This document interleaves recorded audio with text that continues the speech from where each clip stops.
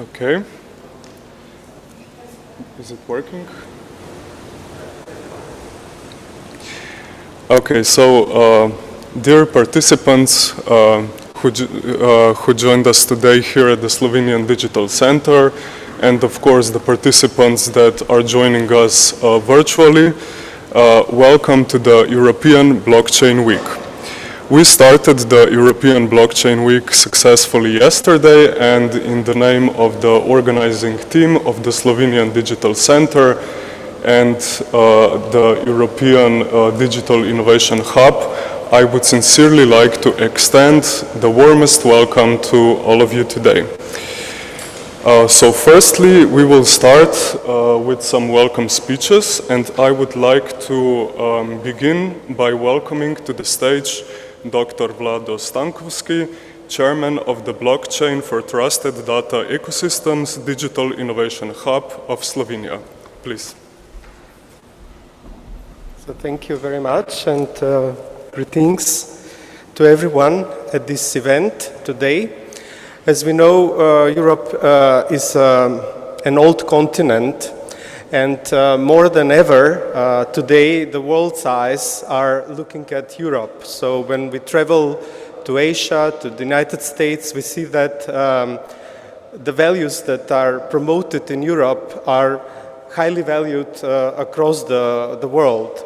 So we speak here about human rights, we speak about sustainability, energy efficiency, and many other really important topics that the world has to deal with these days.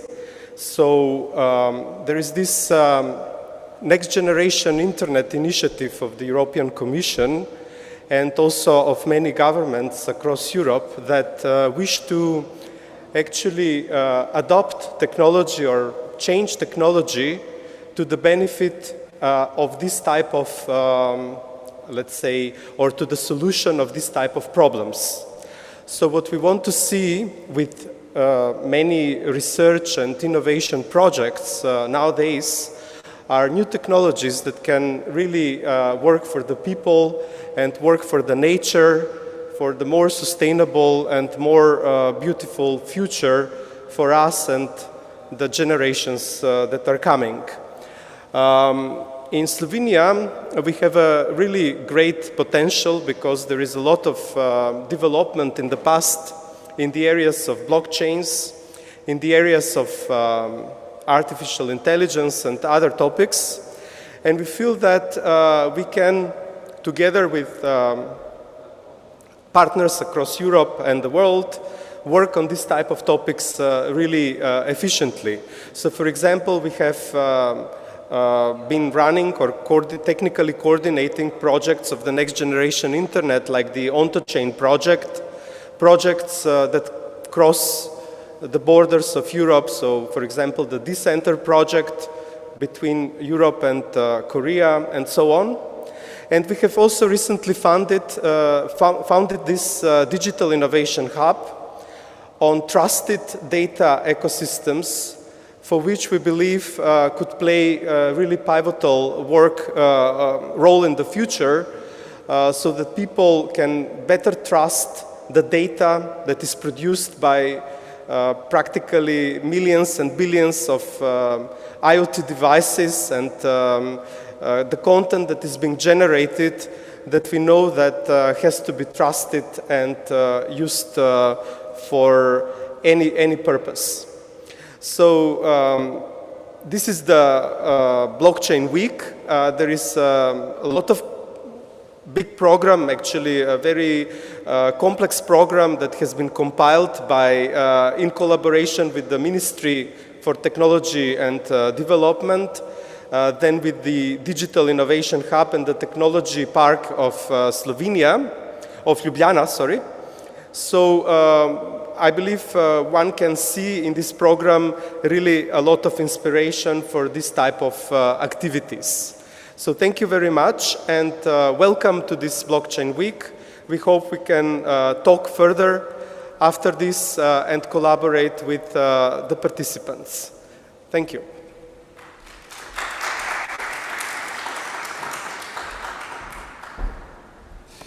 Next up, I would like to invite to the floor Mr. Zoran Stančić from DG Connect of the European Commission. Welcome. Thank you very much, ladies and gentlemen, State Secretary.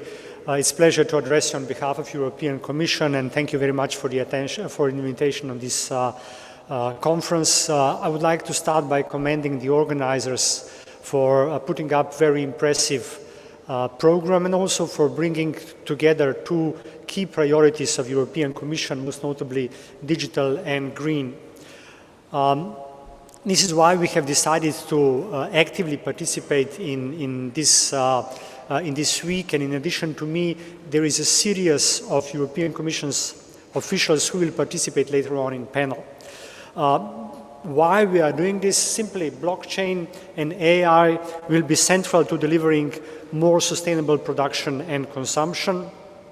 This is also why the Commission is working on policy frameworks to incentivize circular, low-carbon systems through things like digital product passports, the Sustainable Product Initiative, and also the value chain initiatives for electronics, textile, building products, and other sectors. And we are developing our data digital policy in line with this as we roll out our European Green Deal data space on all funding programs. So where we are and what do we want to do with blockchains in Europe? After the invention in 2008, blockchain and other digital ledger technologies today act as trusted technologies. Industry is increasingly confident that blockchains correctly deployed create value to business processes. It is also clear that blockchains will accompany the convergence of IoT, data processing and AI, and a gradual move from cloud to distributed edge computing over the next 5 years. To policymakers and industry, it is clear that blockchain is among the key enabling technologies that are strategically important for Europe's industrial future, in mobility sector, in transport sector, in energy sector, in manufacturing, in supply chains, and also in financial markets. This is why we are already using EU policy initiatives for supporting blockchain. First, we are using public sector as trailblazers. The Commission supports the European Blockchain Partnership of EU member states plus Norway and Liechtenstein. As you know, since 2018, this partnership bundled different national efforts to develop blockchain capabilities for public sector. A first European version of the EU blockchain services infrastructure is ready to go live, and it will incorporate a number of different domains, for example, from fighting VAT fraud to recognition of diplomas. Our initial innovation procurement under Digital Europe program is being prepared, and it will have altogether 38 million euros already in 2021-22 call, and it shall act as catalyst and create market lead. Once up and running, private companies would also cooperate and use this infrastructure as a utility. Second, we are also investing. The recent AI and blockchain investment fund of the EU will support startups with risk capital up to 1 billion euros of leveraged private equity. This comes on the top of already 200 million euros already spent for blockchain research and innovation since 2018. And in addition, the European Union will continue supporting research and innovation under Horizon Europe program with a focus on sustainability. Thirdly, we have a pro-innovation legal framework. To support investments and private predictability, and also to provide predictability, the Commission adopted a proposal for markets in crypto assets regulation. The legislation is well underway, as is legislative proposal for regulatory sandbox for blockchain in finance. The Commission also envisages funding under the Digital Europe program for pan-European regulatory sandbox for innovative blockchain solutions related to the European blockchain services infrastructure. Fourth, we are also working on very important domain on standards and interoperability. To facilitate access to international markets, the European Commission and Member States should be an active player in different international standard setting bodies. Last but not least, to advance our knowledge and federate Europe's blockchain ecosystem, the Commission has renewed the EU Blockchain Observatory Forum for 2020 to 2022, which will be launching initiatives for networking and consolidation in consortia around ledger tech leaders. I also want to stress the importance of the global cooperation. This is why we must continue to dedicate resources for work in relevant standardization bodies. Europe's voice must be heard at this fora, and we need a proactive standardization strategy to promote a fair level playing field. In this context, cooperation with the International Association for Trusted Blockchain Applications is especially important. We are working with this association with the objective to better connect and to promote Europe's blockchain policy worldwide. This could be done through organizing a global blockchain congress in 2022, based on the success of the first such congress in Malaga in 2019, in which most of you participated. So to conclude, digital and green are the key priorities of von der Leyen's Commission. President von der Leyen clearly spelled out our ambitions in last week's State of the Union speech.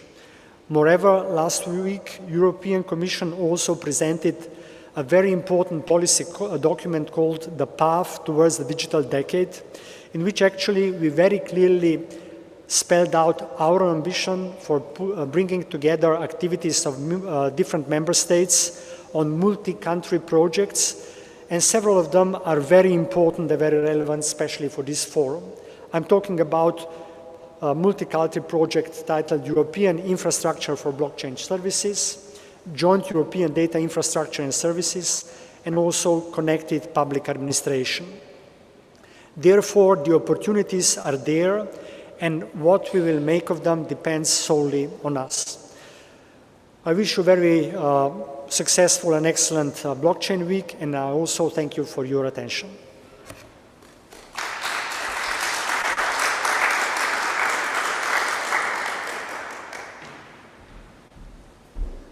And finally, for the third of our welcome speeches, I would like to invite to the floor Mr. Simon Zajc, State Secretary at the Ministry of Economic Development and Technology of the Republic of Slovenia.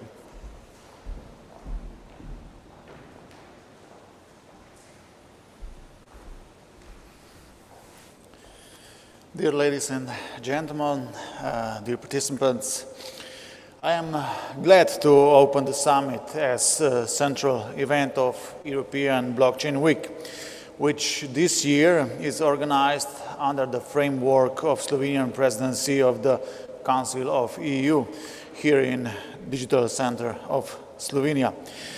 Today, when we are facing post-COVID recovery, fast and efficient digital transformation is one of the inevitable steps to approach the new normality. Next Generation EU is motivating us to focus on green and digital transition. It is also in line with Slovenian orientation and all European member states which prepared national recovery and resilience plans in 2020 and 2021. The title of the Blockchain Week, Blockchain and AI for EU Green Deal, is therefore very much in line with the European objectives.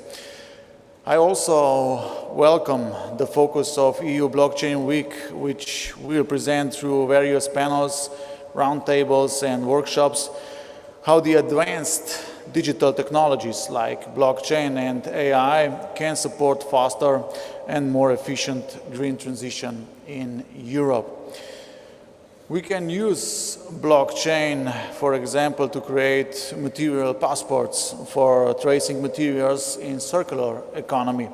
Furthermore, Construction materials can be traced and scope of circular construction and ensure material sustainability.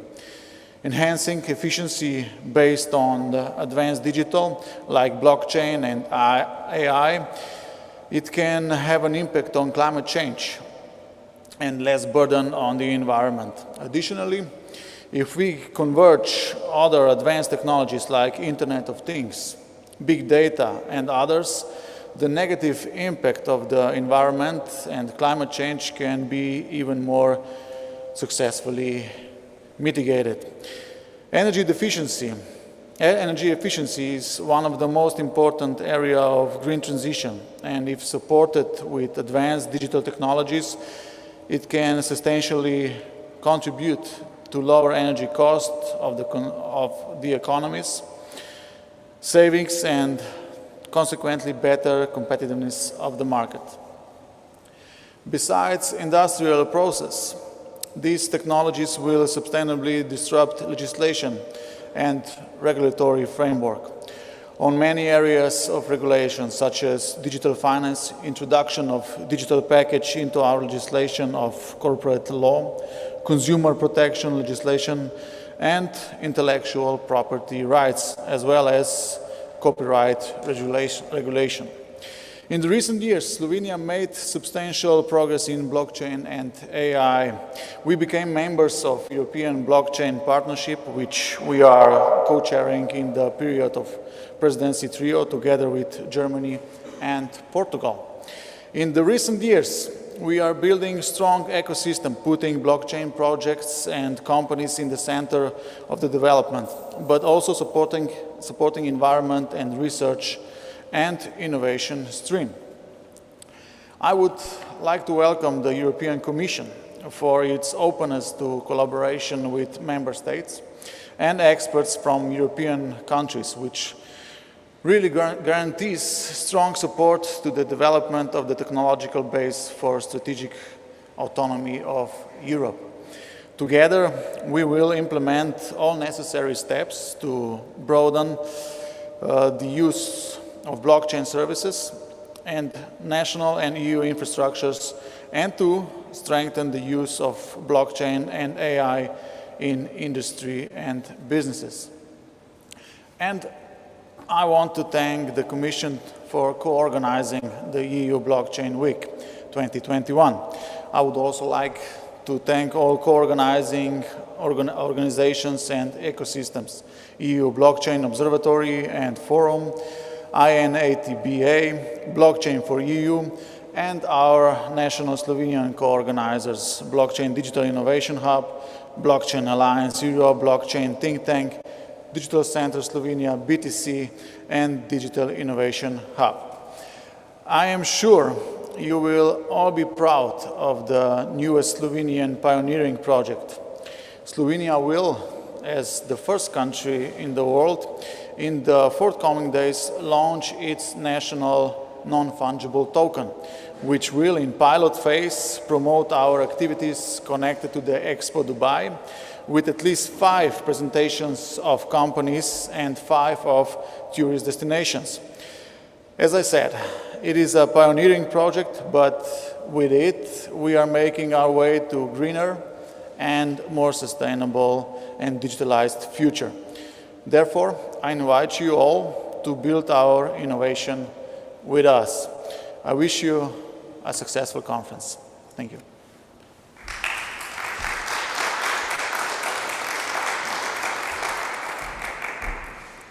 Thank you very much to all 3 speakers for welcoming us to today's event.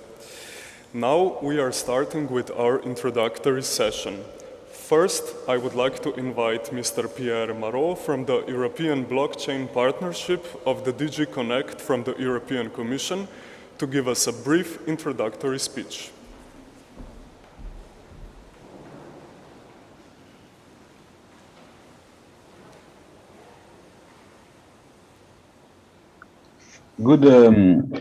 Good morning, everyone, and many thanks for this invitation following the introduction by Zoran Stanzik to participate in this great event organized by the Slovenian presidency.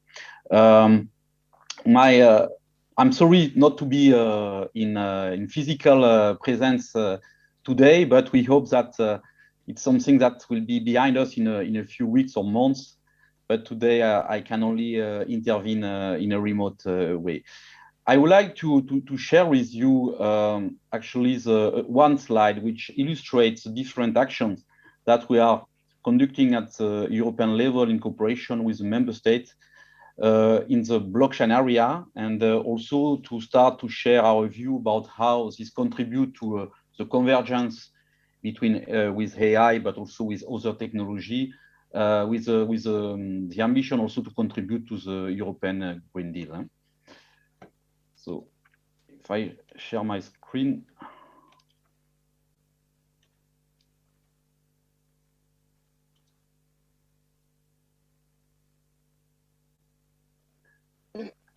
I hope you can see this slide. Actually, it is an overview about the different actions that have been introduced already by Zoran Stanzik.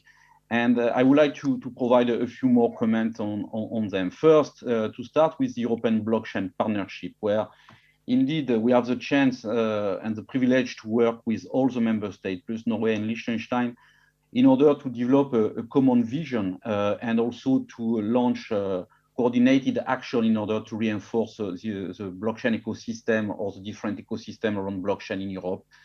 And in doing so, we need step by step also to enlarge this type of cooperation to take into account additional technologies that intervene with blockchain in the future of our, let's say, digital new information system.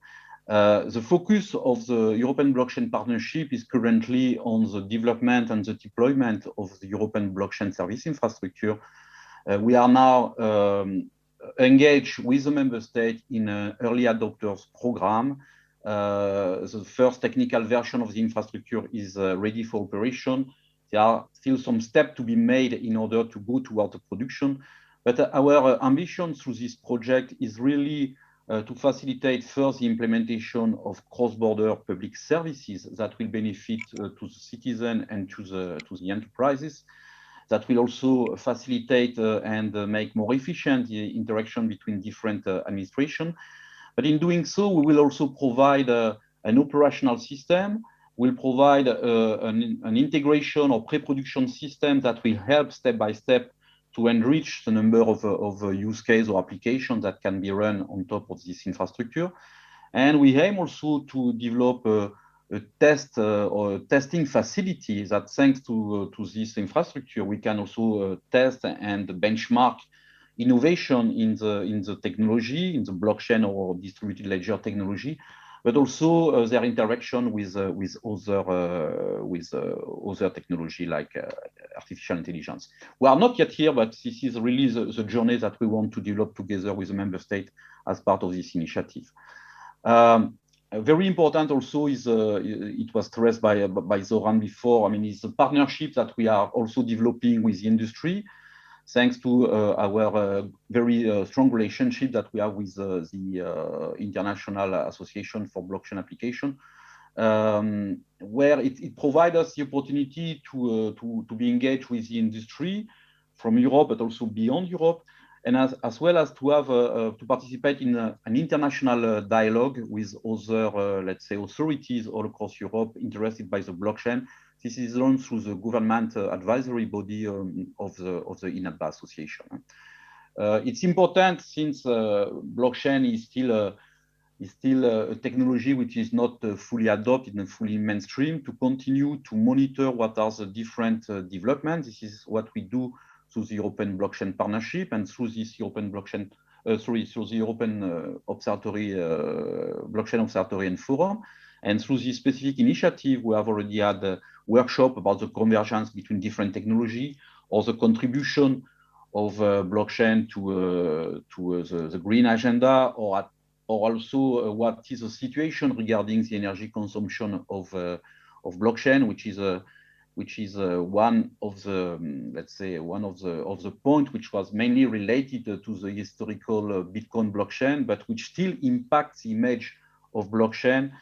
And this is an image that we need to change because the technology has made a lot of progress. And now we see that blockchain can not only contribute to specific systems that will help to implement, let's say, action in the context of the Green Deal agenda, but also will reduce significantly the consumption of energy by the blockchain systems themselves. We invest a lot in let's say, in system which combines the two technologies through our research and innovation program. As said, we have launched by the end of 2019 a fund or an investment scheme in partnership with the European Investment Forum and the European Investment Bank, which combine blockchain and AI. And this fund has been extremely successful, and we expect to extend and even to enlarge this type of action in the context of a new InvestEU program. And as stressed also by Zoran, we promote an enabling regulatory framework for blockchain, but also for the different technology, and the convergence of those different technologies, of course, at the core of our reflection for the evolution of this framework. We support standardization, and we also support skills development, and we have launched for this skills development a project, a change project that will be addressed during this week, and we are very pleased to build on this project that will map what are the needs from the industry and what are the offers from the different education, the formal education, but also what is possible to find in vocational education. And then we expect to launch additional action in order to reinforce skills in Europe. And my last word is to say that all those actions indeed are those who have launched in the context of blockchain, but the convergence with other technology and the contribution to the European Green Deal is really to be perceived as a cross-cutting dimension that will be more and more addressed in the year to come, in particular through the new program which are launched at the European level. So I would like to stop my introduction there and to be able to provide additional elements during the panel right after this session. I would like to thank you, and I'm eager to interact with you a bit further during the day. Thank you.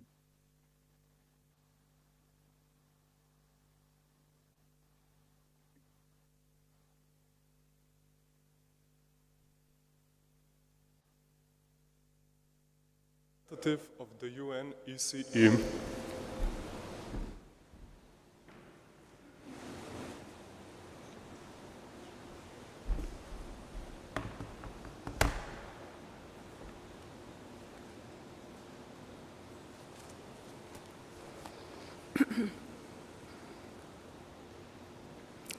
Good morning, everybody. I have to say that I'm a bit nervous this morning because after 2 years and something, it's the first time that I come back to speak directly in front of a public. So I think that the new systems that we are using now through online, they are very good because they can reach a maximum of people, but the face-to-face is still very important to give us a sense that we are working together. So I'm very glad that Slovenia could organize this meeting, and thank you to Slovenia and also to the EU that is supporting this. So as I was introduced, I work for the United Nations Economic Commission for Europe. In the UN system, we are the focal point to create standards and recommendations that can support exchange of data and international trade. So since 1970, so it's 40 years that we are on the market doing that. And today we have something like 1,000 experts working in supporting us and the whole community in creating standards that, of course, now we are also using for new technologies. So this is on semantic interoperability and all activity linked to exchange of data. So our main focus is on facilitating national and international transaction through the simplification and harmonization of processes, procedures, and international flow, so that we can contribute to the growth of the global commerce, including through supporting the development of process-based recommendation and standard on new and emergency technologies such blockchain, AI, and all the new development that we are seeing at the moment. Oops. Okay, so since the launch of the United Nations Sustainable Development Goals, we have been calling on countries to mobilize and make efforts to end all forms of poverty, fight inequalities, and tackle climate change while ensuring that no one is left behind.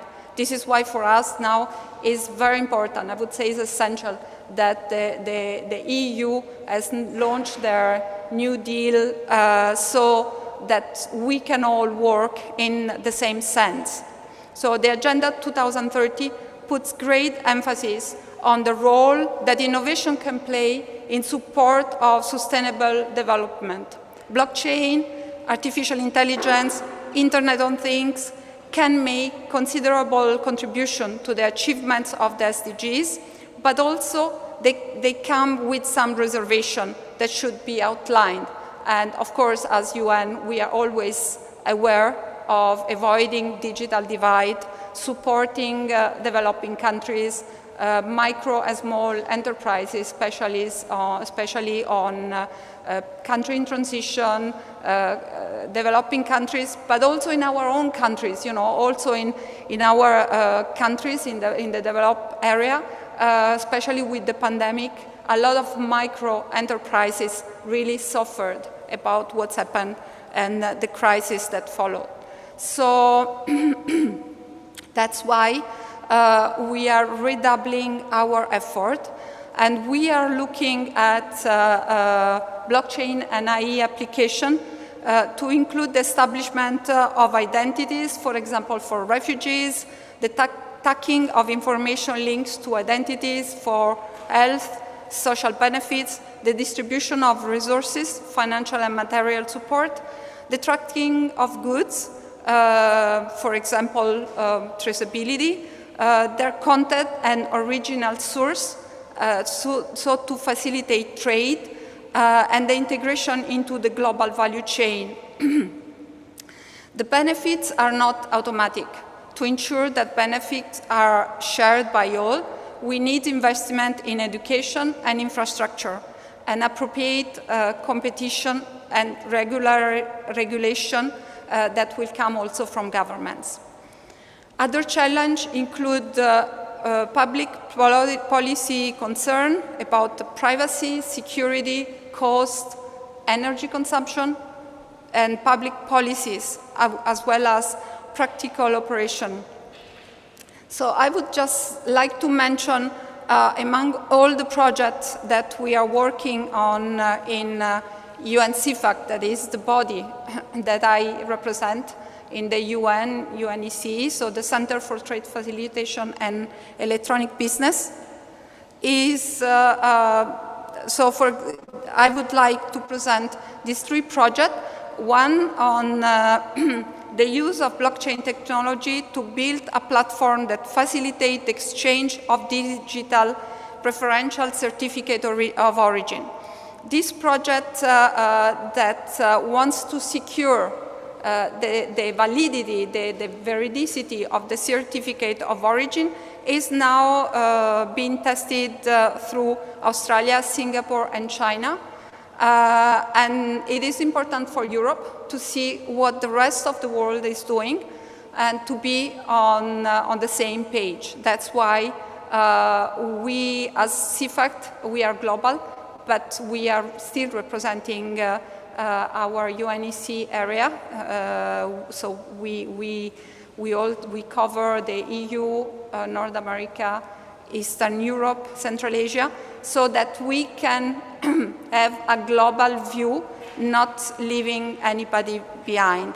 So from this project that started on certificate of origin, but once that will be implemented, could be easily enlarged to other certificates, we are merging, I don't know what's happened, I lost everything, sorry.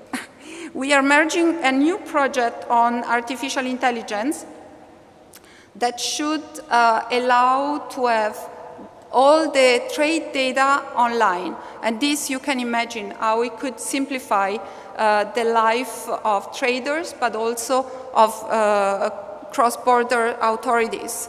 So another project that we are working, and I really like to mention this because our colleague Nena is working on this, and she's also the vice chair of one of our body on new technologies. And the project is the UNC-FACT chain. It started with the idea of covering Europe and is now going global to develop a framework for the development and implementation of blockchain services infrastructure in compliance with the European Blockchain Partnership. And then the last project that I would like to mention, and that is very close to my heart, because here you can really see how these new technologies and our work are supporting also the environment and the circular economy, is the project on cotton leather value chain. So how to trace cotton and leather throughout the whole value chain and ensure that the environment is preserved, the rights of the labor and the resources are also preserved. So this project is very promising, has been financed by the EU, and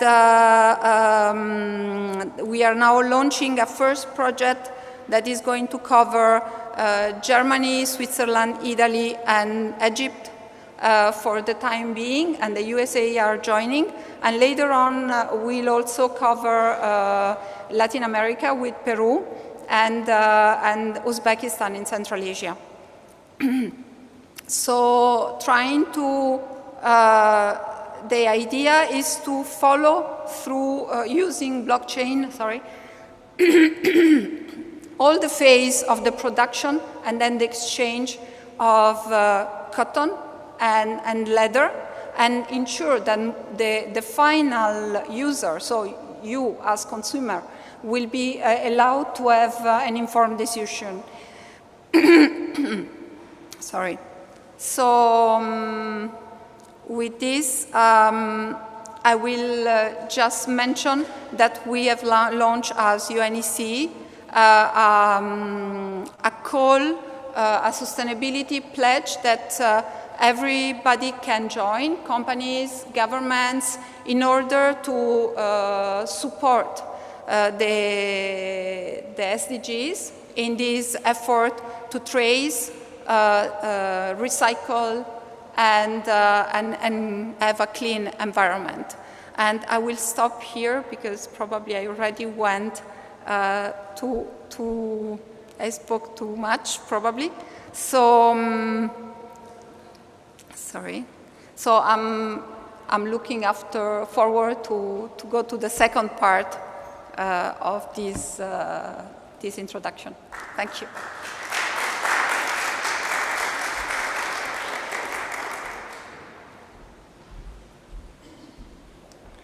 Thank you very much for this great introduction to the topic of today's discussion. So next up, we would like to invite Ms. Tonia Damvakeraki from the EU Blockchain Observatory and Forum. Welcome. Thank you very much for your invitation and for having me here to represent the EU Blockchain Observatory and Forum. This has been an initiative initiated some time ago by the European Parliament and supported by DG Connect. Our aim and aspiration is to become a platform to facilitate dialogue, as well as present new developments in the area of blockchain across Europe and beyond. We have managed so far to do a lot of this through the development of an expert panel that sums more than 100 experts across the EU and beyond. We have experts from across the world that are supporting all our activities. Our activities aim at bringing together the blockchain ecosystem across the globe and to facilitate collaboration and policy dialogue among different stakeholders in order to make sure that the benefits of the blockchain technology are better understood by all. So we are very, very happy to be collaborating with the Slovenian presidency for the organization of the European Blockchain Week and to host some of the workshops that are being organized within the frame of this week, including the convergence workshop where our colleagues will be discussing how blockchain convergence is working with AI and IoT. As well as some other very interesting aspects like the energy efficiency, which is going to be discussed in a separate workshop and which is within the heart of the EU Green Deal. I understand that there are many more colleagues that would be presenting, so I don't want to take too much time. I just want to mention that in the following roundtable, our colleague Mr. Josip will be representing the EU Blockchain Observatory and Forum. I thank you very much for giving me the floor today, and I wish all of success to the European Blockchain Week. Thank you.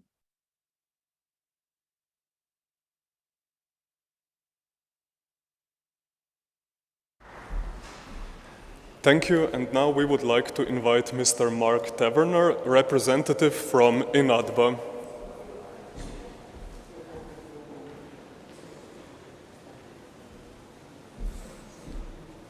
So, good morning, everybody. My name is Mark Taverner from INATBA. We are the International Association for Trusted Blockchain Applications. It's a pleasure to be here, and I would like to give you a little bit of a personal story to show you the distance that we've traveled in this industry. In 2015, I was working for a manufacturer of semiconductors who was one of the foundational miners of Bitcoin. And I went to visit a very large bank in London. I got to reception, and the message at reception was, please could you not sign the visitor's book because you would represent a reputational risk, but meet us downstairs for a discussion in Starbucks underneath the bank because we really want to learn about blockchain. How far we've traveled. Here we are today in a center dedicated to technology and blockchain, celebrating a blockchain week with the government looking at launching non-fungible tokens, with a regulator in the European Commission owning its own blockchain infrastructure and supporting the development of regulation that encourage innovation in 6 years. But there is more we can do, and that is the purpose of INATBA. We have 170 companies representing 36 countries around the world. Some of our members are here today in the audience to present the work that they have been creating. And we organize ourselves around 15 topics or 15 work groups, ranging from climate action through, of course, to finance, but also to interoperability, the development of standards, and social impact. Our team that are here today, this week to present, will be delivering the output of one of our reports that we're particularly proud of, where they looked at over 300 projects around the world that leverage blockchain to create social impact and support the UN sustainability goals. That's a great example of the power that blockchain can bring to the world that is becoming rapidly more digital, but in a world where we still lack the mechanisms to trust the data, the vast amounts of data that powerful tools such as AI need to function on effectively. So that's why we as INATBA act as the public-private platform to bring together the private sector and governments. We work very closely with regulators around the world, including our dear colleagues at the European Commission, the European Blockchain Partnership, and directly with governments to help foster education, to create banks of evidence that can inform the development of robust policy, but can also open up a window onto the vast and powerful pool of innovators who are driving the boundaries of what's possible from a technology perspective. I'm delighted to be here. I'm going to end my British accented monologue at that point for sake of sending you all to sleep on this fine morning. Thank you.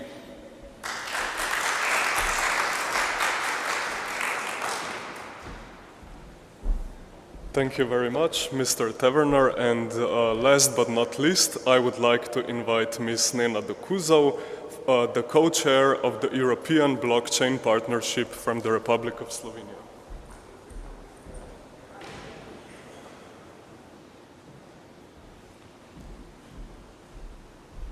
Yes, hello everybody. I would first like to thank all of the speakers and the introductory and the welcome speakers, Mr. Simon Zajc, our State Secretary, Mr. Zoran Stančić, Commissioner at the EU, and Maria and Mark and Vlado as well.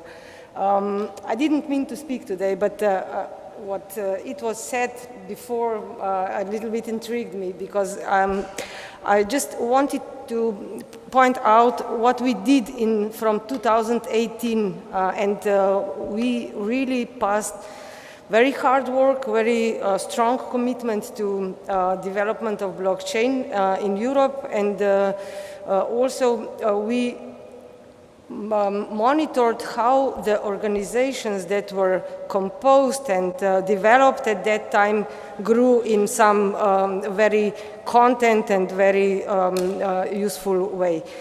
So first, in 2018, we started actually with that hype of ICO in 2017, and the first EU blockchain meetup happened in Slovenia.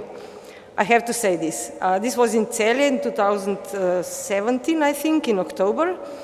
There were 450 people present and presenting their projects, and we adopted Ljubljana Declaration then. And Pierre Maro, which you saw today also, he was present at that conference, and after that, European Commission adopted its own declaration. It was in April 2018. And after that, European Blockchain Partnership was created. And this was very step-by-step evolutionary development. European Blockchain Partnership was first created on the policy level, so member states were members.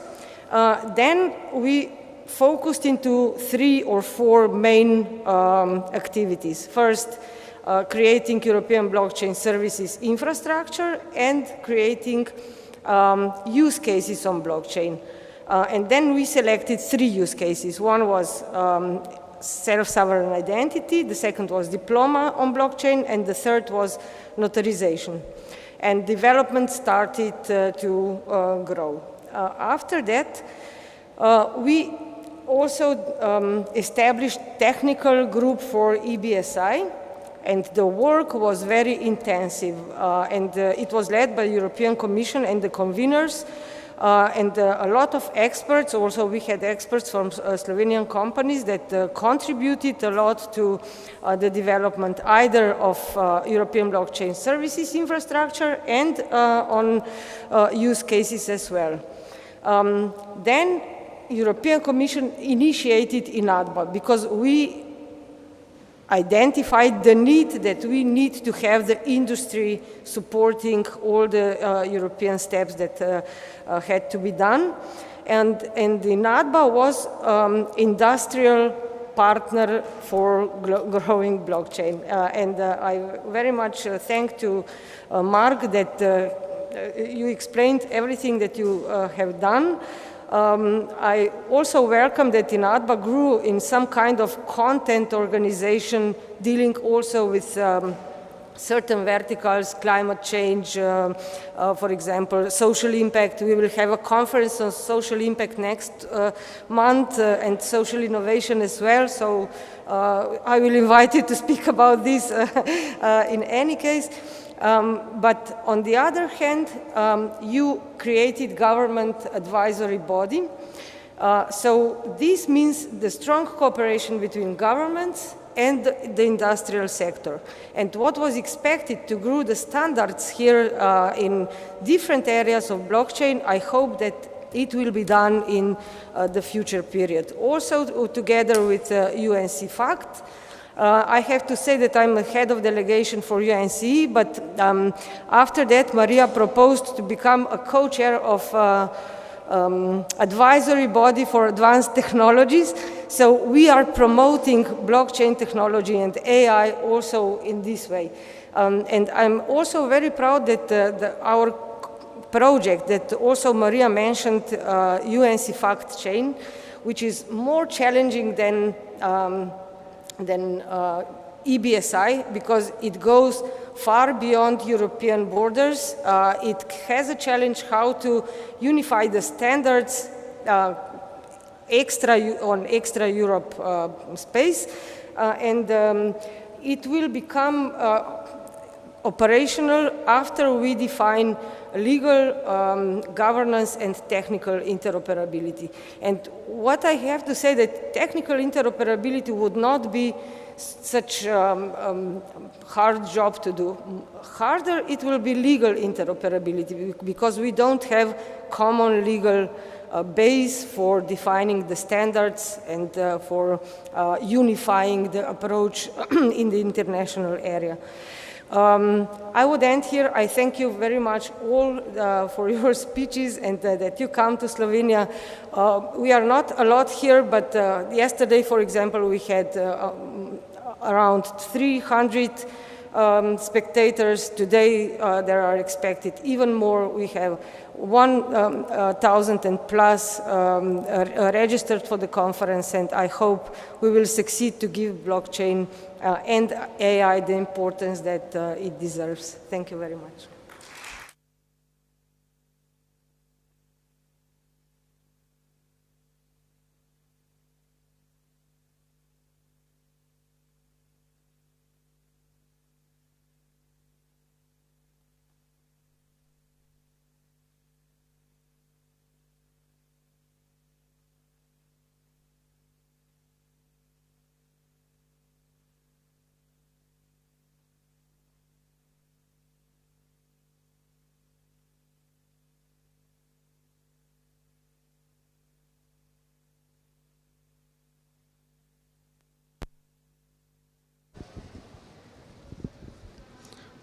Okay.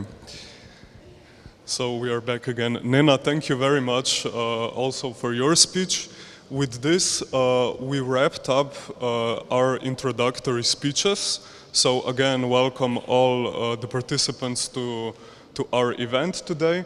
And now we are moving on to the first roundtable of the second day of the European Blockchain Week.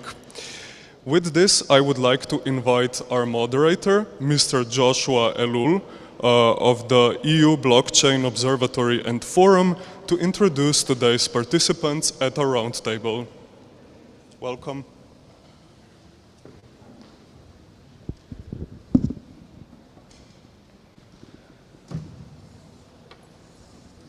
Good morning, everyone. I wish I could have joined in person in Slovenia. However, due to the situation, I was unable to. So, in addition to our previous speakers, Pierre Marro, Nena Dukuzov, Maria Rosaria Petrelli, and Mark Tavener, we also have joining us Elias Josef from the EU Blockchain Observatory and Forum. And myself, Joshua Lul, I will be moderating as well from the European Blockchain Observatory Forum. Okay, so are we waiting for anyone to get on the panel, or is the panel all set up? I can only see half the screen. I'm going to assume it's fine. Today we're focusing on blockchain and AI for the European Green Deal. And blockchain is often seen to be an energy-hungry machine, which we are working on more efficient protocols for. And at the same time, AI requires access to a lot of data and needs to undertake extensive number crunching to build the models we require.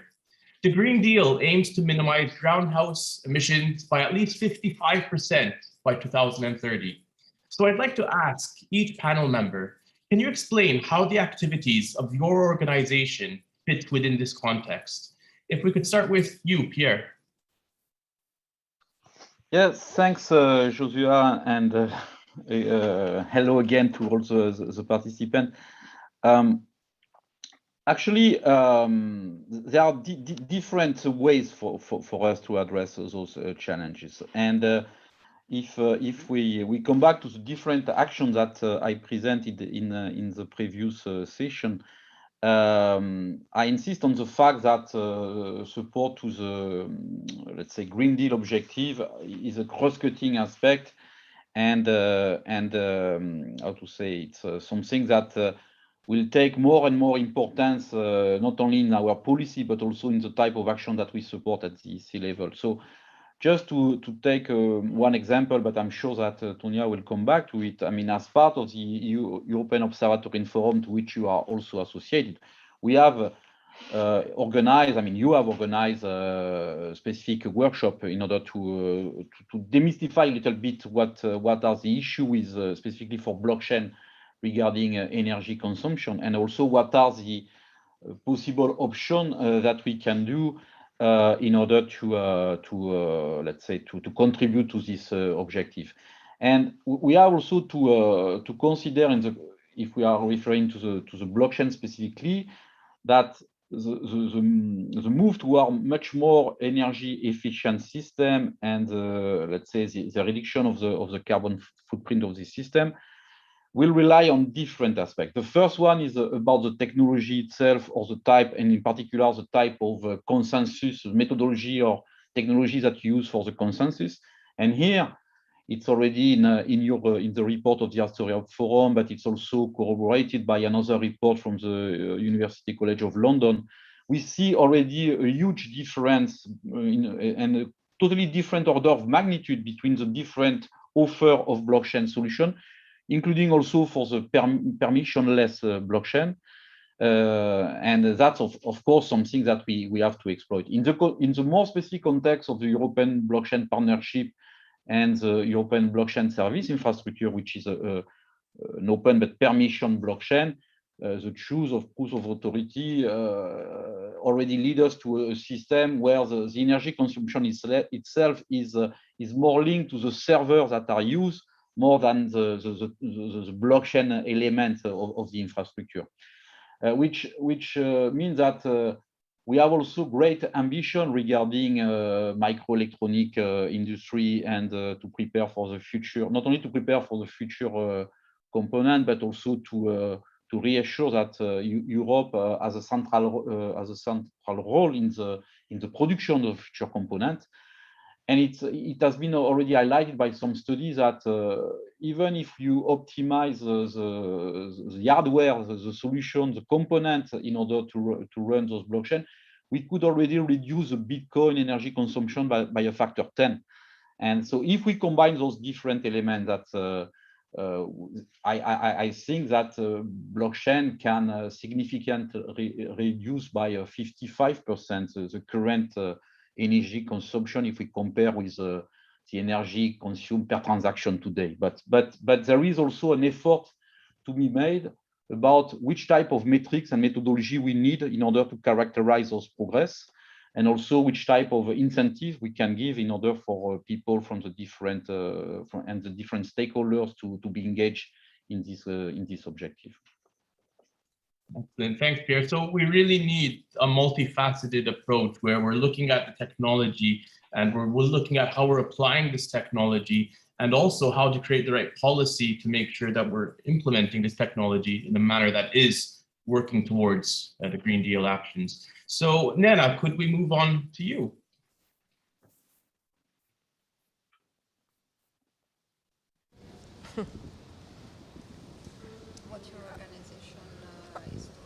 Okay, thank you very much. I just wanted to repeat the question because I was missing here at the beginning.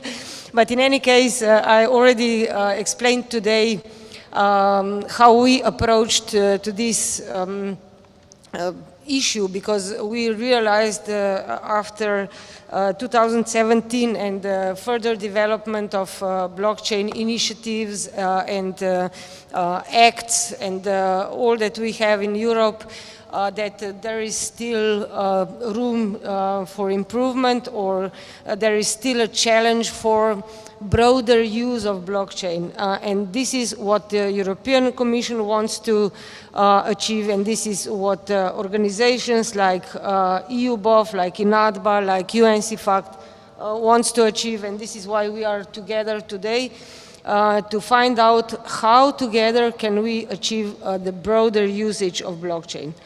Actually, we did more or less two things that were very important in Slovenia. We identified in 2018, we launched an action plan, which was a kind of strategic document. At that time, nobody had a strategic document for blockchain. And we identified the areas of intervention, where we want to implement this, which industries should be relevant for this. We have, for example, 9 areas of smart specialization. And we said, okay, we will introduce advanced technologies into 9 areas of smart specialization, taking into account blockchain and AI at the first stage. From 33 projects that we had, that we selected, there were 70% foreseeing application of AI, and there were 64% foreseen application of blockchain technologies. It was enough for taking blockchain into account, but for broader application, for real application, we still have very hard work to do, and a lot of the actions also with the European Commission. We heard what instruments of financing has the European Commission, but it's not only this way of financing, it is also raising awareness, it is also convincing the partners, it is also going into mainstream to the companies that have or that are in front of the digital transformation. So I think this is the chance now when Europe has next generation EU, and when we have recovery and resilience program, that this has to be used for broader use of blockchain, together with raising awareness, together with raising knowledge. For example, we heard yesterday about Chase project that INATBA has been implementing, and I think that that kind of projects can be very useful and very helpful to broader use of blockchain technology. Thanks, Nena. So indeed, we need to start seeing more applications in the wild where we're exposing our community, the public, to what blockchain actually means. And like you said, we need more education and awareness, and not just for the technologists, but for the community at large. Elias, thanks for joining. Can you let us know what activities is the organization, various organizations you're involved with, doing in this context? You're on mute, Elias. Now you can hear me well, I hope. Yes, thank you everyone for inviting me. Before answering your this great question, I would like to give a summary of my view as a background, and I think my position is aligned, especially with what Pierre Maro mentioned before. So when considering the energy-related dimensions of a blockchain-based application, or an application to be designed, a candidate solution, a candidate technology, first of all, we need to go through, I would say, a traditional pathway, asking ourselves, let's assume that this is an IT system aimed to solve a specific problem. First of all, we need to investigate whether a blockchain component is really needed for as a part of a larger system. Then the next question is to identify the appropriate type of the blockchain subcomponent. I'm saying this because, you know, there is a wide spectrum in terms of design and blockchain system implementation, spanning from public to private, from permissionless to permission, and everything in between, and hybrid solutions. And I'm mentioning this because the specific system parameters determine the energy related characteristics of this system. So these considerations are of particular importance, especially when we are dealing with systems that more or less deal with proof of work like consensus protocols. Proof of work is computation demanding, so we need to be very, very specific and careful when we are investigating those design considerations. So another dimension that fits into that context is to have a systematic methodology, if you like, in order to be able to compare the short-term energy demands of a possible architecture/system with the long-term potential energy savings that are enabled by this blockchain system. And I will relate this dimension with what is being done at my institution, which of course participates at the European Blockchain Observatory and Forum. So far we can see that there are numerous open research questions. The type of the blockchain, the parameters, how those parameters are being set. So at the University of Nicosia, and as member of the Blockchain Observatory and Forum, as a university, at the top of our agenda is always the core, both vertical and horizontal research. So in our institution, those questions mentioned before are being part of our active agenda, and I see that the same happens for the academic and R&D labs that are active in the space. I mean, this is one of the top priorities, which is also reflected in the new phase of EU-funded projects, where the environmental issues are included in one of the main critical areas. So we are also targeting EU-funded projects that have this dimension. So now let me say a few more about the importance of doing the appropriate, posing the appropriate and correct research questions, and how this can help us address gradually this problem. I would like to refer to three keywords mentioned by Pierre Maro. optimize, meaning referring to the optimization metrics methodology. The consensus protocol, how the consensus is being designed and is being implemented is of fundamental importance in order to have a model that relates the parameters of this protocol to the possible energy related performance. So we need a way to model this. We may start from the classical, mathematical description up to the point to have a simulator. In my opinion, having a simulator in place is something that is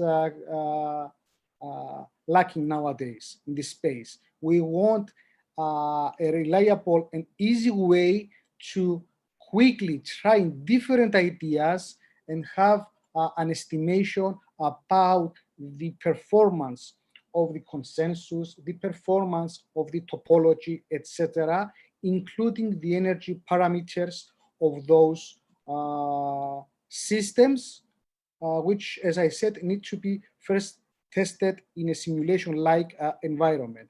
For example, take the paradigm of, let's say, civil aviation.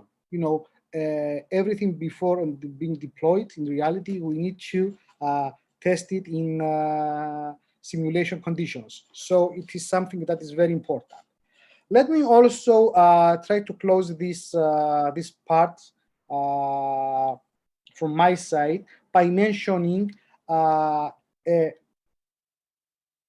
real application that was designed, developed, and it is being used by my institution. At the University of Nicosia, we have designed, developed, and we are using a system and a methodology that uses a public blockchain, specifically the Bitcoin blockchain, in order to publish and verify the academic certificates that are being published by us. This has brought a significant automation degree compared to the traditional, admin process, and has reduced significantly the, all the processes and the respective time and hence the energy. So I'm sure that in every process, there is a room more or less to inject. I'm not saying that blockchain will solve everything, but some degrees of automations can be achieved, and this automation can be can give us efficiency, including energy. That's why I was saying before that it is important to have a methodology to capture both short-term and long-term metrics. Excellent. Thanks for that, Elias. And some key takeaway messages there. So use blockchain only where it's needed, right? And if we look at the past and a lot of applications that were posing to use blockchain for anything, if you think about it, they were actually doing a disservice to the sector. So use blockchain and all other technologies only where it's needed. And the energy consumption topic that you mentioned is also very interesting, because on one side of the argument is that the energy consumption is very high. We often hear comparable to countries. The other side of the argument is that there's a lot of eco-friendly energy sources being used. And I think, like you mentioned, we need the studies to get out the right metrics in this area. And thanks for the contribution to the academic work that you're doing in this area. So it's really multifaceted approach that we need to really get an energy efficient future in blockchain towards the Green Deal. Maria Rosaria, so what are the main activities of your organization that fit into this context? Several of the activities and the project we are working on my introduction, so I will not repeat it, but just really focus on the three main things that we are contributing in this regard. and the fact that UNCFAC, so the Center for the United Nations Center for Trade Facilitation and Electronic Business, has developed a number of deliverables which can assist with semantic in electronic data exchange and covers all the potential areas of activities of the international supply chain as transportation, logistics, commercial, financial, regulatory, and also cover many sectors like agriculture, utilities, and many others. And the interoperability between the platform is the next area we are planning to work on. And this will be complemented by the work we are doing in each domain area on how to best utilize blockchain, artificial intelligence, and all the new technologies in order to make sure that the data exchange is going to be safe and in a collaborative environment. But the other very important thing that my organization is, of course, always bearing in mind, being the United Nations, is also looking at the possible negative side of these new technologies. So, first of all, the possible cost increase that these technologies will ultimately be borne on the consumer and on the most vulnerable, and the digital divide. So this digital divide was already there between developed economy, developing economy, between rich and poor people, and with the COVID, this divide has increased. So we are looking at this. We hope that we will be able to resume in-person capacity building and technical cooperation in order to train also countries and part of the population that doesn't have access to these new technologies. And then the other thing that I would like to highlight is the risk to human rights. I was following the speech of our United Nations representative for human rights, and it really struck me the fact that these new technologies could be used against some individuals, some communities that are minorities, that are not really in the good books of some policymaker and etc. So we have to bear in mind that when we use this technology, we have to safeguard all the most vulnerable, and keep in mind the basic dignity of people, the job security, and all the other important issues that are turning around it. So, and of course, also let's have a look on the development of micro enterprises that sometimes they might not have access, or maybe for them might be too expensive to use these technologies. Thank you. Thank you, Maria Rosaria. So yeah, so we have interoperability issues, technology-wise, but not just technology-wise, the regulatory and policy interoperability. And how are we going to get around this digital divide and democratization of technology? So we need to be very careful how we apply these solutions to ensure that people are still at the center of what it is that we're doing. And I now come to Mark. Mark, you have a lot of exposure to various actors in your role as the executive director at INATBA. So can you give us an overview of the context of how INATBA fits into this? What have we at INATBA been doing to support progress towards the European Green Deal, to reduce greenhouse emissions and to become generally kinder to the environment? Well, we've not been traveling for 2 years, like many of you guys, right? This is our first venture out for a long time. And we've pivoted to digital. So as an organization, we've tried to understand how to leverage digital technologies, not just during this period of time, but going forwards. How can we build that into the way in which we work? Now, that's a very small contribution. But Joshua, I just want to come back to address the notion that blockchain, because it consumes energy, is bad. And I want to throw out there a rather, what might be, a rather contentious point of view, which is that just because blockchain consumes energy doesn't make it bad.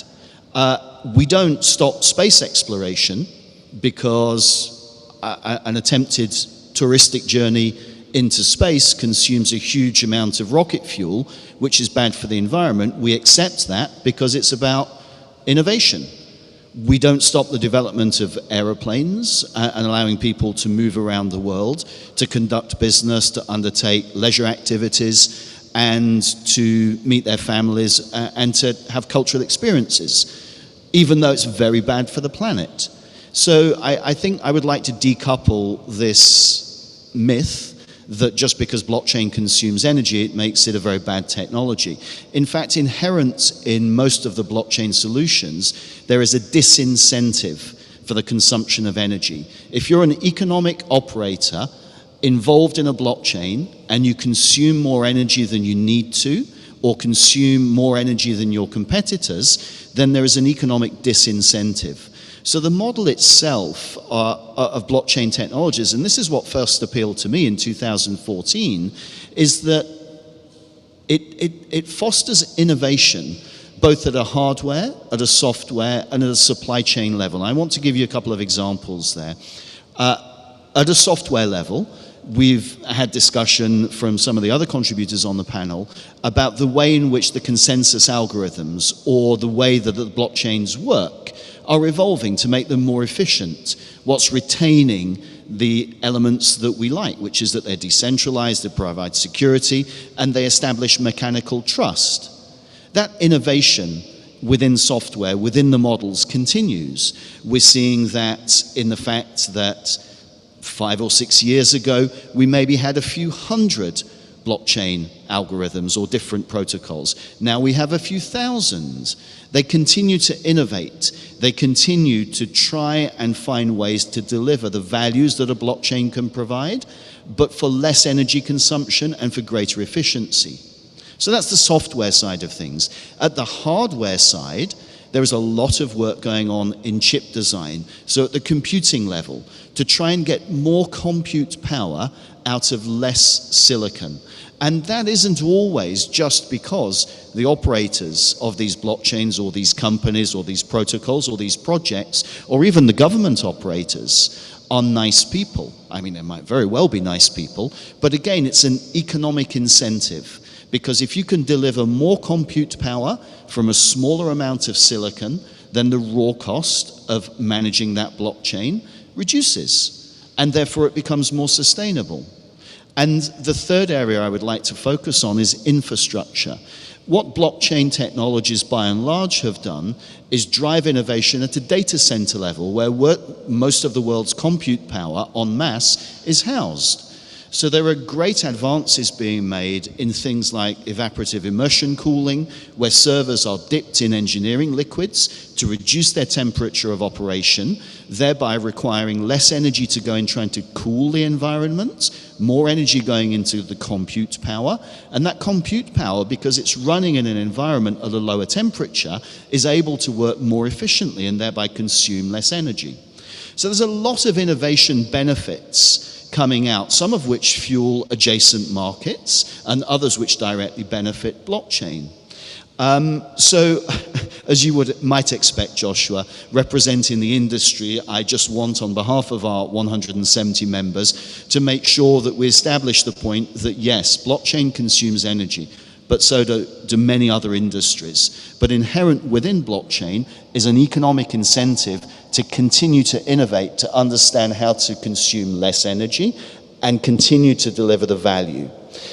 Just finally, I'll touch on a few points which I can elaborate on a little bit later on, but I guess more at a macro level, at a policy level, at a forward-thinking level, we've engaged a number of our working groups and created partnerships to look at topics such as peer-to-peer energy trading and understand how policy development could support peer-to-peer energy trading with the UCL University, so the University College London, and their peer-to-peer energy trading group. We are working with our real estate work group to understand how unique object identifiers based on blockchain can track the elements that go into buildings and the negative impacts that they provide on the environment. So at a granular level, the building, the creation of new buildings and the ongoing management of those new buildings can have quantifiable data that supports the impact on the environment that buildings have. And then finally, through our climate action work group and our climate adaptation sub-work group, which spans all of our functions, we're looking at topics of not just how can we do business differently, which is the adaptation piece, given that climate change is happening, but within our climate action work group, we're looking at topics around governance, around blockchain technologies that will support how blockchains can continue to deliver their value, but with a reduced impact on the environment. And finally, Joshua, before I hand the microphone back to you, I just want to make a point that access to renewable energy is a bottleneck, and the wider industry, including governments and the supply chain, need to be more active in creating sustainable sources of renewable energy that not just the blockchain industry, but wider industries can tap into in a reliable way. And I think the energy crisis or the gas crisis that we're seeing bubbling up, if you pardon my play on words, in Europe, is a very real threat towards that vision. So Joshua touched on many topics, but what did we do as INATBA directly? Well, we didn't travel. I'll pass it back to you on that note. Thanks, Mark. And what a great way to look at the blockchain ecosystem. To maximize profits, the sector is also trying to minimize energy consumption. Fantastic. And yet, we haven't been traveling, right? Have we learned this lesson though? Hopefully a lot of our institutions will continue to not travel so much. Thanks, Mark, for that. So coming back to you, Pierre, in your talk, you gave an overview of the actions towards converging and contributing to the Green Deal. And can you give some insights learned through the European Blockchain Partnership and any advice to any member state to prepare for these upcoming actions? I mean, as part of our different actions, we are more or less advanced regarding the aspect concerning convergence. So through the research and innovation program at the open level, what we call Horizon Europe, and now we have the new program Horizon Europe that follows the Horizon 2020 program. I mean, we address different aspects. I mean, we address support to specific technology, which could be perceived as something which is a bit too much compartmented, sorry. But we address also the uptake of those different technology to address challenges. It could be the green challenge, it could be the mobility challenge, many other things. And it's mainly through this type of action where there are big opportunity for the researchers, the innovators, in different industry players in cooperation to combine those different technologies. So this is something that we do. Perhaps we can do it even more visible in our action, but this is something that we already support. The same regarding the support to investment, where we have already created, let's say, this pilot for investing in AI in blockchain. So we have targeted at first VC fund that put AI or blockchain or the two together as part of the investment strategy. It has worked very well. It's true that the investor in AI take a more prominent role, but blockchain is also present in this. So just to give example of action where we already very concretely work for or support the convergence aspect. We have already discussed about the role of the Observatory and Forum, so I don't want to come back to that, but you clearly to connect different experts going from different fields in order to discuss convergence or this type of issue is also very important, because the part of the discussion around the energy efficiency or energy consumption or the carbon footprint of blockchain clearly demonstrates that there is a multidimensional aspect to be taken into account, and Mark has given a very excellent overview about the different aspect of it. So now, if your question is about the European blockchain partnership, we are not yet really at this stage, in particular for the European blockchain service infrastructure. We have started from the blockchain element, because we have still to demonstrate to some administration what is the added value of using blockchain. And we are not proposing blockchain because it is a fancy technology. It's because, as stressed by Mark, there are value in using blockchain in particular to develop the trust or to ensure more trust in our system. And this is always something that needs to be taken at the core of our reflection, that is not a technology per se, it's because it helps to reinforce or either to improve the efficiency or to reinforce the level of trust that we have in the system. And this is true for interaction between humans. This is true for interaction between enterprises or organizations. This is true also for interaction between machine or devices. And but on the European blockchain partnership, at this stage, we are focused on the infrastructure element.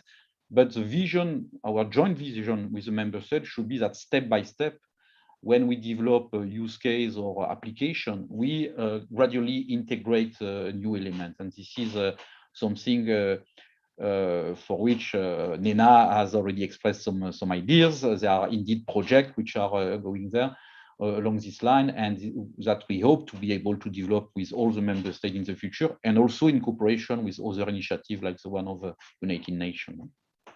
Excellent, thanks, Pierre. So there's many different challenges, perspectives, and different expertise that within the different member states. And I guess if we all come together as different member states with our different expertise, we can really help to put Europe and keep Europe at the forefront of blockchain development and research. So coming to you, Nena, given your experience both within Slovenia and within the European Blockchain Partnership, how do you see that we can boost the uptake of these technologies? And are there any good practices that you can recommend? Thank you, Joshua. I think that the question shall be opposite. How shall technology lead us to put the things together, and also to integrate this into not only policy but also a regulatory framework? It is a challenge. It is a challenge because if we cannot regulate technology as such, we need to regulate the environments around technology. So the partnership, maybe the role of European Blockchain Partnership in the future steps or in the future years shall be focused in this. The European Commission is already trying to regulate some certain areas like digital finance, like ethical areas and so on. But I think that we need first the integrated approach. The second, to identify which areas shall be regulated here, not only financial, taxation and so on, but also how to approach that integration of technology in different stages. For example, we now, when we were preparing National Recovery and Resilience Plan, we very much foreseen the energy efficiency projects and also the deployment of blockchain technology within this, but not as blockchain as such, as energy efficient technology, but how can blockchain contribute, for example, to energy efficiency, how it can contribute to material efficiency, how it can contribute to traceability of the materials in the circular economy, in circular construction, how to, for example, go into the reform of ETS coupons to make it more tradable and so on. So there are certain areas that we need to be active. We actually a little bit go wider with those three additional use cases: social security, asylum, and SME financing. But there is still a challenge how to cover certain pillars of the industry so that we can have, on one hand, the content financed. On the other hand, we need the certain interventions into the legislation or to see how the legislation can respond to the new technology. So we also decided to establish a sandbox exactly in the energy efficiency field to see how the regulators and the technology innovators and providers can find the common denominator when it comes to the change of the legislation. And I think that also the experience is, I think EUBOF is, in the second edition, is putting very much effort into some expert development of certain areas, and this would be very helpful. The reports from INATBA are definitely very helpful. The projects that UNCFACT is providing are definitely very helpful. And if we merge all together and we pull the knowledge from this, I think that we can make very good steps forward. We had yesterday one high quality panel of the ecosystems, different ecosystems, different participants were there, and there was really rich and fruitful discussion about this. And also we found out that we cannot agree on certain areas, that every ecosystem has its own specific area, and if we merge this together, if we compose some converging approach, then we can probably very good support the technology as such and its development in the further period. Thank you. Thanks, Nana. Yeah, so in implementing these use cases, like you said, we need to educate the key players, the regulators. The technologists know what they're doing, and the technologists communicate this to the policymakers. So we have some challenges ahead, right? And sandboxes might be the right way to get there, where the regulators can learn with the players themselves. And looking at convergence of two different areas, so at least from the technology point of view, blockchain and AI. So blockchain, really, it's been around for the past decade or so. AI has years and years of history. So Elias, there is talk about convergence of the two, but there's little talk taking place in regarding to the true potential, the limitations, and the current state of affairs when it comes to blockchain and AI integration. Given your expertise in the area, can you enlighten us a bit in regard to the state of affairs and challenges? Thank you, Joshua. This is an excellent question for many, many reasons. One of those reasons is the fact that we all keep hearing about those magical things, emerging technologies coming together. Somehow we are reading a lot of articles, but when we are going through those articles, opinions, etc., at the critical points, the determining details are somehow missing there. So what I'm trying to say, as you did in your introduction, there is we know that there is potential. A lot of things are being said, but something is missing. So we could easily have I don't know a very, very long discussion, but I will try to synopsize things. When talking about the integration of blockchain and AI, okay, when we are talking about AI, most probably we're talking about machine learning, which is special field of AI. So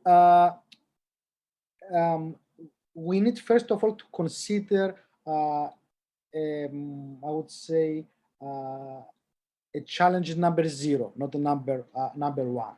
So we need to acknowledge that different experts, groups of experts, should come together, and those experts should work in a common ground, having a common vocabulary. So acknowledging this and bringing together the experts needed, it's the number 1, the top priority, the challenge number 0. So next, we need to take an architectural, or if you like, a view to take a step back for a little and consider what we are trying to study, to consider, and see the overall framework where AI and blockchain can coexist. I would say that there are, in general, two basic forms of those systems. The first form has to do with systems, processes, etc., where different components coexist, the one next to the other, without a substantial synergy. Take, for example, an intelligent autonomous agent. You may consider an autonomous robot, an autonomous car, etc., which is equipped with different technologies. You may, for example, say, okay, we can have an autonomous agent having capabilities including speech recognition and natural language understanding, image processing, image video processing. And among these capabilities, we may have a blockchain-related component having to do with some the economics, the incentive of those autonomous agents. But those components are not truly integrated. This is the first form.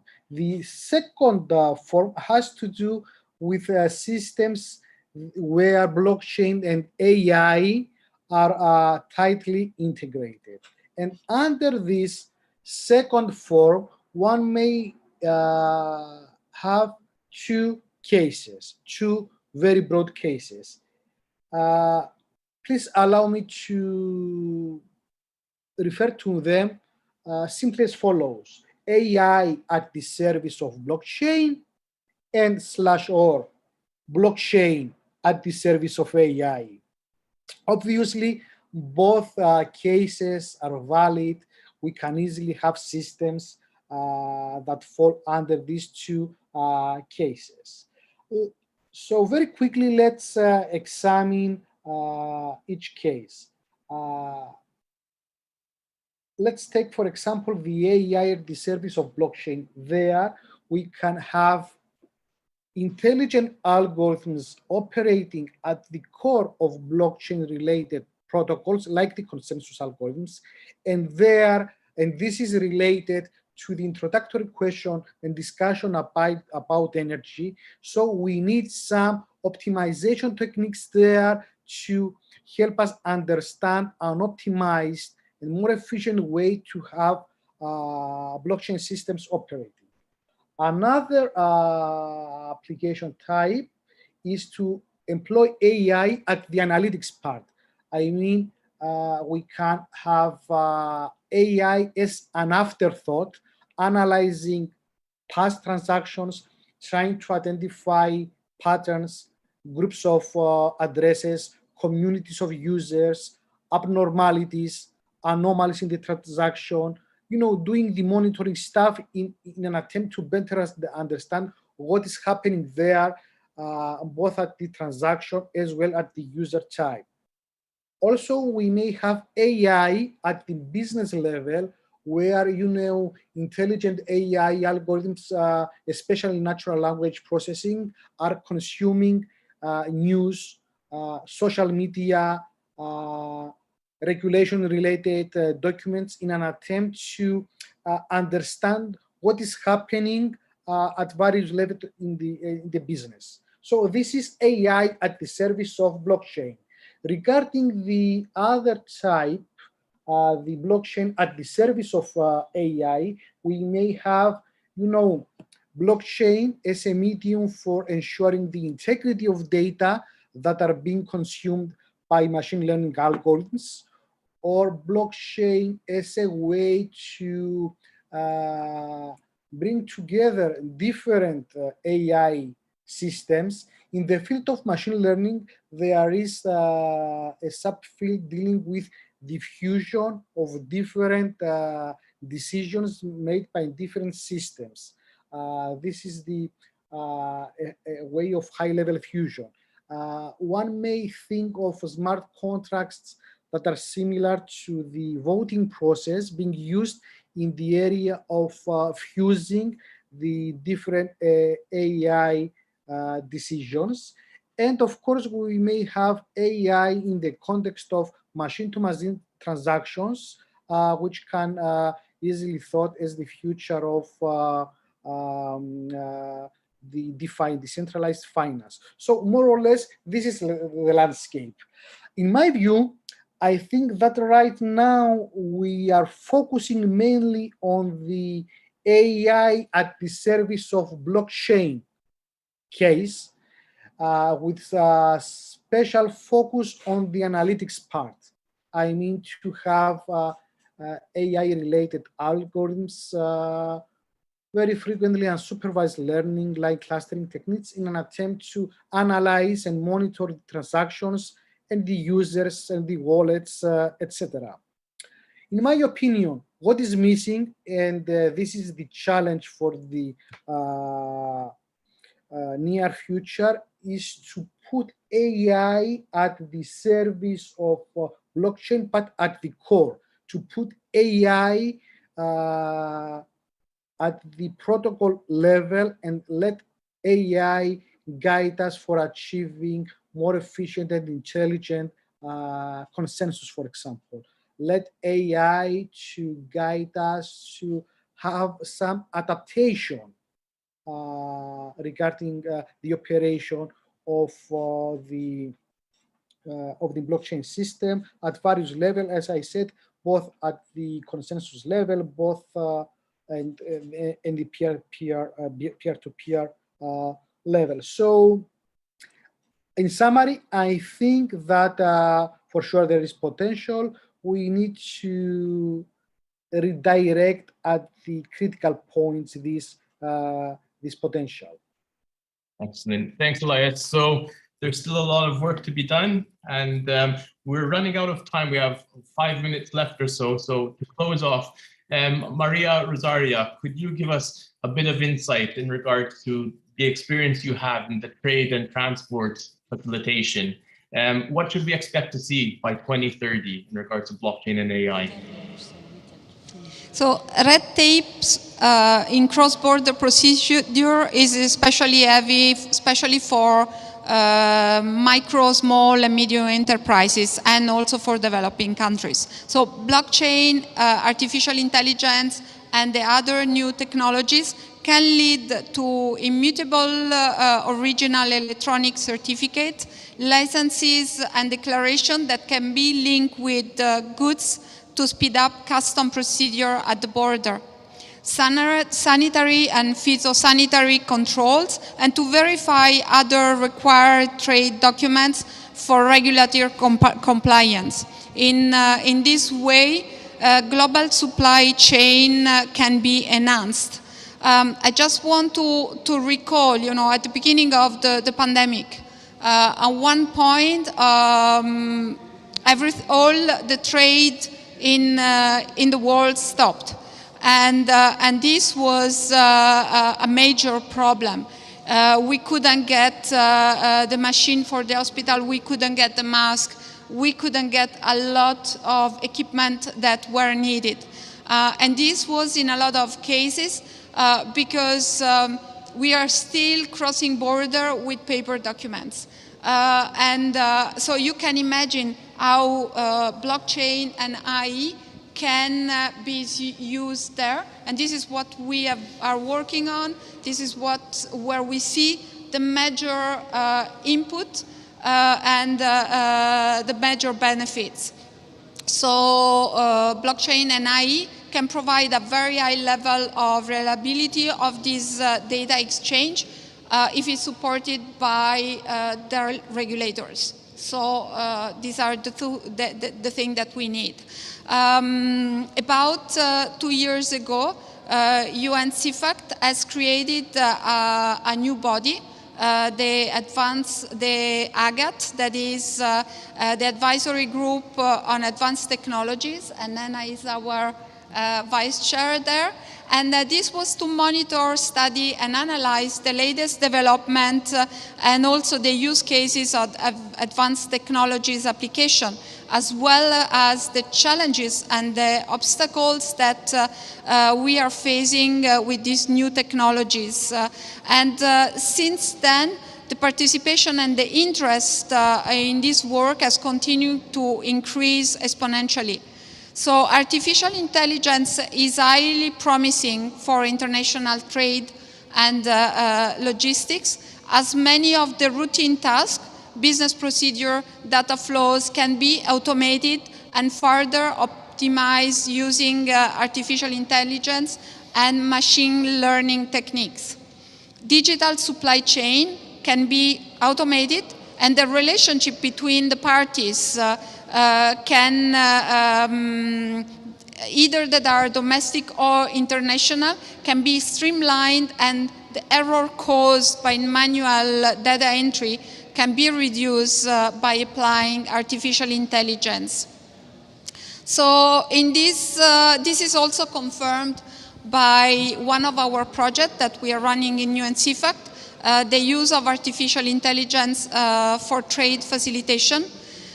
This project is exploring the best practices in the implementation of the data flow during the cross-border trade, and how AI could be used to facilitate trade in the global international chain, and how AI can facilitate it. So we continue to work on this because we see the potentialities. Also, we are also another project that is using Internet of Things in order to standardize the information. So the potential is very high. It's important to implement it in the right way, and I'm sure all this technique will facilitate our life if we are on the driving chair and allowing them not to cause harm to anybody. Thank you. Excellent. Thank you, Maria Rosario. So just to close off, the final question, in heading towards this future, Mark, what is INATBA doing in regards to a sustainable and circular economy in this direction? Thank you, Joshua. I'm going to ask you a question back, actually. Joshua, do you know how you kill a frog?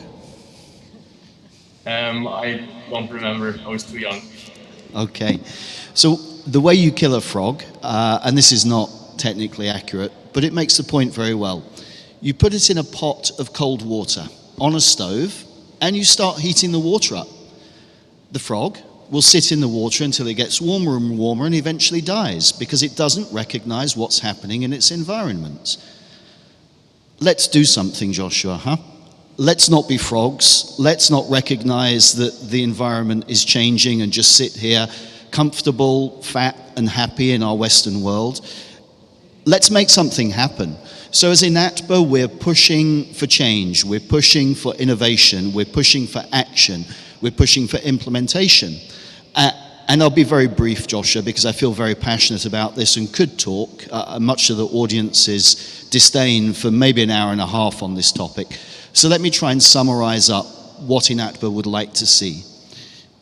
And a lot of this is featured in our report on climate action, which is on our website, published on the 15th of June. The Paris Agreement itself pulls in various actors from around the world who naturally don't trust each other, can't trust each other, and don't want to trust data. That's not going to change. But given that the Paris Agreement requires the measurement of data, it requires efficiency, it requires transparency, wouldn't that be a really great place to start deploying AI and blockchain, to build trust, to increase efficiency, to provide transparency on the measurement of data, and to demonstrate how steps towards what was laid out in the Paris Agreement are being reached or not? So from INATBA's perspective, we call for action. Debate and discussion is very valuable, but it doesn't move us forwards. So let's innovate, let's put into implementation, let's start with the sandboxes that all of my panelists have referred to, and let's build some tools that help us not be dead frogs. Excellent. Thanks, Mark, for that. So to close off, yes, let's use blockchain to see us through this Green Deal. I would like to thank all the panelists and wish you the rest of a pleasant conference.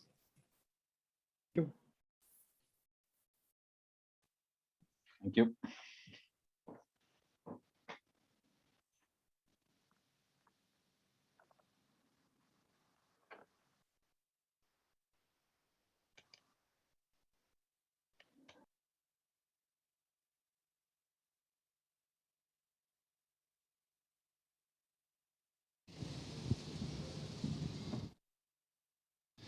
Thank you for your attention. With this, we conclude the first roundtable. Now we would like to invite you to join us for a short coffee break. We will meet back at 12:45 before we start our next panel at 1 p.m. See you.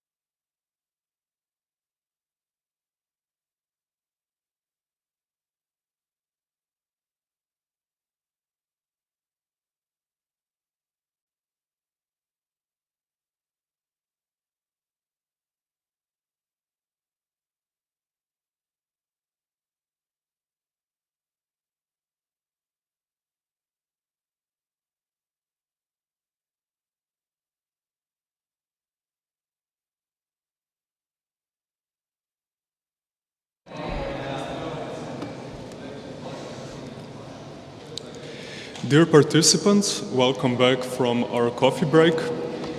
We will continue today's session with our first workshop, which will be on the topic of convergence of blockchain with artificial intelligence and the Internet of Things. So firstly, I would like to invite Mr. John Soldatos from the Intrasoft R&D. He is a consultant for the innovation and delivery specialist to give us a welcome address. Mr. John, please.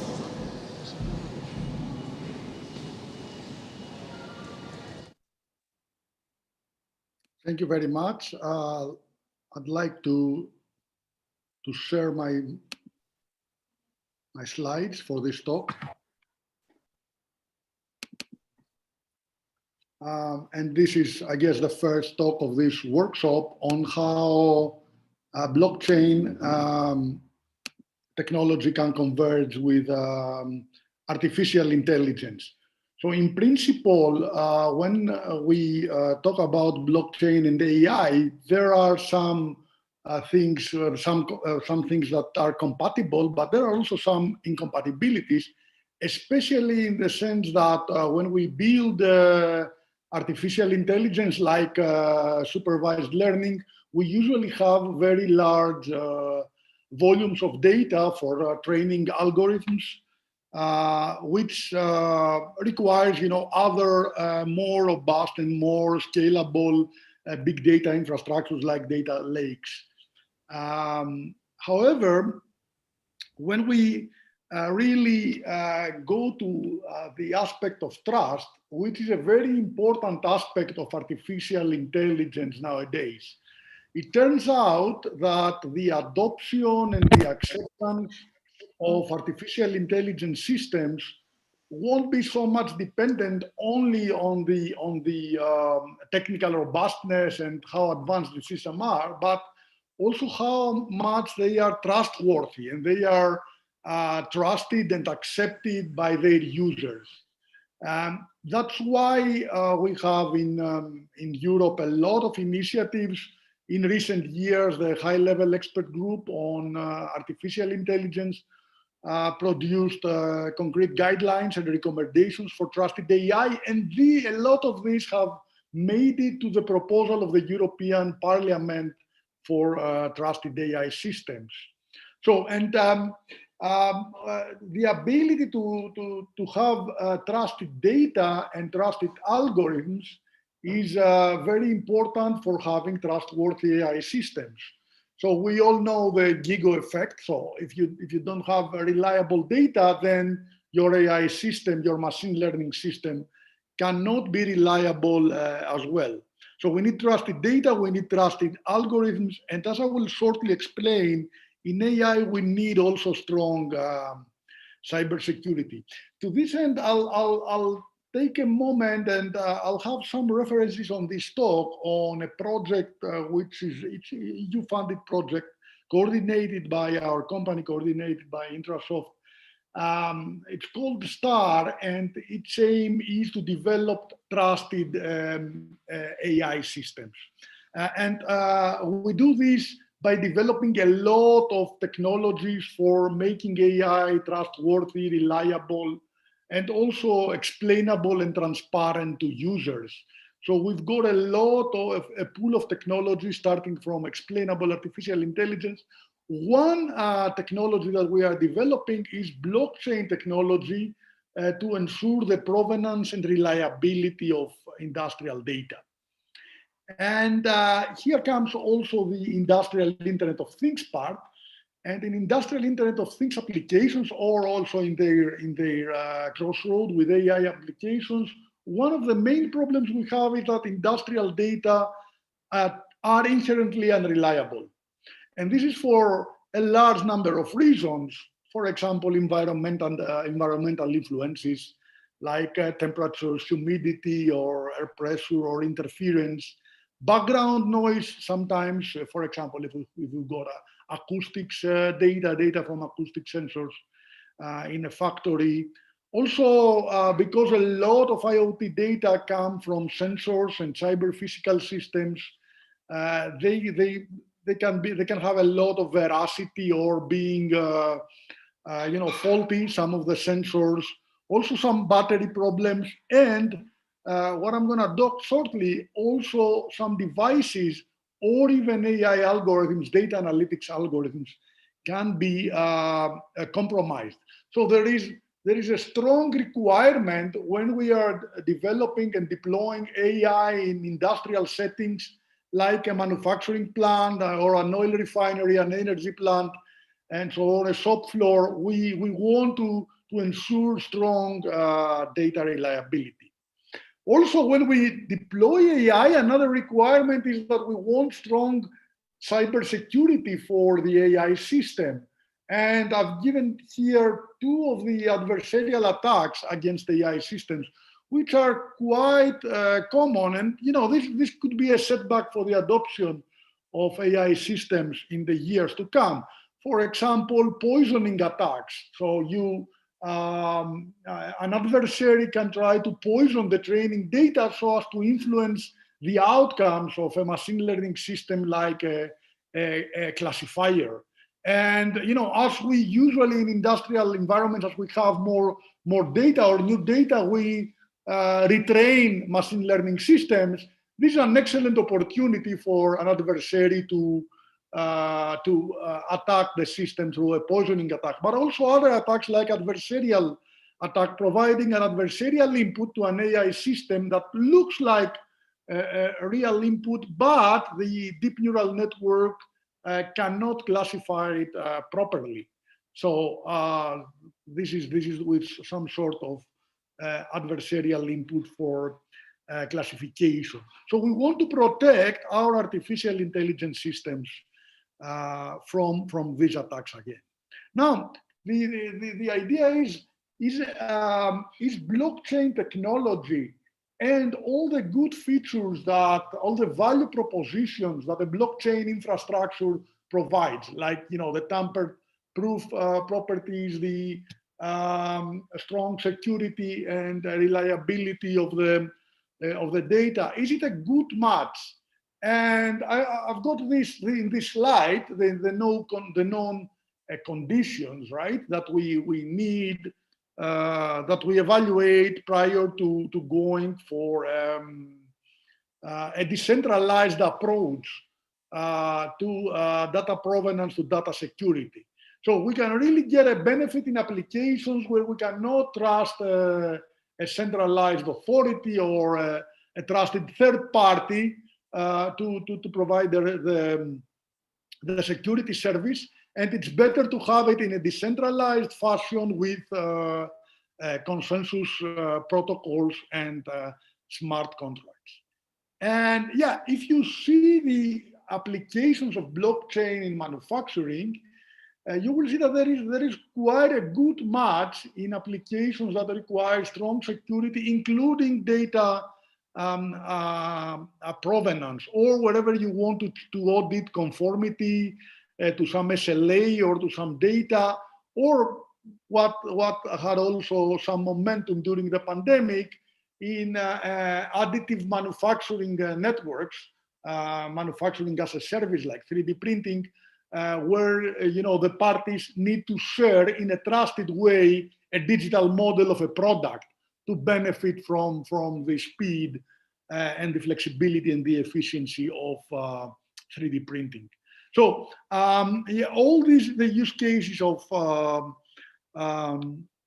blockchain in manufacturing have this nuance, and one of the good use cases is data provenance and traceability. So this is where we can see one point of convergence between blockchain and artificial intelligence, which is the topic of our workshop. So to ensure the reliability of industrial data, you can leverage a blockchain infrastructure, not only to provide basic data provenance and traceability and to ensure that your industrial data have not been tampered, but also to extend this to parameters of AI algorithms and AI outcomes, in order also to alleviate potential adversarial attacks like the ones I mentioned before, like the poisoning or the evasion adversarial attacks against AI systems. And you will see that it meets the criteria for having a decentralized solution, because if you do the provenance on a centralized database, this system is more vulnerable. So it makes sense to have multiple writers doing this, which can belong also in different trust domains. If you think about industrial data in a value chain, like a supply chain or a circular manufacturing chain. Of course, this idea is not something we thought in our project, right? Something new. If you do some literature research, you will see that the research community has been proposing this as a blockchain application in the last 2 or 3 years. So we've got systems like ProvChain or Product Chain from Tennessee State University, University of West South Wales, Australia, and Smart Provenance from the University of Texas at Dallas. Now, what we are doing extra, and what these systems do not do, is that we don't just care about offering reliability and provenance to our data, but we want to do this, and we are doing this for our AI and machine learning algorithms. Imagine the weights and the parameters of perceptrons in a deep neural network. So all these parameters, we also persist in the blockchain infrastructure, and we want to benefit from the data provenance and the reliability capabilities, so that prior to using an AI algorithms, or at times where you want to audit this, you can check against the blockchain that the parameters of the algorithm have not been tampered. And we actually want to do for the AI outcomes, because sometimes the AI outcomes are input to other industrial operations, or they are elements of reusable elements of implementing manufacturing process chains. So we implement a data provenance infrastructure, and we extend this with data models and smart contracts in order to audit not only the provenance and the potential tampering of the basic industrial data derived from sensors. I wouldn't call them raw data, but also the metadata of the algorithms and the outcomes of the analytics algorithms. Now, our solution is based on Hyperledger Fabric from Linux Foundation. We've seen some benefits in this solution. We're using also some features that the Fabric is offering, like the different channels, which is good for some authentication and authorization purposes. But the main idea goes into the benchmarking, right? That even if this is not, if you are actually storing in the blockchain metadata, so you don't store, the real data. So you are storing, for example, algorithm metadata or some statistical properties of your data before feeding them to the AI algorithm. That's very useful for the poisoning attacks. You still want a decent performance. So in some of our previous projects, we've done some benchmarking of different permissioned blockchains. In this case, the idea is that you really want a high performance blockchain offering some thousands of transactions per second if you want to use it in industrial settings, rather than a proof of work and the strong security of the stronger security of the public blockchain infrastructure. So that's a little bit of background in our selection of the Fabric blockchain. And then we've got a probes system, a data collection system. We call it runtime monitoring system that collects the data and writes metadata like statistical properties of the data to the blockchain, along with metadata of algorithms and analytics outcomes. Now, what is the application of this? Because we do the provenance to increase the trust. So this means that when we use it to develop cyber defense against, for example, poisoning or evasion attacks.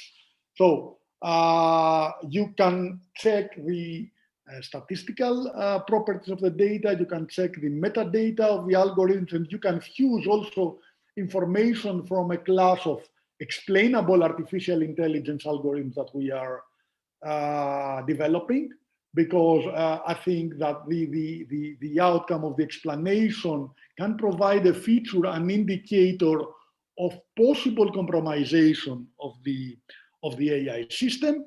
And by combining this information, we get the metadata from the Fabric blockchain. We can detect potential cybersecurity attack and give a warning, give an output to a risk assessment system to be handled either automatically or by a security officer. So we spot potential abnormalities in the operation of the AI system using the data that have been persisted in the blockchain. I think you can read more in the website of the STAR project. We have really a very rich collection of blogs, and you can read, you can have easy to read pieces of our research. In the coming couple of weeks, we are also publishing this open access book on trusted AI in manufacturing. There are a couple of parts of this book which describe the blockchain solution. However, the book is free. It's open access, and it will be free to you will be able to freely download the electronic version. It's already on the publisher sites. It's going to go live as a pre-announcement. It's going to go live in the next couple of weeks. So now publishers, free open access book if you want to read more. So that was, Kostas, I don't know, also later for the panel, a concrete case, a concrete instance where we see AI converging with blockchain. It's not the only one. However, we see there potential for AI and blockchain convergence. And of course, I'm looking forward to listening to more approaches in the next talk and in the panel. Thank you very much, and I'd like to thank especially the EU Blockchain Observatory and Forum for giving this opportunity, for giving the opportunity for this talk in this workshop. Thank you, and I'm happy to take any questions, if there are any. Thank you very much, John, for your presentation. It was really interesting to see how the AI would converge with blockchain technologies. Actually, it is really important because we can see that there are many opportunities that could arise based on the convergence of blockchain, AI, but also Internet of Things, where new business models could be also, we can see, and they can pave the way of new age of digitalization. So thank you for this presentation. I'm sure that also in the panel discussion, there are many questions and many comments that probably could be related with your presentation. I don't know if there is any question from the chat. No, cannot see anything else. So maybe we can move to the second presentation, and I would like to welcome Dr. Søren Jorgensen, who is a fellow at Stanford University and founder of Silicon Valley Strategy Firm. And he is an active member of the community as a mentor and advisor for different tech startups. Thank you very much, Konstantinos. Thank you for inviting, and thank you, John, for that extremely enlightening presentation just now. I'll also just share my screen, which should work there. I think you can see it. So thank you very much, Konstantinos, and again, thanks for inviting. I am, as you say, a Danish lawyer working at Stanford with a highly international team looking at some of the risks related to the use of technology in the financial sector. We are sort of mid-air in the project we launched in the early spring. And we are working towards the end of the year. So we are kind of mid-air, and I'll be giving sort of a snapshot of where we are of the process, and then I'll be joined by two of our researchers who will share some, Rodolfo and Felix, who will share some concrete input on the work that we are doing. So for the past years, we've been working on a project on responsible finance. We've been working with European and international banks and insurance companies on how to integrate data ethics or ethical principles into business practices. And as we all know, those are many. Technology holds enormous possibility, and that's certainly true for blockchain, which will in itself solve a lot of also ethical challenges or ethical problems.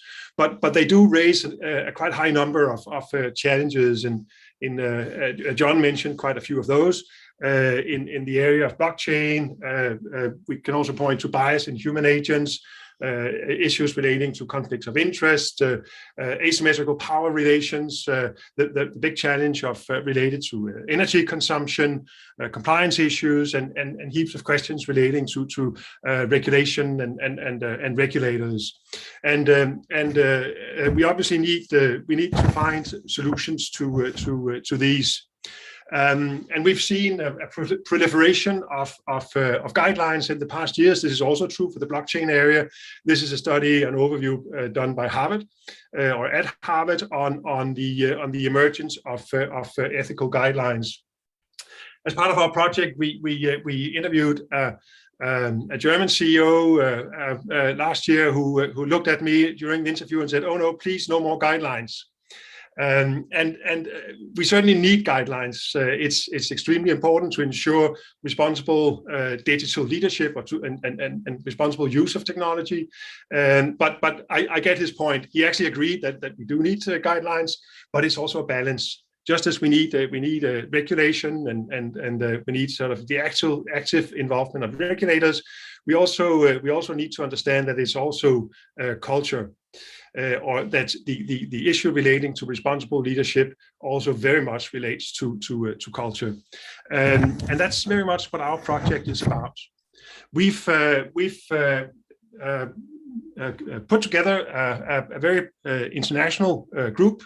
We reached out to about 10 universities all over the globe.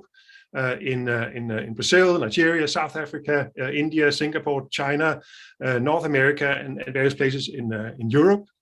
And we've brought together a team of just about 50, mostly PhD or master level students from these universities. I think when you total that, it's about 27 countries that those researchers come from. And we are then working together with a group of international financial sector institutions, 3 from the insurance sector and the rest from the financial sector. And we are supported by organizations such as the Copenhagen FinTech.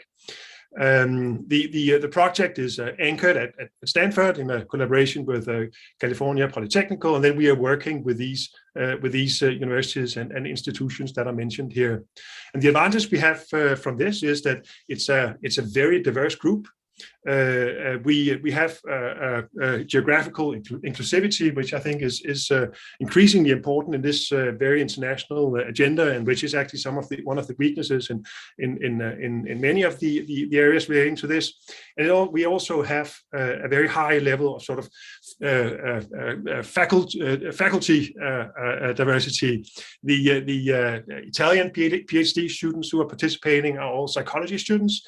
The Nigerian PhD students are from the Lagos Business School, and we have engineers, lawyers, philosophers, and others who are part of the work here. So we have a very high level of diversity.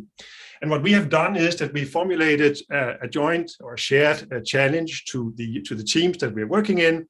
5 teams, one looking at insurance, one looking at payment, one looking at credit and lending, one looking at customer management.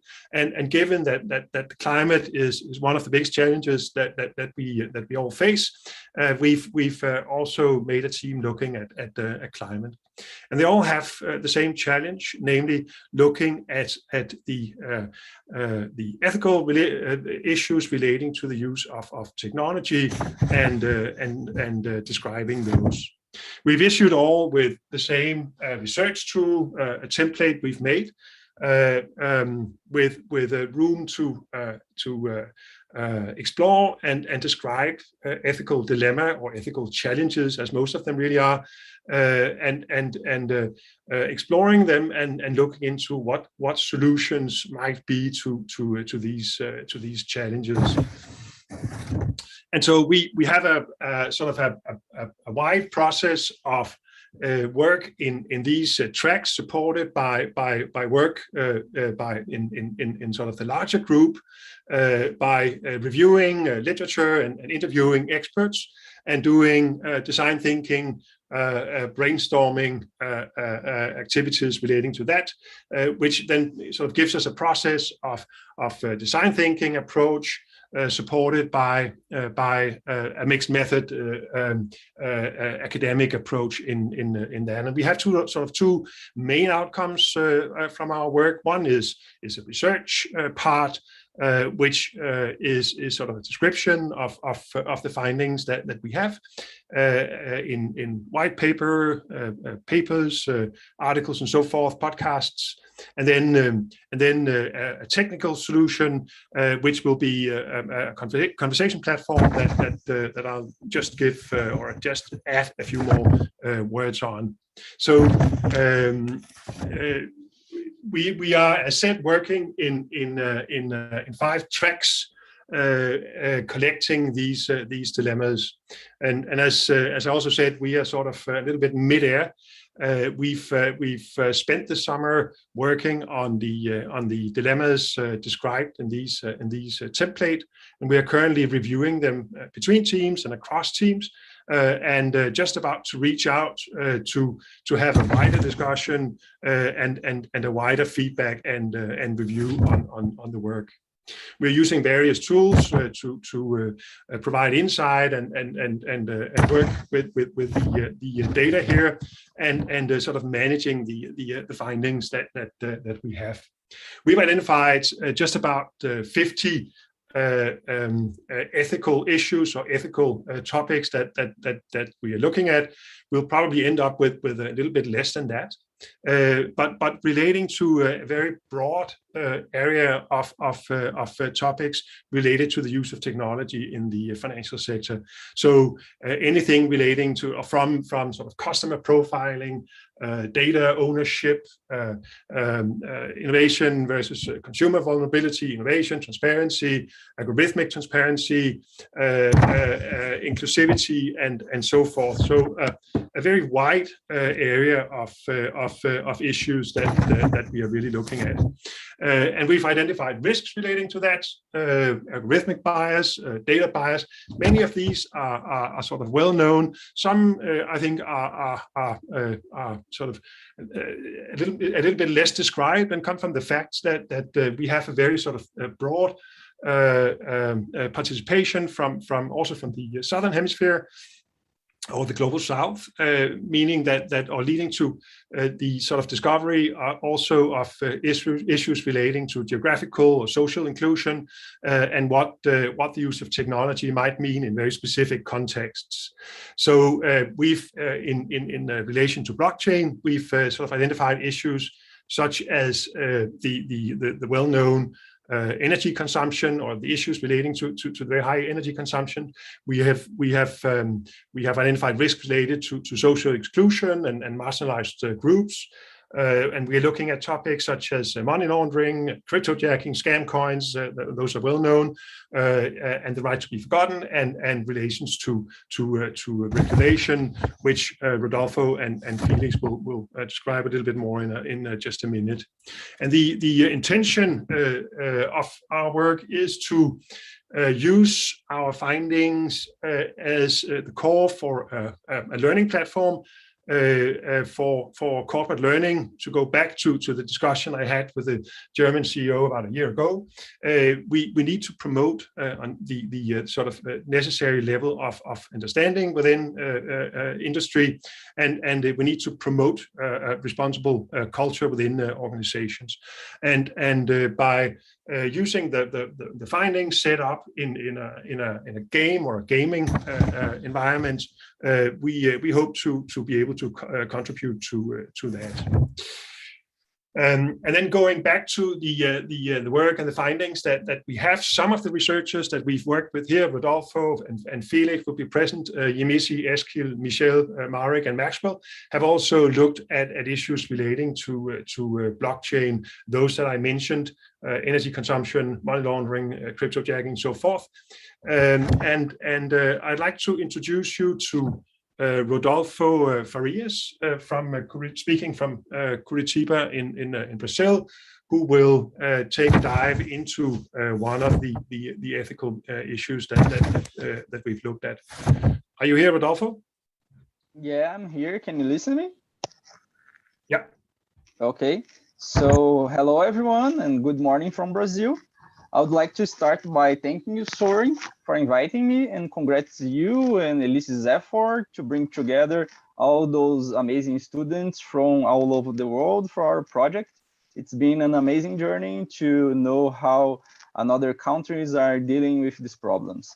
I am a lawyer here in Brazil, and I am working with some fintech initiatives, but I am also a master's degree student at Universidade Federal do Paraná, studying the impact of regulation on new technologies, mainly in the financial market.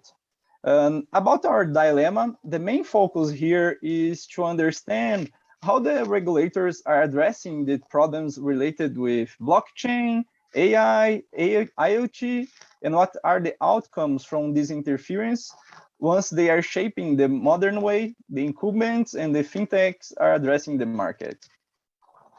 Different jurisdictions have opted for different regulatory designs, and when we analyze from a global interconnected perspective of blockchain initiatives, we can see how these regulators in the world have considered specific aspects in their markets to better understand this phenomenon, deciding between more or less freedom to experimenting new solutions involving AI or blockchain, or more consumer protection, or even more protection for securities markets. From our study perspective, it's important that we clearly address how different jurisdictions are behaving worldwide in allowing or restricting innovations involving the use of AI for access of credit, payment systems, and of course, financial inclusion related with blockchain market and crypto economics as well. Cases such as the banning of one exchange in UK highlight this topic that we are studying in this dilemma. We are trying to understand how the regulations can move forward to better address the new perspectives we live in a blockchain world full of innovative initiatives, and at the same time can protect the crypto economic consumer markets for products and services without creating unnecessary barriers to innovation. Particularly, I tend to believe that innovatives such as regulatory sandboxes have sent an important message of market opening to explore new frontiers. Problems involving security, privacy, efficiency, and integrity of financial systems are also existing from the traditional financial market, and we may need to revisit these topics to better address them in a blockchain context. I believe that collectively, what is important is we keep in mind the question how we can possibly and positively shape the development of this technology. Thank you for your time, and now I invite my colleague Felix to talk about the next dilemma. Thank you very much, Rodolfo. Also, I want to thank Sören and the whole community for giving the chance to present a blockchain-related dilemma, as well as a little bit of a future outlook of the research of our community. Myself, I'm a political science and technology management student at CDTM Munich and currently at Sciences Po Paris. And the topic that I want, or the dilemma that I want to talk about, is the right to be forgotten and the controversy between the right to be forgotten and blockchain. We already experienced that the right to be forgotten is quite hard to maintain in our digital age. Theoretically, users should have the chance to let the data that was collected about them delete after the data is not used for its original use case anymore, or if the data is fraudulent. Past lawsuits and law cases, for example, with Google, already showed that it is really hard to maintain this right to be forgotten in the digital age, since also the sheer amount of requests for deletion might be subject to human error. With the emergence of blockchain right now, and also the use cases of blockchain, for example, storing data, IoT data on a blockchain, or self-driving car data on a blockchain, the immutability of blockchain and the right to be forgotten might be a problem. We, as an ethical issue I've identified, is how can we basically assure users and or data givers basically that their data could be deleted after it was, if it has fulfilled its original use case, or it has proven to be fraudulent. And a big problem and question that we have to ask ourselves, and also policymakers have to ask themselves, is whether the right to be forgotten can still be applied in the digital age. So our challenge for the future is that we need to decide whether we want to face the technological perspective and improve the technology of Bitcoin, of blockchain, and make it possible to basically afterwards modify the data that is stored on a blockchain, or whether we modify and adjust our currently policy situation in order to make the right to be forgotten still applicable. Further, this was now the dilemma, and still we have formulated a dilemma and we are still working on them. But in the near future, and currently already some teams were formed, is the plan to work on specific papers and research papers that will be published at the end of 2021 or the beginning of 2022. And here specifically the intersection between blockchain, climate, and policy is of specific interest for us. On the one side, we want to look at the corporate finance reporting directive or sustainable finance reporting directive of the European Union, and want to evaluate whether it basically requires companies sufficiently enough to report the implications of technology usage, such as blockchain, on their sustainability reports. This is the one regulatory perspective that we want to write one paper about. And on the other side, we have some great expertise in our team about, or that studies deeply the climate impact of blockchain and the environmental impact of blockchain.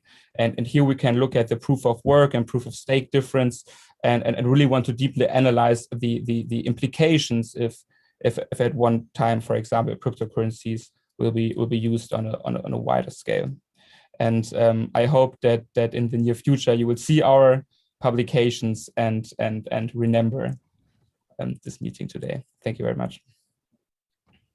Thank you very much, Felix, and thank you, Rodolfo, and thank you all for listening to our presentation. We are, as said, sort of a little bit mid-air, and in the process of reviewing the findings that we have and developing onto that, as also explained by Rodolfo and Felix. That means that we are extremely interested in dialogue, and so our general ask is that any comment, any reaction be directed to us, and please engage in a discussion in order to elaborate and expand on the work that we have. We will take this forward and look forward to that discussion. So thank you very much, and thank you for inviting us today. Thank you very much for this very interesting presentation. There are many issues that you raised, like ethical dilemmas that we plan to discuss also in the panel discussion, and I'm happy that we can also be there in order to be involved in this discussion about ethical dilemmas that are really important. Actually, it is true that the blockchain as a new technology, we need to understand not only sometimes it's quite hard to understand the technological background, and that means that legal parties, I don't know if you agree, Soren, legal parties should incorporate people with technical backgrounds in order to understand and try to support all of these issues that are raised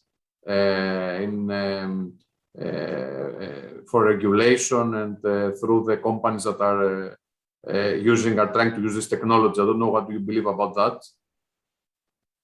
I certainly agree. You're quite right. I think that's spot on in the development of our abilities to manage these highly complex issues, which all relate to sort of various aspects, and exactly that kind of diversity is crucial and important.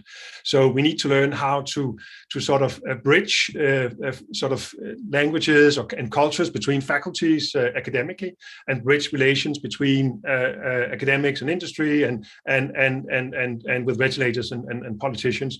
So we need to learn how to translate these issues, and we need to work in very diverse teams. So diversity is, if not the key, then one of the most important aspects of our solutions going forward. I think the other one is inclusivity, and that's what we've tried to attain here by reaching out very globally and make sure that we have sort of all regions of the world part of the discussion here, because cultural aspects vary and are also an important element of our understanding of the challenges. We need to find answers to those, of course, because I mean, we're talking blockchain today, has extremely high potential and for in so many areas. So all the more reason to focus on how we manage that.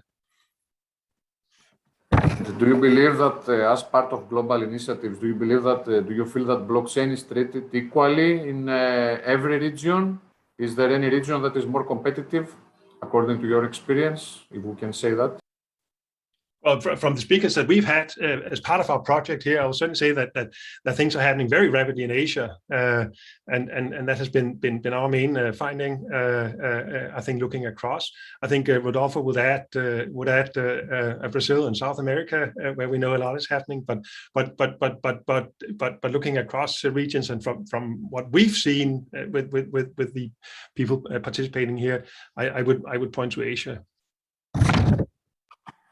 Okay, thank you.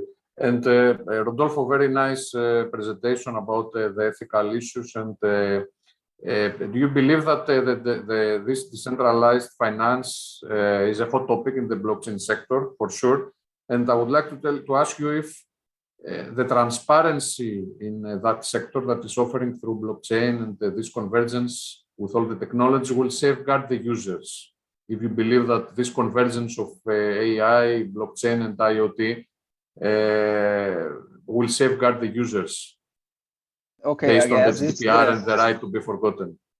Maybe from a regulatory perspective, I think this is the question, the most important question, because If this cannot happen, probably the regulators and the users will not engage in using such platform. I mean, probably if they don't feel safe using that with transparency, security, and including the soundness for the financial stability, this kind of technology will not have a broad case of use.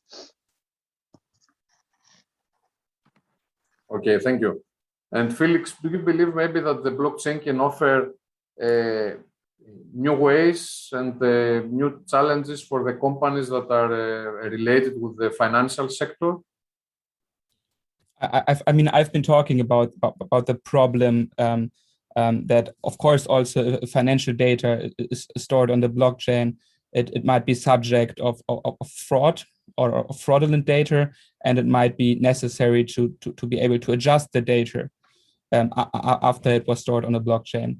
And here we have two paths essentially. On the one side, blockchain could be a curse because if it's technological not possible to adjust or to feed in the data after it was already stored on a blockchain, we probably couldn't incorporate the right to be forgotten in the blockchain space or essentially in the digital space.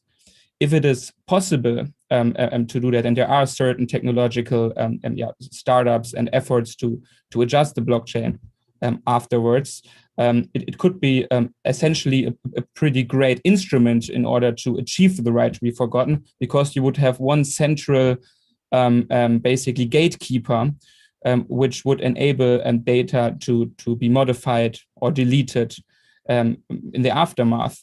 Because currently we have the problem that data is stored everywhere, and there's so many companies that have this data, and we don't know where they are stored, so we don't really have access.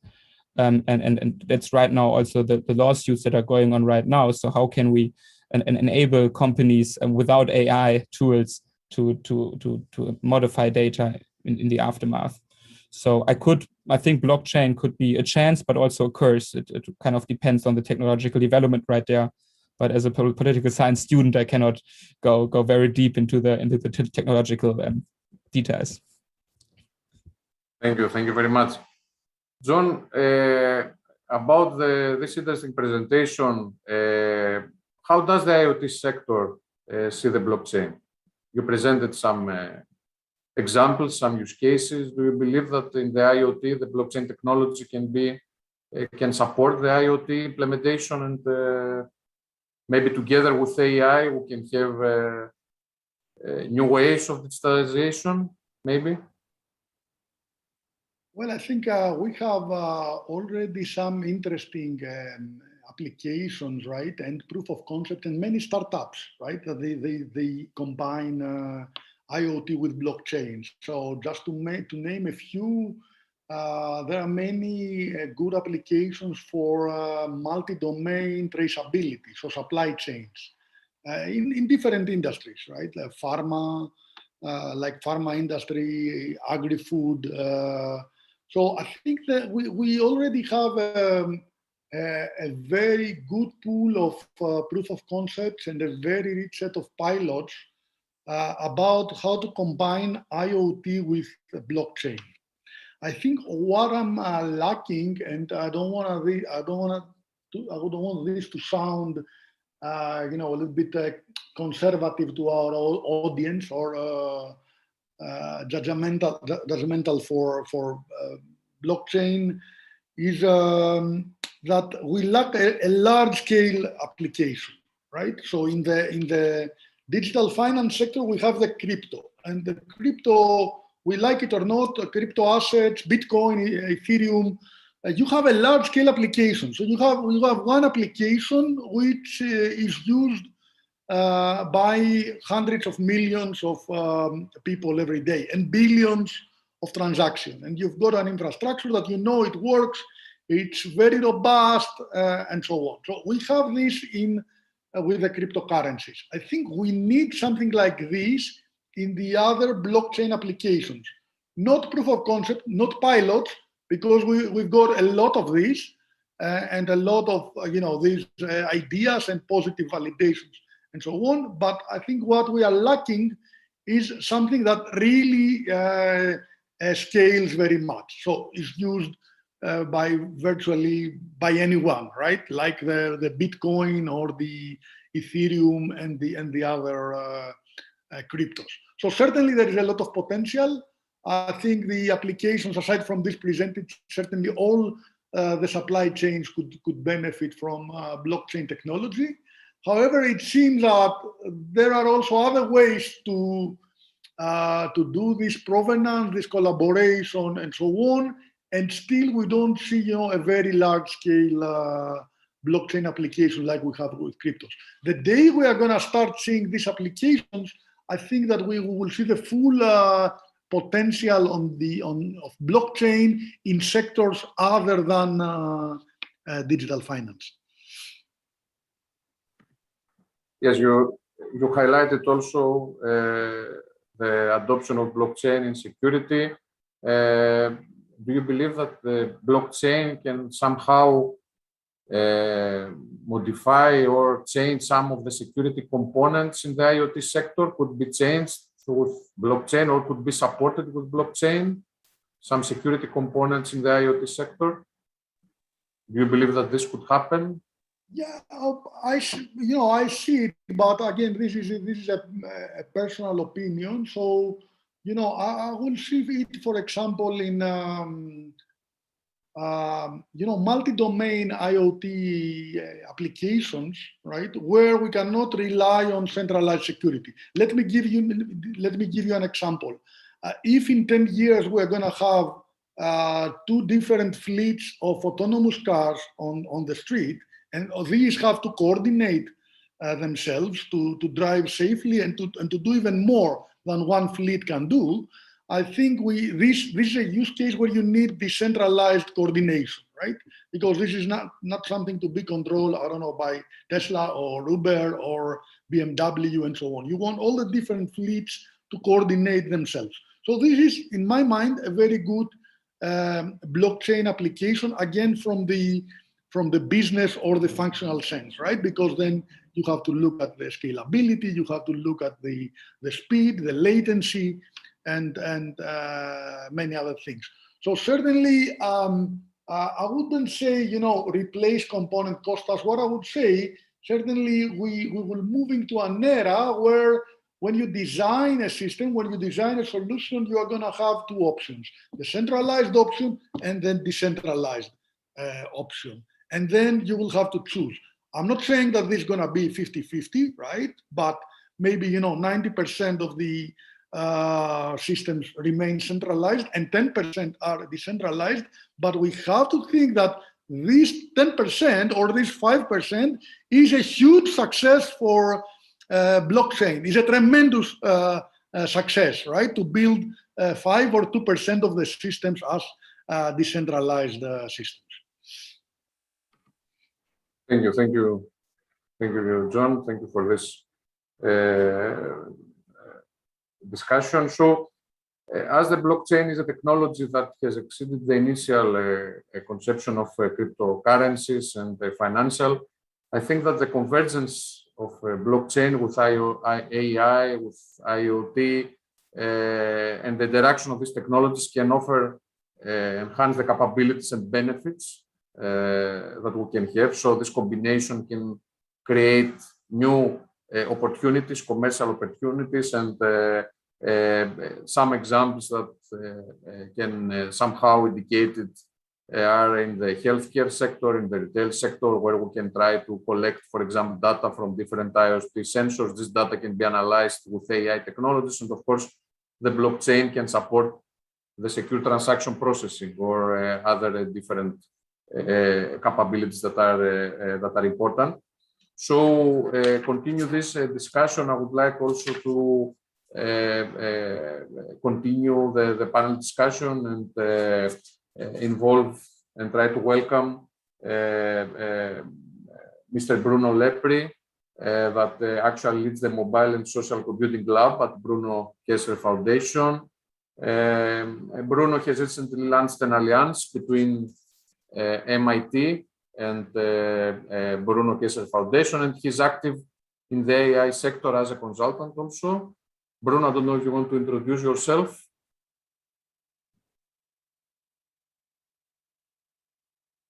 Sorry, I was on mute. So, thanks for the invitation. So yes, so as it was said, so I'm leading a research group active on AI and in particular artificial intelligence for modeling human behaviors and what is called computational social science in Trento in Bruno Kessler Foundation. I also work in a company role as advisor for Manpower Group, that is a company on hiring and staffing for a solution of AI, introducing a solution of AI in the market of human resources and hiring. And so all the aspects of the ethical dilemmas and issue are connected with this. And then I will share also some of my vision on in the following panel of the usage that can be done of blockchain and decentralized machine learning to permit a more fair AI and less centralized and more ethical AI perspective. So then I think I will let the introduction to all the other panelists. So it's Thank you, Bruno. I would like to introduce also Dr. Tatiana Evas. Actually, we're very happy that she's here, and she's a legal and policy officer at the European Commission, DG Connect. Her recent efforts are focused on the regulatory framework for artificial intelligence and AI, with a particular focus on the mobility sector. Hello, Kostas. Hello, everyone on the panel. Thank you for very inspiring presentations by John and the Sovereign team. It was very interesting to hear that. So, because it's also from regulatory perspective, how much ethics and regulation was mentioned, but also to see the real use cases and to see, kind of implications of what we're doing at the regulatory level. From my side, I have been following topic of artificial intelligence, but from regulatory perspective from 2015. So first worked for European Parliament when just first discussions have emerged. What is AI? Do we need to regulate AI? How to understand it? Is it different from other technologies? And then yes, now I'm working for European Commission at the unit which is responsible with drafted this Artificial Intelligence Act.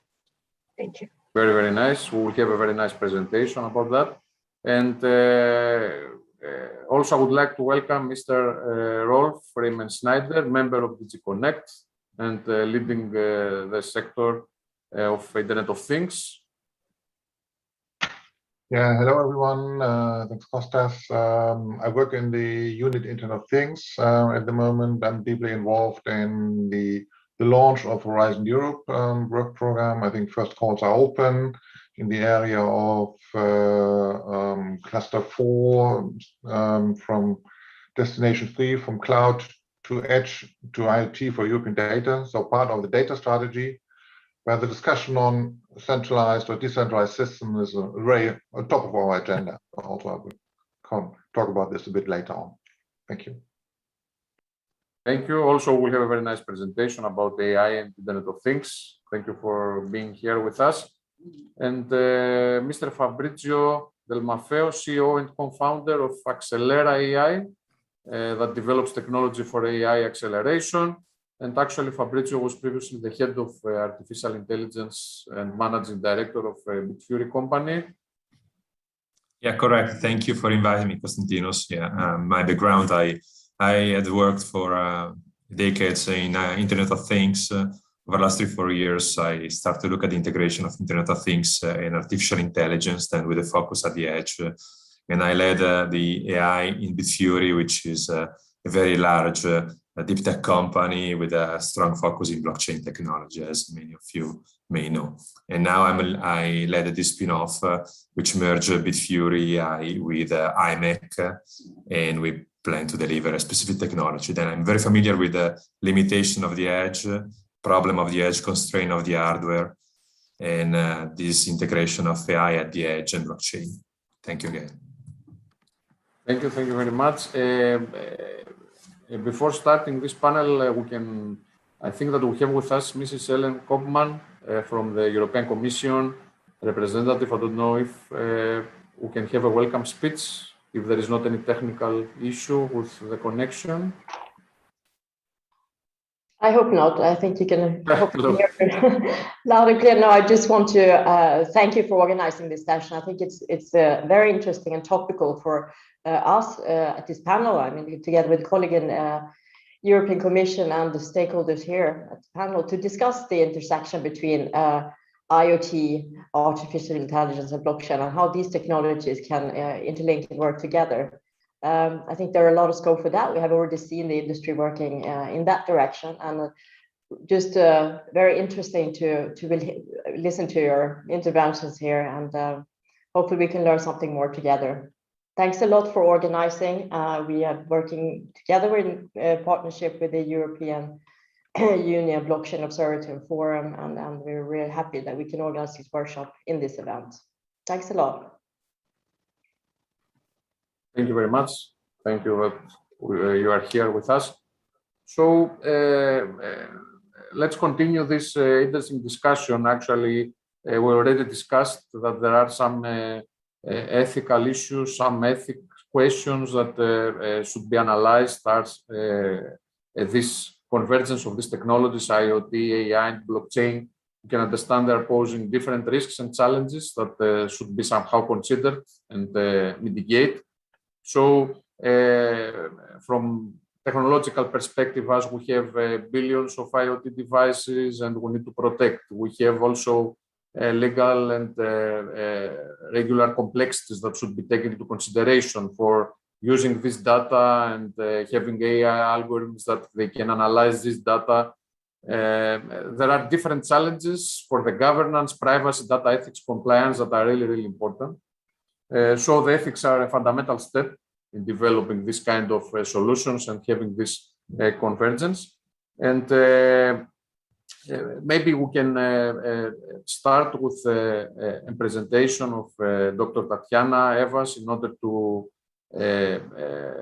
analyze and try to discuss, especially for the AI Act, the development and what is happening in order to support the ethical issues that are arising, and then of course try to see how these ethics are really, really important for the convergence of these different key technologies. So Tatiana, I don't know if you want to share and try to present the guidelines for a trustworthy AI. The AI Act. Cannot see. Just a second, I'm trying to yes, of course. share the screen. Do you, okay, just a second. Okay. Yep. So yes, once again, welcome and thank you for having this opportunity. Actually, the discussion which we had just with the opening sessions was very constructive to what I was thinking to present. And maybe I just start with the thing that we use a lot of ethics, you know, as a kind of overarching concept. But I think ethics is very important, but it's not everything. And I really kind of was smiling when Søren presented and said one of the interviews from the German stakeholder who said, you know, we have enough of guidelines, enough is enough, you know, and this complex map of how many now guidelines and also guidelines from the international organizations, but also interested and so on ethics of AI. So that's actually was our starting point, that ethics is important. We need to discuss it, but we need to move beyond just discussions of soft law and guidelines, which everybody understands different, there are different interpretations. And of course, we built a lot of the work which this, for example, high-level expert group at European Commission level or OECD level has elaborated, but we decided to move one step further and really develop a legal framework. In here, the European Union is really a first mover. So now European Commission made a proposal, legal proposal for horizontal regulation. And I will just try to take 3 minutes to explain what it's all about. So first of all, it's very important to understand that this proposal builds already on the existing legislation. So general data protection regulation and all sectoral legislation continues to apply. So for example, on machines or medical devices, etc., or the legislation in the financial sector. But this is horizontal regulation looking specifically at AI components. So for example, the overall safety of the machine will be subject to machine regulation, but specifically what relates to AI component will be dealt specifically by this horizontal act. And the idea is to really provide kind of competitive advantage for Europe to become a global hub for trustworthy artificial intelligence. And why do we really, we actually spend quite a lot of time and discussions, including with stakeholders, to understand whether we really need a horizontal act and really legal legislation for AI, because of course it's a technology and one type of technology, and we don't produce legal acts for every type of technology. Yeah, but after a kind of detailed analysis of different stakeholders, we came up to conclusions that specific characteristics of AI and the widespread of these different technologies, which we call AI, really kind of call for the specific regulation related to AI technologies. What we also try to do in this regulation is to be innovative, not only to promote innovation in AI technologies, but also innovation and regulation. And those who like more lawyers of political science would see that the build-up of this regulation is a bit different from what we usually come up with. So we try to build future-proof and kind of flexible elements in this regulation, which is almost counterintuitive for the legislation, or at least how we see legislation. But we try to build also this kind of regulatory innovation to make this to work also for the technologies as artificial intelligence, which are rapidly developing. What we want to create is really level playing field, so everybody who are planning to put into service or bring into EU market AI technologies will be subject to same rules. So it's not like that, I apply this ethical code and you apply this ethical code and we see how to interpret it, but we have all same standards. What's also important to note that this Basic Artificial Intelligence Act proposal will mostly focus on high-risk AI applications. So it doesn't regulate any single AI system which is produce minimal risk, for example, which is actually will be majority of AI systems. But the focus of this regulation specifically on prohibited AI systems, which we believe contradict EU values, for example, social scoring. And then we focus on high-risk AI systems. And for high-risk AI systems, we propose to set of requirements, so ex-ante requirements. So before the product can be put into the market, so this AI system which fall into the high risk, it would have to comply with certain requirements. And requirements would be familiar to many, so it's based actually on this ethical frameworks, so transparency, human oversight, requirements related to data, cybersecurity, robustness, accuracy.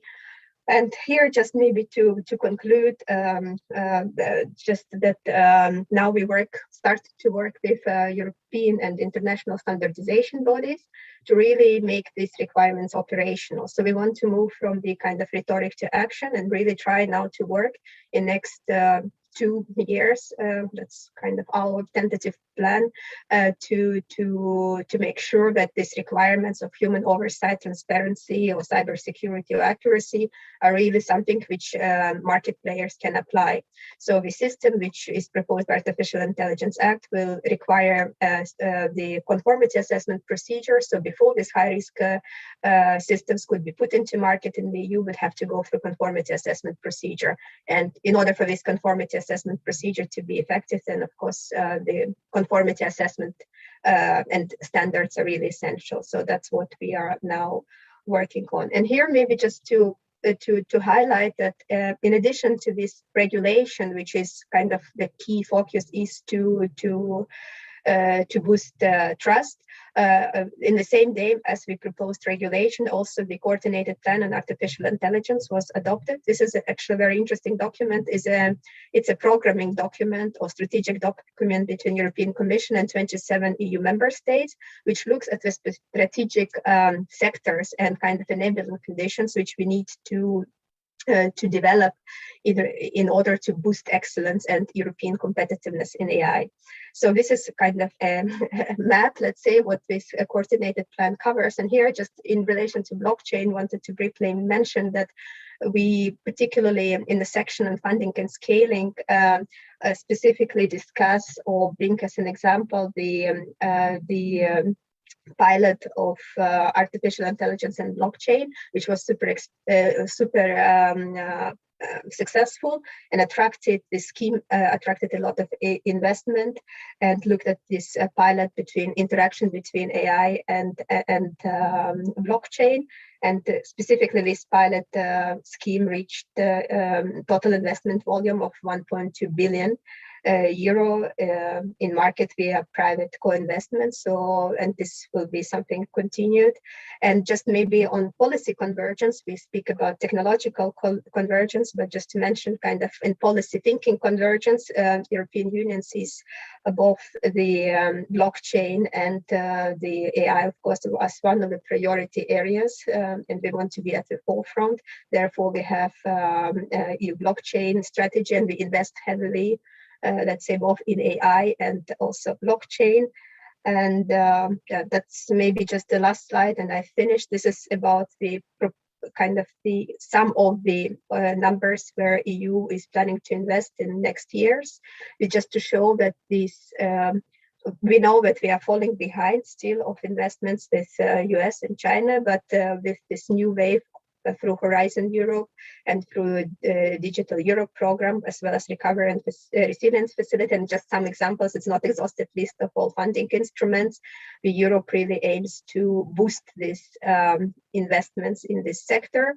And this is only for AI. Like I said, there is also additional investments in blockchain technologies. So we hope that this will help Europe and European researchers to bring up these technologies to the new level.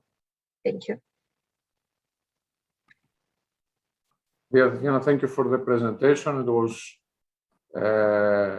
it's very, very important what you're presenting and all the different steps, the fundamental steps that are really, really important for AI, but also it's good that there are initiatives and pilots with AI and blockchain. Do you feel that the guidelines covered clearly and sufficiently the ethical considerations of AI? And most probably, I suppose that some of these guidelines could also be applied to the convergence applications. I mean, when we have a combination of technologies, AI, IoT, blockchain, do you believe that these guidelines could be also applied to this convergence? Yeah, I think ethical guidelines and ethical discussions are very important, but of course they cannot substitute the legal, requirements and discussions. But just maybe to highlight that, so this regulation, the proposal, if it enters into force, when it enters into force, will apply to high risk AI systems. However, for other non-high risk AI systems, we very much promote voluntary solutions, so voluntary code of conduct, ethical guidelines, etc. So here, of course, all the research and inputs done at the international level or by the industry is still very important. We just believe that high-risk AI systems require, additional layer of protection. But definitely, there is a big scope also for ethical discussions and considerations, be it in autonomous vehicles or in the financial sector or medical sector. So this still remains very important. And there, I think blockchain indeed can play a role in terms of security of data, for example, or the sustainability questions if we address it properly. So this is something indeed for priority for the European Union. All right, thank you. And we have seen that actually the legal approaches in US for blockchain and different applications are examined case by case, but in Europe we are following, let's say, we have a broader sector of regulation. Do you believe that, especially for some cases like autonomous vehicles that you presented before, do you need that we need also to focus in some of of these domains and try to follow a case-by-case research or case-by-case examination? We actually discussed this topic quite intensively, and we decided against sectoral approach, exactly as they said in US. Actually, we decided for combination. So this Artificial Intelligence Act will be horizontal, let's say, regulations. So it will apply, so the requirements which I mentioned on data, on accuracy, on cybersecurity will apply in all sectors. Doesn't matter if it's financial sector or medical. But of course, through sectoral legislation, for example, on autonomous vehicles, it could go beyond, or in addition, or it could be the specifications, technical specifications can go into more detail. But our aim was to have a horizontal level playing field that all high-risk AI systems, irrespective of the sector, must comply with this set of requirements. So that was an idea, because we thought that if we start to regulate, medical sector will start to regulate and understand what AI is in one way, and what is trustworthy, or what is transparency, or what is human oversight. And then, for example, financial sector will have completely different or divergent approach, when we will not have for citizens, kind of a level playing, when we said, okay, all AI systems, irrespective of the sector, which are high risk and in use in European Union, at least meet all this, set of requirements. Thank you, Tatiana. You're right. And Bruno, what are the main ethical issues that we should consider?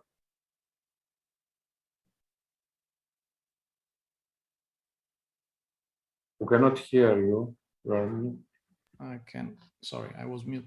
So it's depend a little bit from type of system of AI that we have in mind, as was said by Tatiana. So we have both high risk and less risky type of AI system. From the point of view of building this type of system, and in particular for the type of work that with my research team and my research center we do.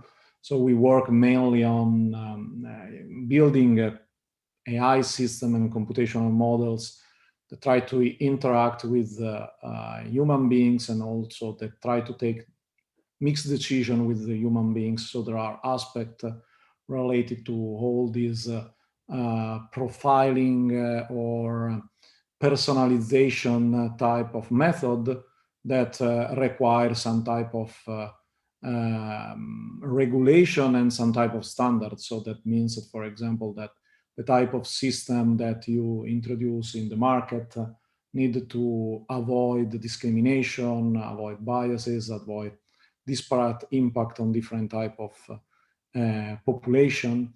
So these are some of the things, and also some, so I think pushed by the policymaker discussion, pushed by the regulation that also in Europe are stronger than in other country and other part of the world.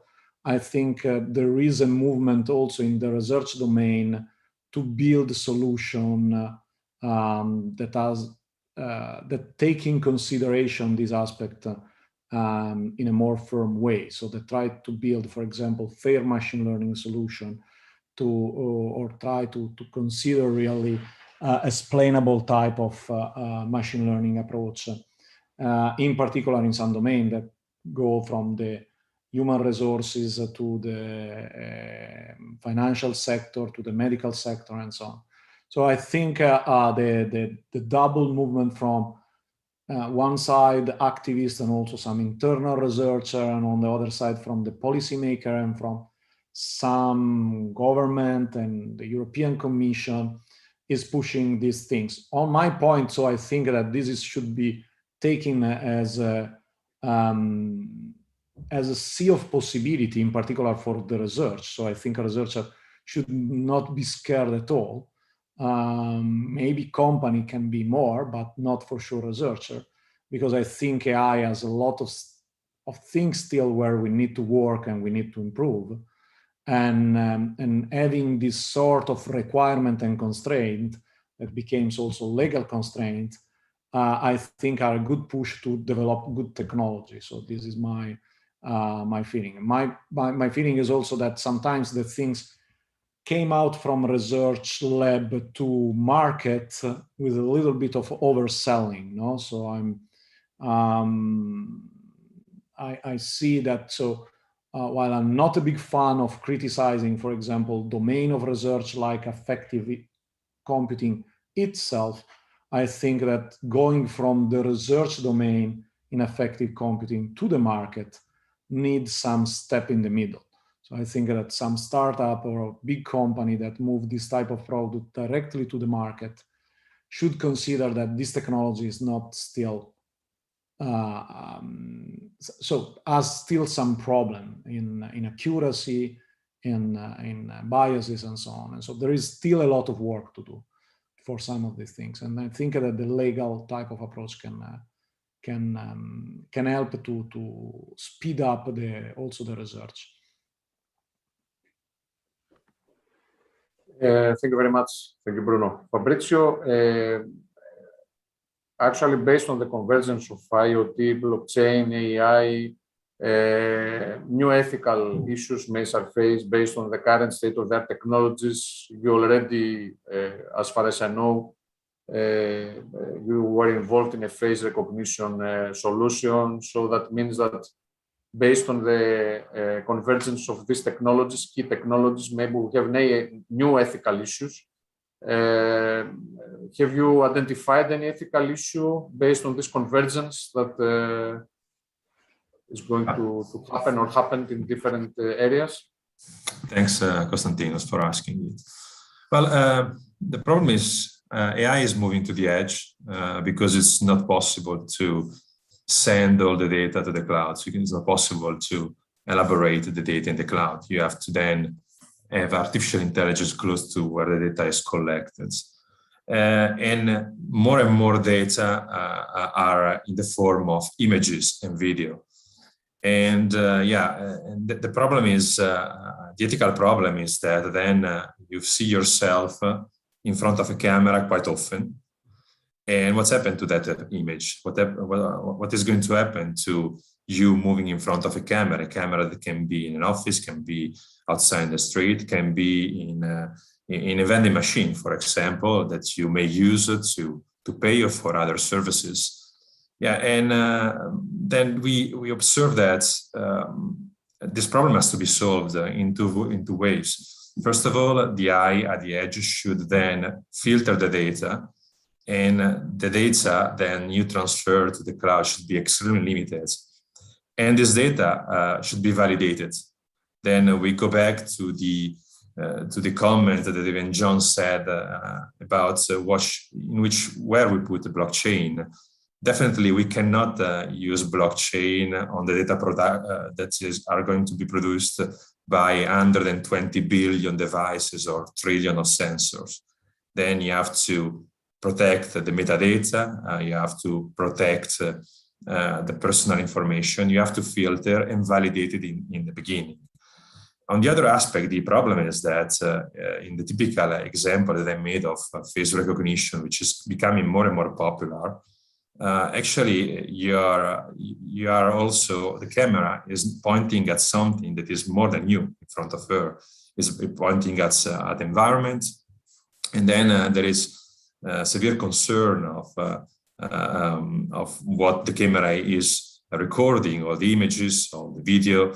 And AI can help, again, to filter that, to be sure that whatever the camera is pointing at should not be transferred. And the information should stay locally, transfer only what is required, what is approved by the user himself, through a protocol of trust. Again, we have to create we have to not only have a secure connection, but create a protocol of trust that ensure that all the data is safe and is reliable data of things.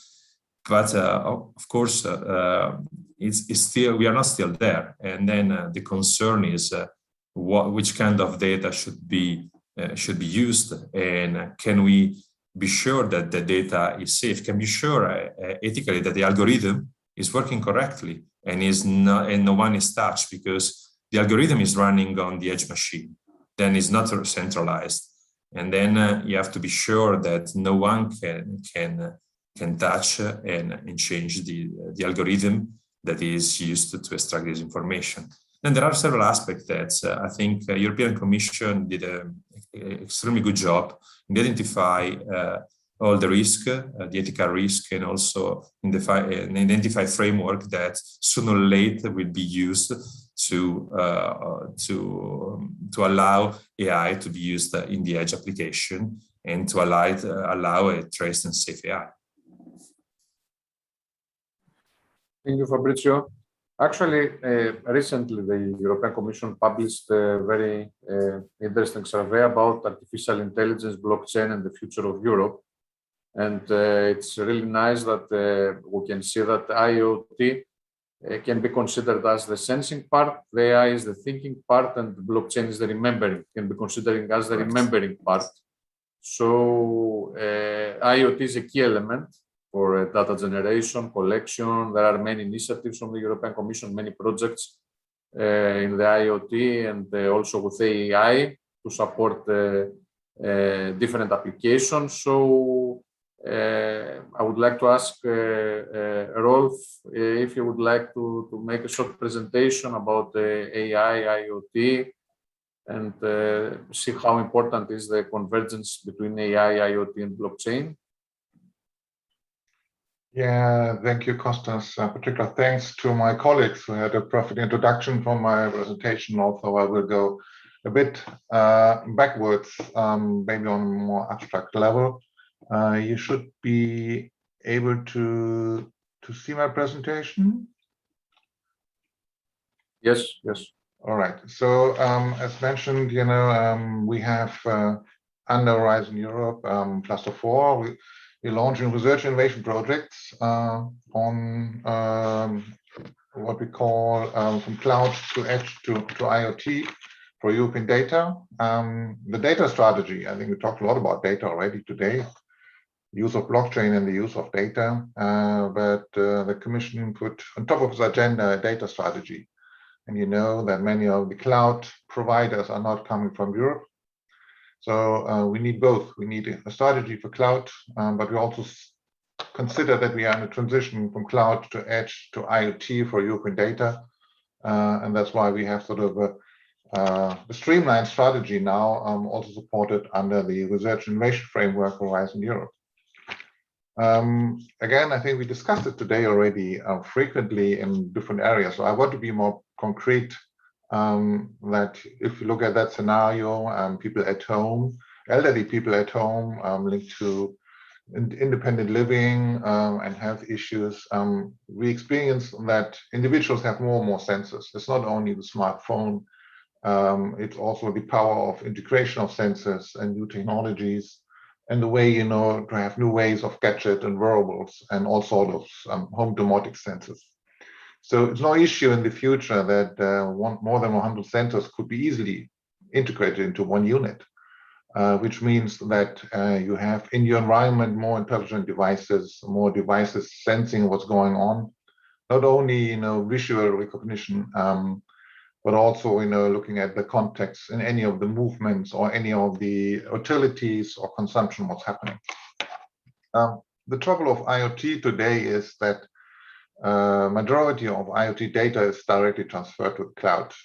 And on top of that, even worse, it's transferred to the cloud of the manufacturer of the device. So if you're combining different devices, different sensors, your data will be in a cloud somewhere, and it will be in a silo.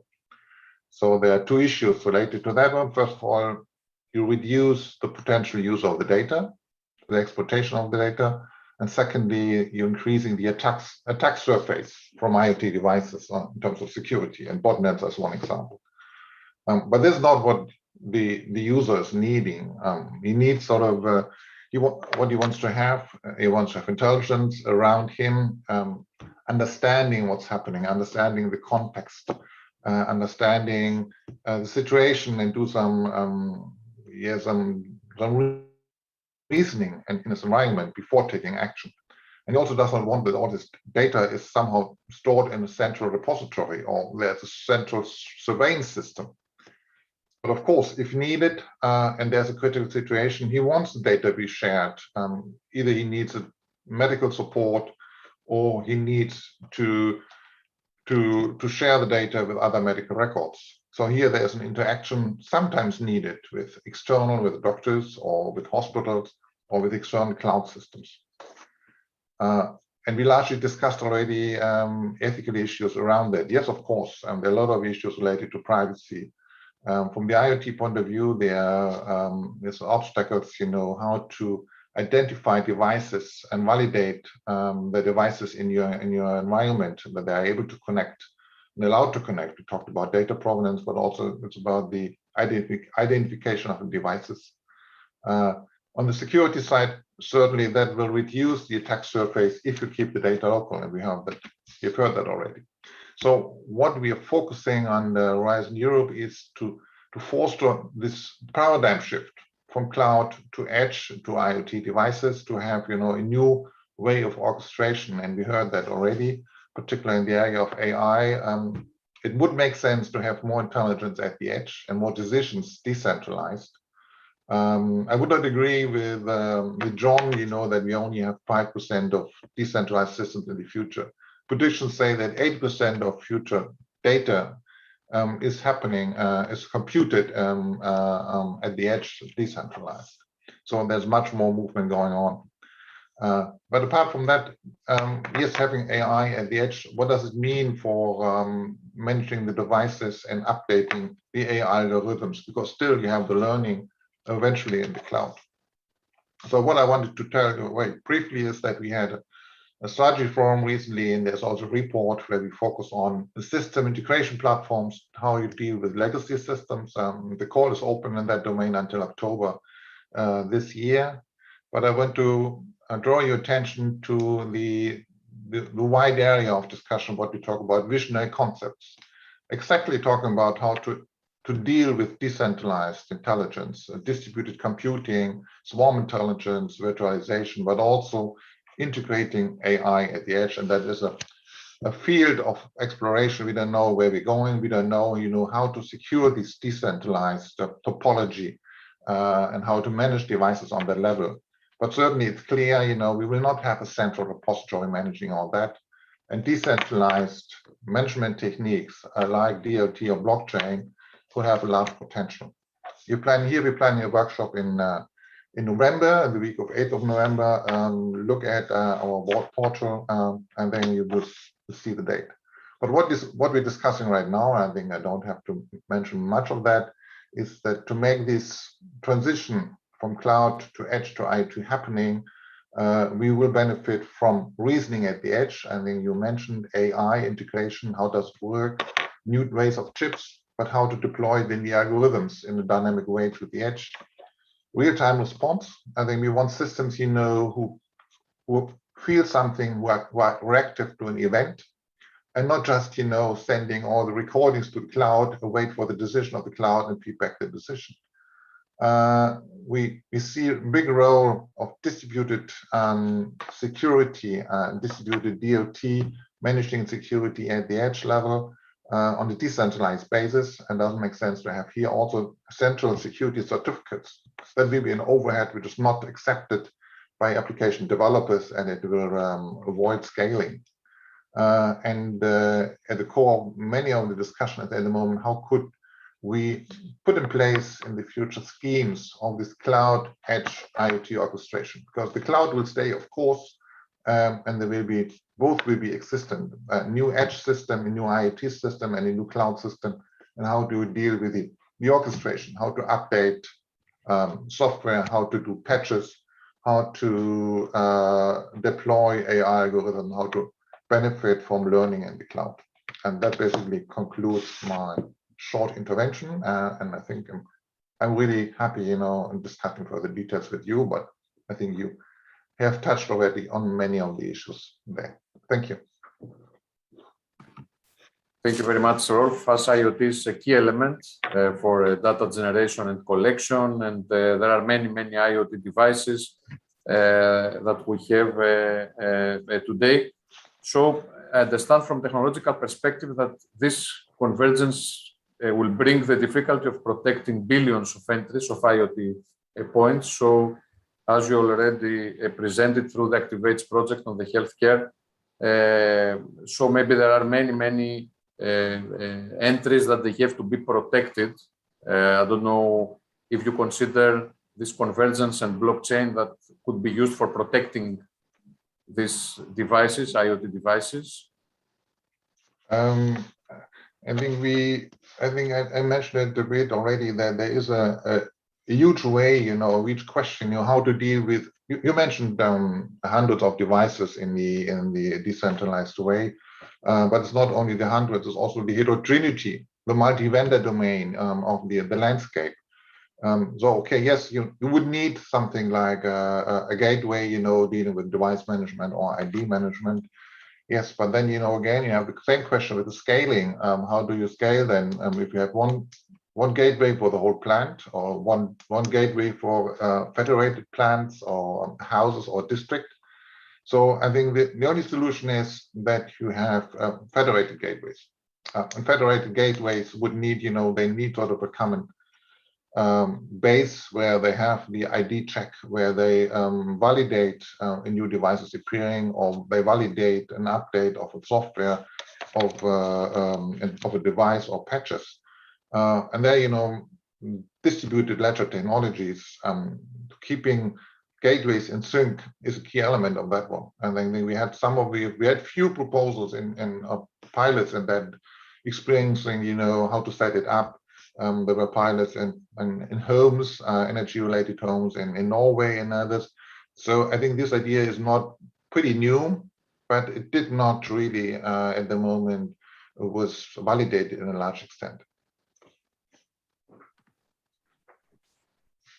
Okay, thank you very much. And regarding the next generation Internet of Things and this decentralized intelligence that we can have machine-to-machine interaction or human-to-machine interactions, do you see the adoption maybe of smart contracts and some automation in different processes that could be supported through smart contracts with blockchain technologies and also federated learning with AI? The different elements, yes, certainly there's a need for automation. I think I've put here the example of living at home and health, but there are other examples like energy where you need automation in a decentralized way. I think, if you generate solar, or if you plug your electric vehicles into the grid, there's an event and you have to happen and you have to react immediately. So there's need for automation. And then, of course, that particular the way the domain of energy goes along with a pricing model. You need contracts or smart contracts between different owners of the device. I think the owner of the car or the manufacturer of the car somehow has to talk to the grid operator or to the building automation, the energy manager of a building, and to exchange information. But this exchange of information is linked to electricity. Electricity needs somehow contractual arrangements that goes down to microgrids, micro contracts, micro arrangements. You may call it flexible tariffing, but it's not essentially down to euros. It could be sort of a virtual currency or a token or whatever you call it. But you need some way of documenting what happened, where did electrons flow, and what is the contract behind it. Thank you. Fabrizio, about AI, we need to train AI, federated learning, and how we can use the federated learning capabilities in the different data that are being collected through IoT. How do you see? I mean, there are also many initiatives and working groups also on federated identities, digital identities. Do you see that this kind of technologies could support this federated learning and the federated models training that is needed? Yeah, definitely. Definitely, federated learning is something that is emerging very, and it's interesting and probably one of the way to go. Of course, in Europe, we still have the problem of access to data, which is which is a huge problem that the European Commission already is facing it. Yeah, it's I think that's it's one step further to make AI at the edge a reality. In addition to this, of course, there is also an infrastructure that has to change completely because it's too centralized. We're talking about AI at the edge, but we still rely on ultra-centralized data center, not equally distributed. 5G may change this, moving more to proximity of the end node and the sensor.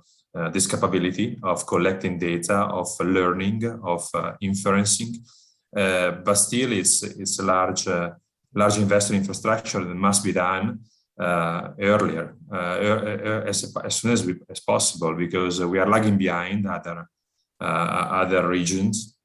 And we have to tackle this and not only connect things, but also try to bring all the infrastructure necessary to enable intelligence at the edge and necessary to enable this federated learning. But I think that Bruno Lepri can also share more on the direction of federated learning.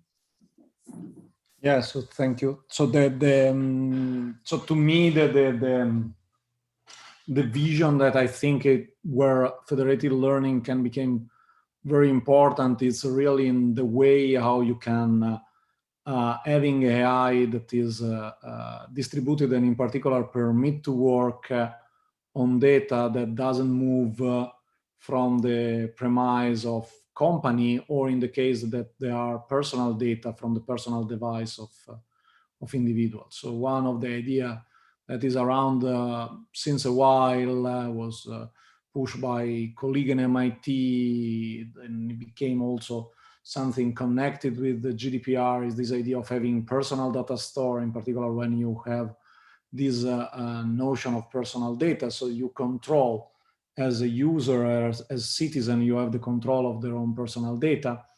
But this is also applied to company when you have, for example, insurance company that need to work with banks, and for them, in that case, the data has also a unique business opportunity, and this make very difficult collaborate between company and also make available this type of data for public good. So one of the solution that we envision is really that you never move the data. So you never move the raw data. What you move are the algorithm, or better, what you do is that you have a federated learning that on the node of this company or on the node of the individual devices learn things, and then they share parameter and insight without sharing raw information.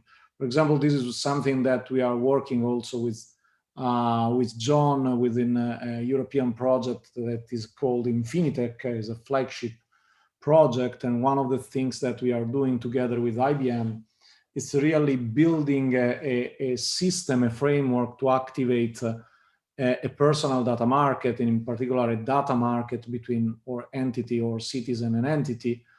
And the idea is that, so this happens when you have that the learning is completely distributed and federated. And one of the things that we do is that we use blockchain to record the transition and the exchange of insight, never of raw data. So we have a cooperative type of learning approach between different entities. They need to share this insight to solve together a task, and these exchange are recorded in the blockchain. And together with the usage of token, we really give a sort of economic value of this type of exchange. To solve a given task, you can get some economic value. So to provide some of the insight that you have as entity to help another entity to solve a task, a common task, or a task that they want to solve, you get back some economic incentives. But the important thing is that we never move the raw data, and we never record the raw data on the blockchain. What we record are only the insight and the parameter of the learning algorithm. Yeah, this was speaking. I think yes, access to data seems always to be a problem, particularly for European companies. But if you look, if you ask Amazon, you know, how to get access to raw data from the Echo, there's no problem. And you may ask Tesla, you know, what about the data on their clients? There's also no problem. And Tesla also has no problem to deploy any of the AI algorithms to its vehicles. So where's the problem then in Europe? Sorry? I was saying then Tesla also has, as an example, has no problems to access the data of its vehicles or the drivers. Yeah. So, but sure, one of the idea is that so you want this framework to permit the citizen and the individual citizen to have much control of the data, and you have you try to have this framework because in some case this is more for traditional type of company. This exchange of data is not so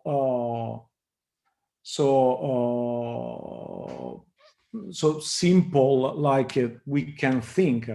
I give you an example. For the COVID pandemic, it was not so easy to make accessible data of telco company, also aggregated data to researcher. It wasn't.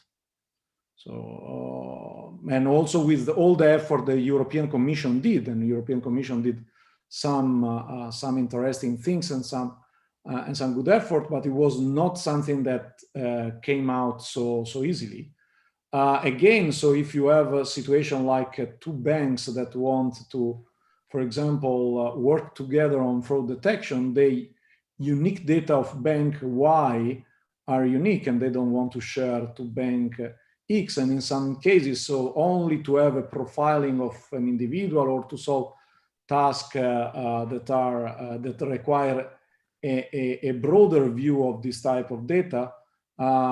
So this became complicated. For sure, there are companies that have no problem to access all the data of individuals, but really this framework where you move with the algorithm and you keep the data safe is also a way a little bit to control that also the individual data don't go everywhere without any type of control by individual or by authorities, because also authority can control this, no? So it's, I would prefer to have some type of control on my own data that having everyone accessing without any possibility of putting some flag on my side. Jana, can you see new opportunities or challenges related to governance and privacy, data ethics, about what we're discussing this through this data sharing and data protection issues? Yeah, I mean, data is definitely a strength, and many participants said is a key, you know, and IoT, of course, it's a great data generator, so to say, but of course we need to see how to make it secure, and that's what Rolf has explained to us. So we need to, I think we need to, and also maybe presentation by Sir and the team today, of course, brought up to the discussion whether GDPR needs some kind of adjustments, you know, in light of the technological developments.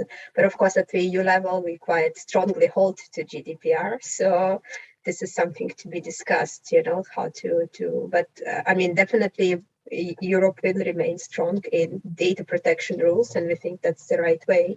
And I think with all the difficulties and maybe imperfections, GDPR still played a very important role in having more, giving protection to personal data. So I think in short, probably my answer is that we need also to work on the governance and the regulation, but also on the technological solutions, which will still hopefully somehow give, as Bruno said, some control to personal data.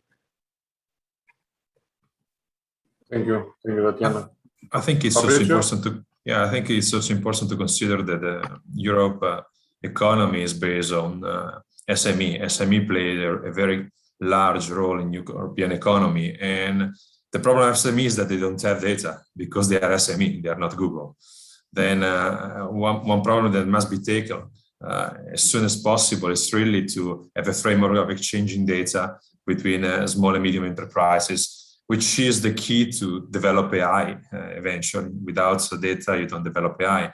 there are activities in place, but we should really accelerate this. It's extremely important in all the sector, this, because the business-to-business market is worldwide dominated by European company, while the consumer probably is more Asian and American. But still, in the business-to-business, exchanging data is not simple for protocol reason, for GDPR reason, for different legislation in different countries. I mean, we need to tackle as soon as we can this problem if we really want to have AI and if we want to develop intelligence system and deploy. This is I think it's very important. So because I think that the situation we have right now is that we have a sort of two extreme. No? On one side, we have, as was saying before by Rolf, so we have some company that have access to everything. Then on the other side, you have, in particular in European market, so you have a lot of company struggling with few data. So this is the reality. So the majority of the traditional company, small, medium enterprise that we have in Europe don't have enough data to do a proper AI. And they can work only as an ecosystem to really have a sort of AI and automation of the process without becoming an ecosystem with other company and having a framework that permit to overcome risk, legislation differences, but in particular also really overcome the sort of constraints that you have in terms of business control of their own small amount of data. So if you can permit this type of framework that permit to this SME to collaborate and cooperate together, you may have an AI also for them. Otherwise, the AI will be only for few very big company, and they will only usage services from this type of company. They will never develop really their own AI. So it will not happen. So at least this is my opinion. Rolf, what do you think about the idea of some decentralized marketplaces where your producers can share their data, models, and the resources?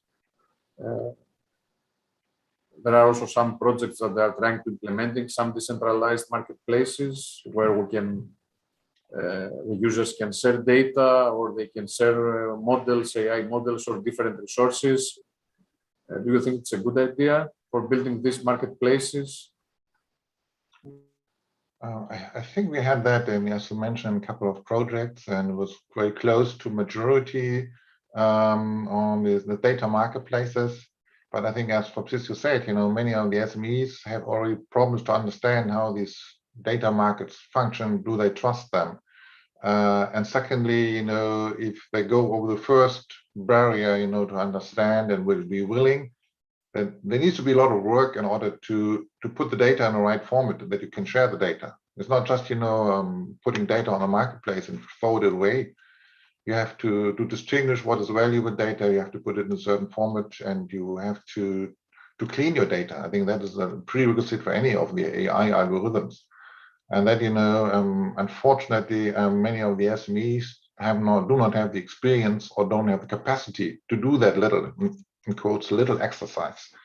I think that's what we try under the Digital Europe program, to put in place the lot of AI test centers in order to allow SMEs, particularly, to experiment with AI algorithms, and to play around with their data and start cleaning their data.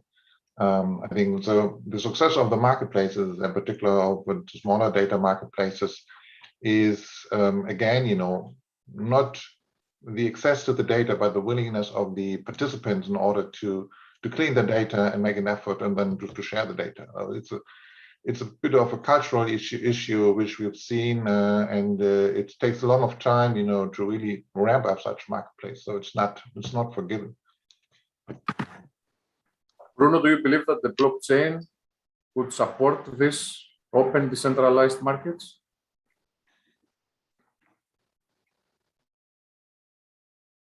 It can be a way to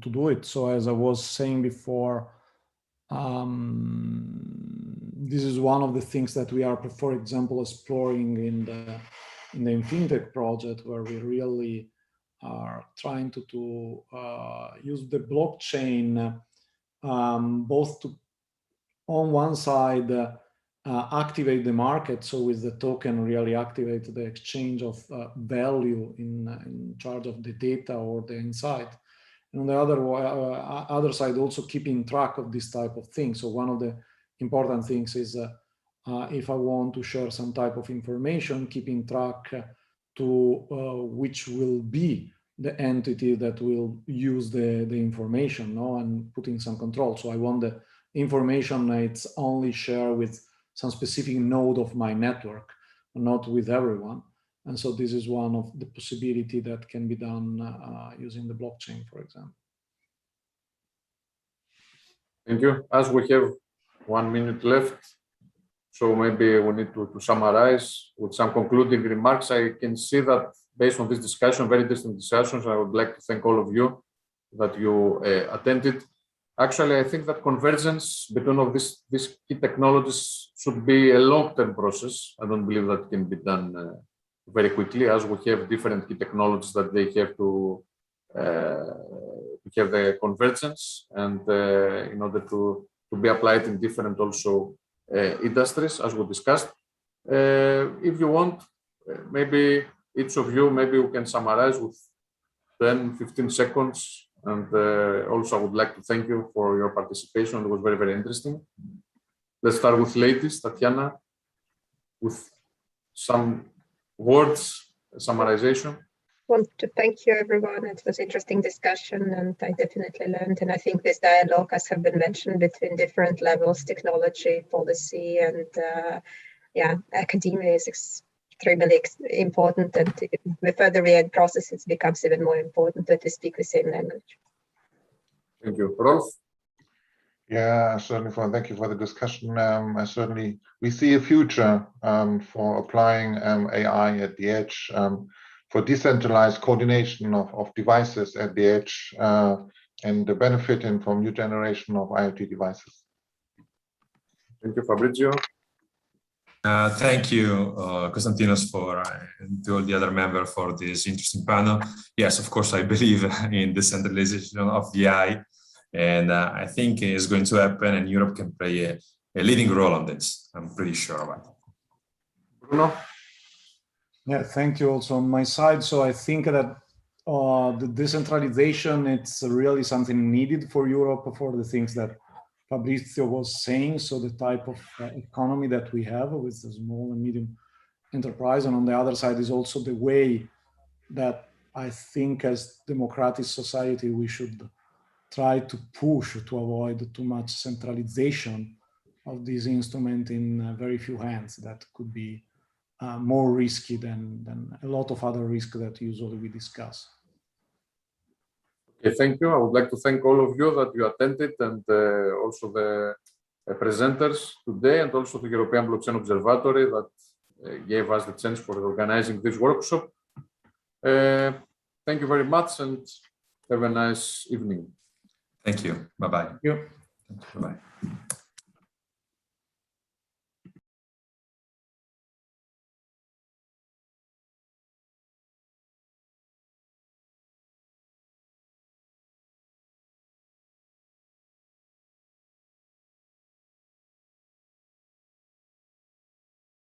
Panelists for this very interesting discussion. Now we are moving into another very interesting topic, which is blockchain and AI for climate change. So from 3 to 4 p.m., we are going to have an introduction from INATBA's Climate Action Working Group co-chairs. And then from 4 to 5 p.m., we will have a panel discussion on the same topic. With that, I would like to now invite our two moderators for these two sessions. Firstly, Chiara Kealoha from IOV 42, and then Bara Griplova from the INATBA Climate Action Working Group. Welcome. Thank you so much. Good morning and good afternoon to all of you, to our international audience, and I hope you all are keeping well. I will just give a very brief introduction. I would like to welcome you to our panel on blockchain and AI for climate change. And first of all, I would like to thank the organizers of the European Blockchain Week for giving us the space to bring this topic to you. As was said, my name is Bara Greplova, and I am your moderator for today, together with Chiara. Together, we are also the co-chairs of the Climate Action Working Group within the International Association for Trusted Blockchain Applications. Our aim for today, just did you know, is to showcase what is happening in the climate action space when it comes to utilization of emerging technologies, especially blockchain. So we have invited 6 experts from various fields. They are either directly or indirectly related to climate change or climate action. In the first hour, as was said, we will have presentations from them. And in the next hour, we will have a panel discussion with those presenters. I would like to invite you to post any questions or comments you might have for our panelists in the in the chat box, if that function is available to you. And we will be happy to answer the questions or the comments in the second hour. At this point, I would like to welcome our keynote speaker, Mrs. Rosella Migliavaca from the Future Energy Foundation, to kickstart the event. Rosella, the floor is yours, and welcome. Thank you and good afternoon. Thanks for this invitation to talk here about climate change action. We will make an overview, and I have to say that's really the right place to talk about this overview. Why? Because blockchain is a powerful tool that can really serve to improve the transparency, accountability, traceability of greenhouse gas emission, and can serve also to support companies to provide more accurate, reliable, standardized, and readily available data on carbon emission. This here, the G20 and COP26 are really decisive moments for the future of humanity. Recently was published the IPCC report, and it shows it's still possible to limit global temperature rise to 1.5. But we are already dangerously closer to that threshold, the limit. We must, by 2030, halve emissions and reverse natural loss. What a challenge. How do we make the strides needed to limit the most catastrophic effect of climate change? And another important question, what system changes needed to be put in place and what has proven effective so far? We started talking about corporate climate action. Crucially, hundreds of global companies are already building the foundation of exemplary corporate climate action. And it's the proof it's possible to get on track. Just as the business world has done during the COVID-19 crisis, these companies are demonstrating business as an incredible ability to adapt and deliver rapid, wide-scale change. These companies are already making swift adjustment to ensure they continue to perform well, and while aligning with this climate goal, tasking everyone, all the employee, and I mean from CEO to engineer to marketer, to develop and scale up the solution that will prevent temperature rise. This is real progress. I'd like to mention two good examples. The first one is Business Ambition for 1.5 Degrees campaign. The second one is Climate Pledge.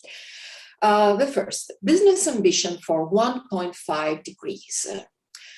It's a huge campaign, 700 businesses employing 24 million people and representing $13 trillion in market value. These companies are setting 1.5 degrees aligned science-based targets and are implementing plans to help halve emission globally by 2030. Second example I would like to mention is Climate Pledge. 110 plus companies are working together to help reach the goals of the Paris Agreement, but 10 years earlier, and time is crucial, you know that. Action taken by Climate Pledge include switching entire value chain to renewable power, making transport fleets all electric, innovating new lower carbon ways to manufacture products. Business ambition is triggering marketing signals that drive governments and financial institutions to act. Finally, around 70% of the global economy is now committed to net zero by 2050. A thought has many global superpowers adapted to stay aligned with the latest climate science. We are increasingly seeing climate policy regulation enforced at the national level.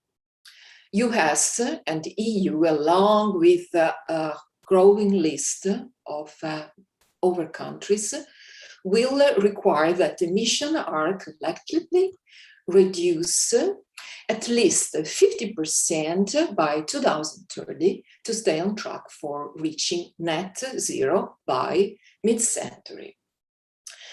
These nationwide climate targets provide clarity on the long-term direction of travel and to strengthen the case for countries to set clear end dates, I underline end dates, for coal and cars powered by petrol and diesel.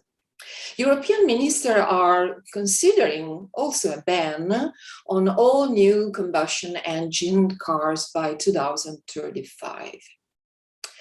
The level of this voluntary corporate climate action so far proves that if government create the conditions for success, business will innovate and scale climate solution, I have to say, many of which already exist. They must do it now because companies have much to do to decarbonize, not just their operation, but their value chains as well.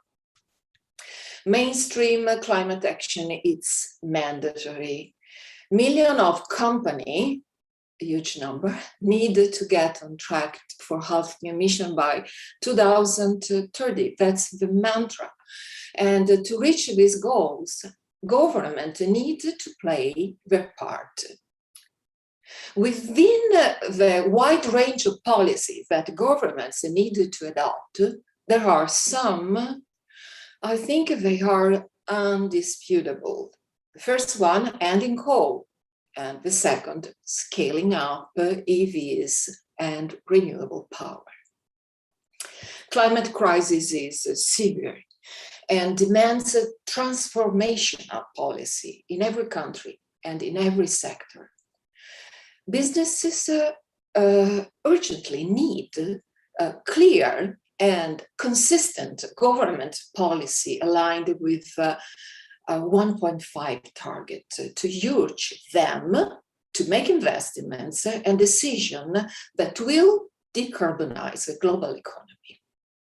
Further, governments should develop this policy in close dialogue with the corporate climate leaders, because they can really bring immense insight and innovation to the net zero transition.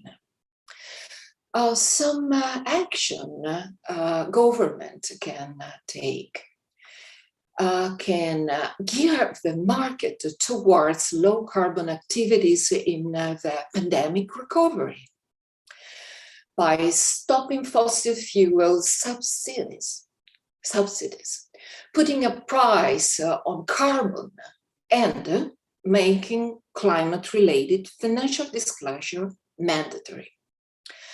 To enable every country to take part in the transition, welfare countries need to deliver the expected $100 billion per year of climate finance required for developing countries so they can be part of the race to reduce emission.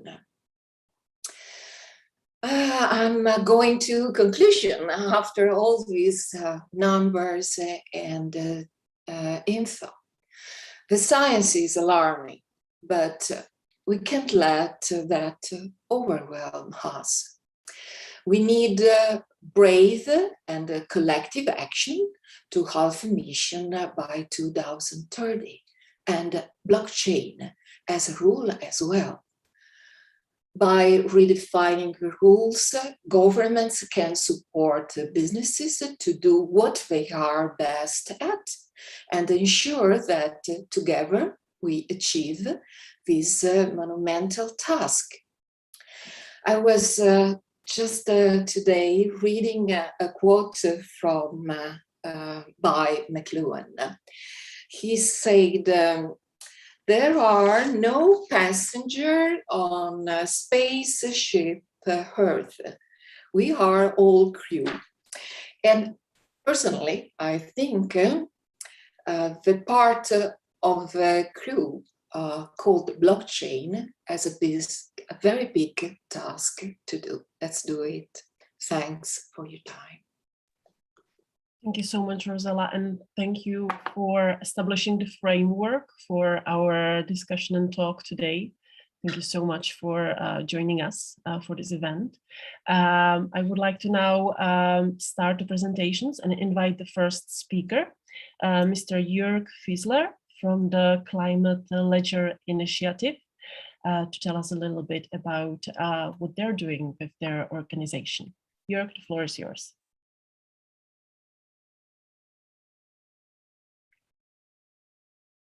And you are still muted. Yes, thank you, Bara, and I'd like to thank the organizers of the European Blockchain Week and in INATPA to briefly share a few insights from our side from the Climate Ledger Initiative. I will go into two maybe a bit more concrete use cases on how blockchain can be used in climate action, and also I'd like to point to the importance of governance as we go forward in these discussions. But first, a word about my organization, which is the Climate Ledger Initiative.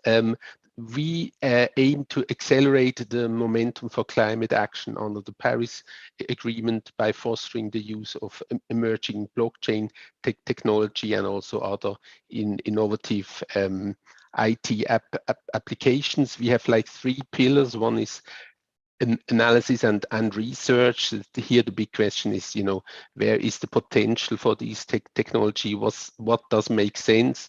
What makes maybe less sense? We also have a number now, like 6, 7 concrete use cases where blockchain and other IT applications are used in a concrete setting, mostly also in developing countries, because we think there the potential is really big for blockchain and these kind of trusted DLTs. And also we are a platform for exchange and joint learning. We are supported by Switzerland, Liechtenstein, and the EU's Climate Kick institution, but work with the UN, FCCC, the World Bank, and other players. And we are run by my company, which is Infras, and the gold standard carbon standard. Now let's dive into the first use case, which we just finalized the cooperation this spring. This is the EtherRisk use case. This is about using blockchain in Kenya, in Africa, where there are lots of farmers, smallholder farmers that suffer quite heavily from weather extremes and climate change. And there the concept is that these farmers can buy through their simple mobile phone, they can buy agricultural insurance for their crops. And then if the weather changes and there is a longer drought, for instance, then the satellite system detects this and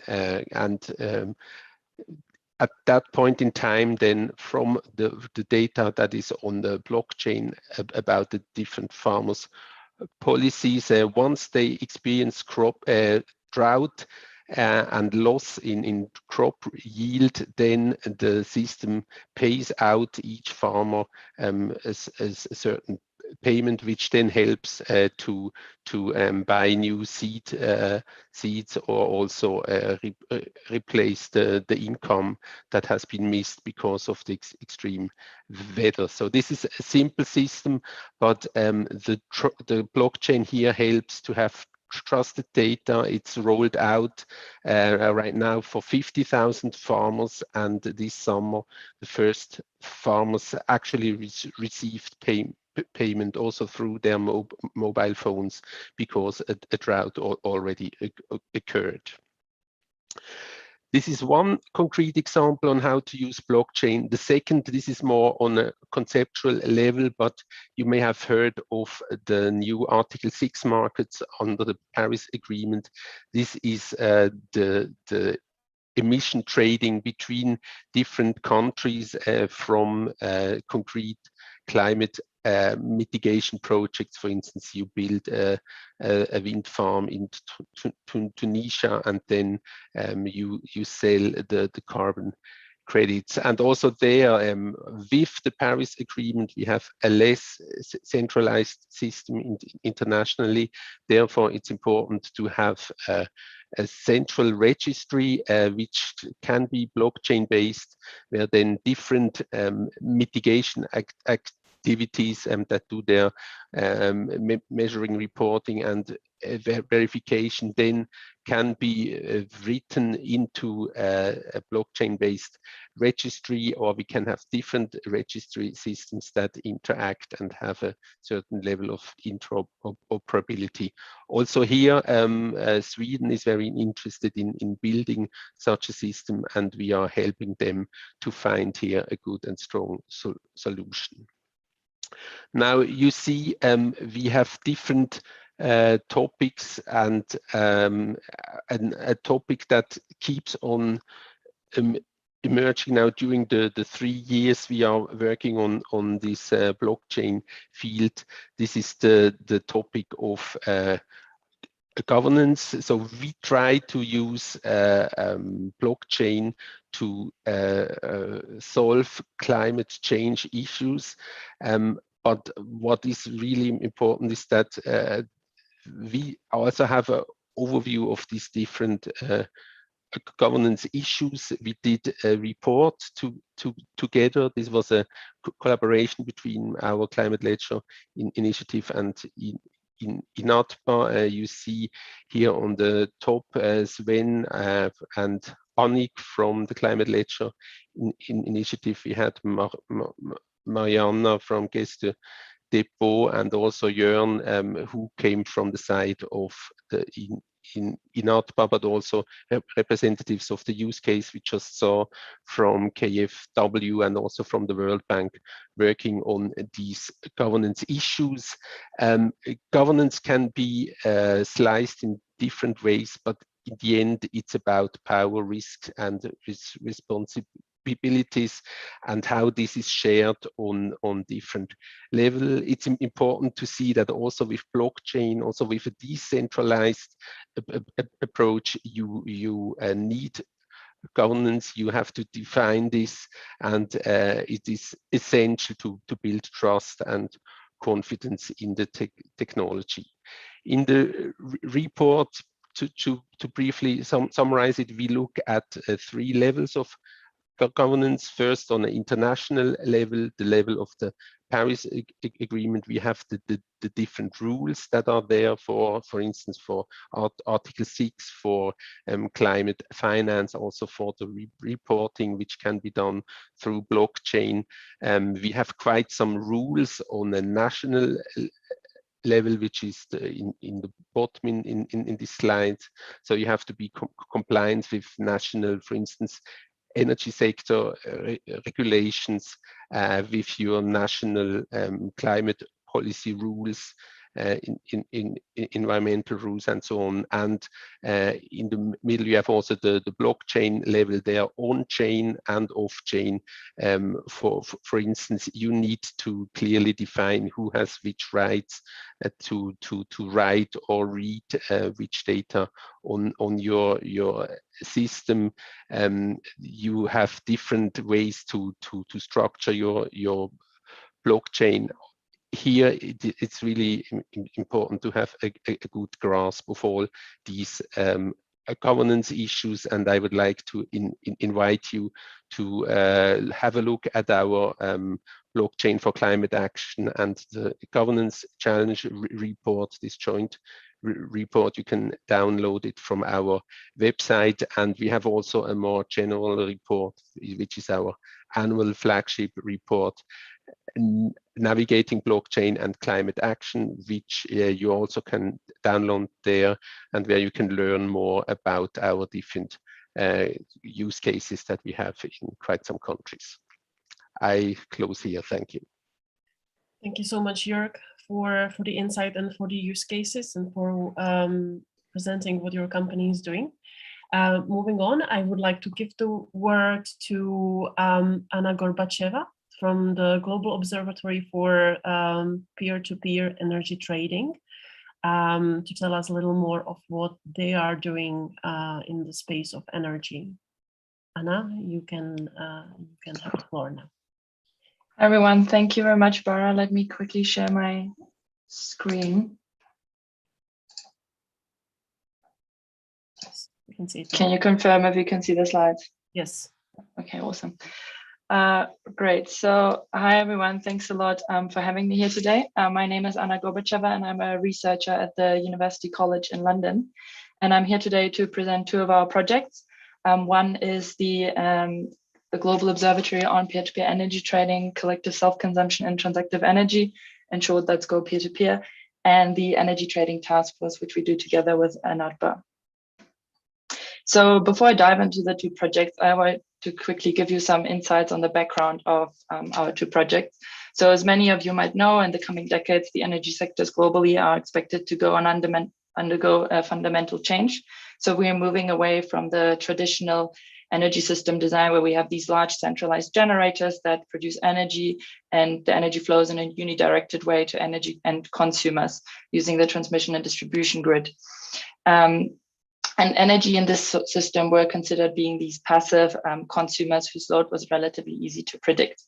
And instead, because of the decarbonization of our society, as highlighted by the previous speakers, we're moving away from these centralized generators to a more distributed electricity grid, with also like bidirectional energy flows and increasing installation rates of distributed energy resources.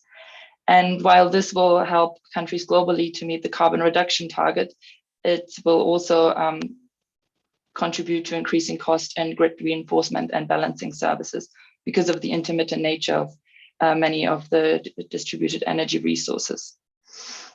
So in search of a solution to these new challenges, the concept of local energy markets or decentralized energy markets is receiving more and more attention, but it's still very early stage with the specific design, configuration, and operation of it not being fully explored.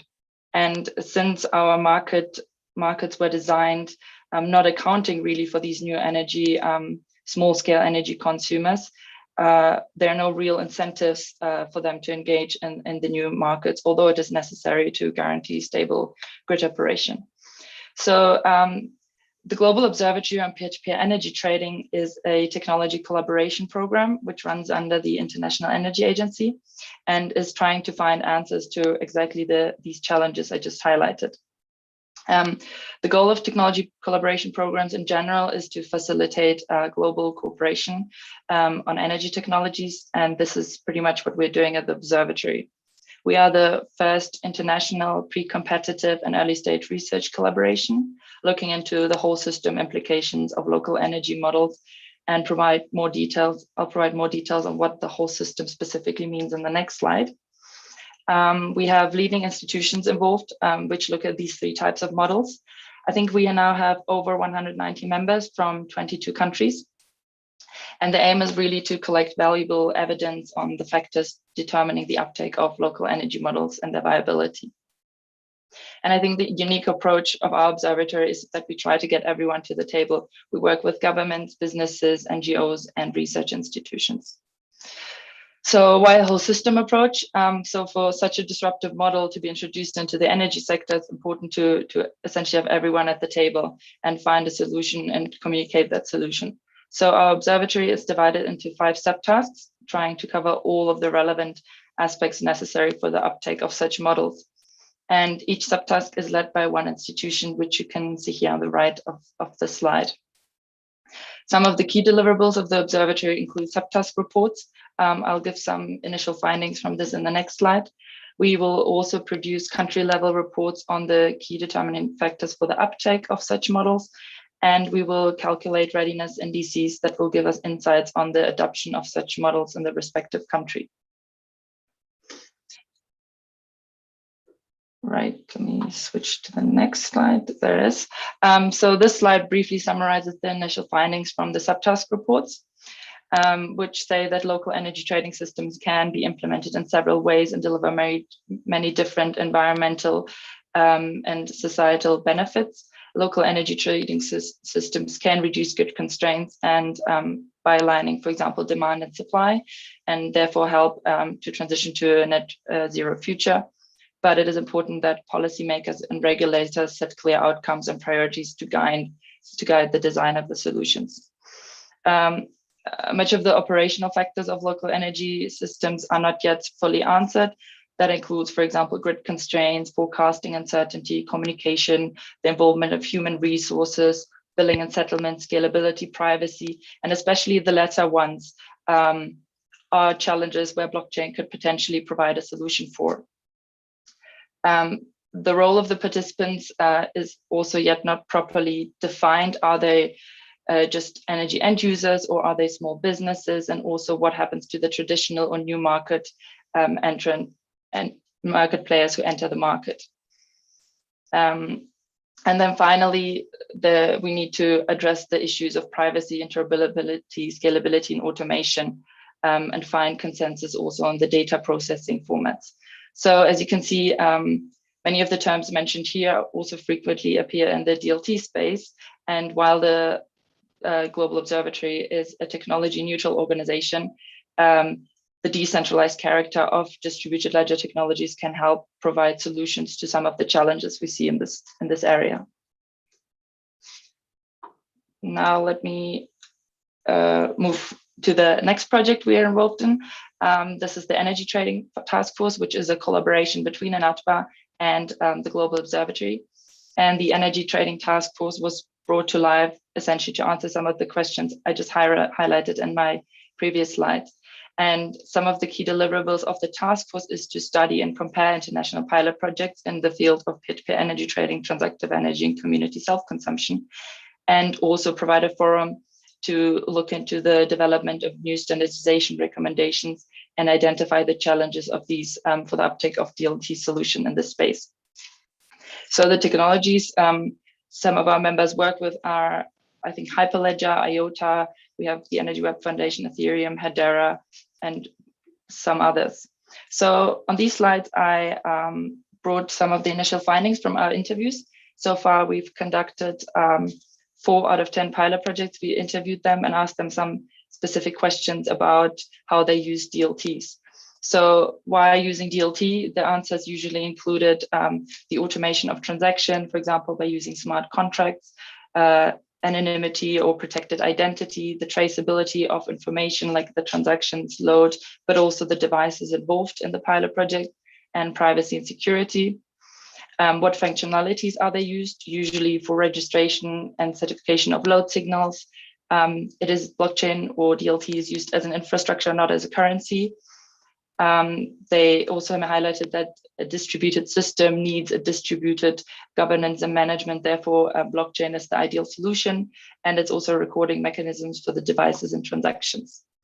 We wanted to also know what standardizations our participants are involved in, and these were the 3 top mentioned. It's DLT for power, which is a Swiss standard developed, IEEE, and also the ISO TC 307. So another question included, what are the key challenges of standardization for DLT specifically in the sector of energy trading? And answers included that there's no governing body for the industry. There's currently insufficient involvement in adoption, so there's no real incentive to take part. Standards and regulation general are often outdated or lag behind a couple of years of the current development. Blockchain is seen again mainly as an enabling technology. Therefore, standardization was assumed not to be really required in this space. Another critical point was that standards are too hypothetical and too basic. So I assume their development is yet not as far as it should be. And there also often the benefits aren't clear. Why should a company adapt to a standard if it's not necessary? And there's of course always the trade-off between regulation versus deregulation. And that's our last question. We also asked, which I'm presenting here today, what are the key challenges when using DLT? Some were mentioning the cost of data storage, like how much can you actually store in the blockchain? Is it all transactions or just the load? The cost of transactions, there's also what's their worth, the energy, what is the worth of the transaction? The immutability, again, that's technically a benefit of the blockchain, but it could also be a disadvantage specifically in the energy sector when you have to adjust transactions or something changes in your load. The negative reputation, specifically partners involved in pilot projects were critical about that, and the usability of blockchain for end users, because it's not as far developed as it's supposed to be, and scalability. So these were some of the key findings mentioned by our interviews. How can you get involved in either of the projects? We're soon joining the data or starting the data collection phase. So you can join, for example, with your pilot project, assuming you meet the criteria. You can also join Go P2P as a policymaker, business, NGO, or researcher, or join the energy trading task force if you're a member of INATBA or Go Peer-to-Peer. So for information how to join, I have provided here information from my colleague Alexandra Schneiders. And yeah, thank you very much for your attention. If you have any questions, feel free to reach out. Thank you so much, Anna, for the overview and for presenting what your organization is doing. I would like to move on to our next guest speaker, Mr. Karl Schulz from the Adaptation Ledger. Karl, the floor is yours. Thank you for being here with us. Thank you very much. And thanks for the organizers of this conference and for Bara and Chiara for asking me to join. Today, I'm going to speak about a subject that isn't really discussed very much within blockchain and AI communities, certainly not within blockchain communities. But I'm going to focus on the subject area and the challenge much more so than the solutions, because there are relatively few solutions that have been presented to deal with climate adaptation, adapting to climate change. But let's put this a little bit in context here. I think we're all aware of what's going on around the world. And I'm not talking policies, I'm not talking COVID. What I'm talking about is just a plague, literally a plague in some instances, but also a plague of severe weather events that has had devastating implications on economies, on comfort, on health, and certainly also on lives. And so I'm talking about here is how climate change is really causing risks and pressures, as the World Bank's adaptation principles notes. That's really forcing us, I really hope it's forcing us to rethink how we're prioritizing what we're doing, how we're allocating resources, and how we're really engaging on governance of our natural systems and our economy. I noted that there's really two sides to climate change. There's mitigation, which is what most people think of when they're thinking about climate change, and that is reducing emissions, reducing greenhouse gas emissions, that is, and also thereby reducing global heating and the corresponding effects. But the effects are really what adaptation addresses directly. There's climate change.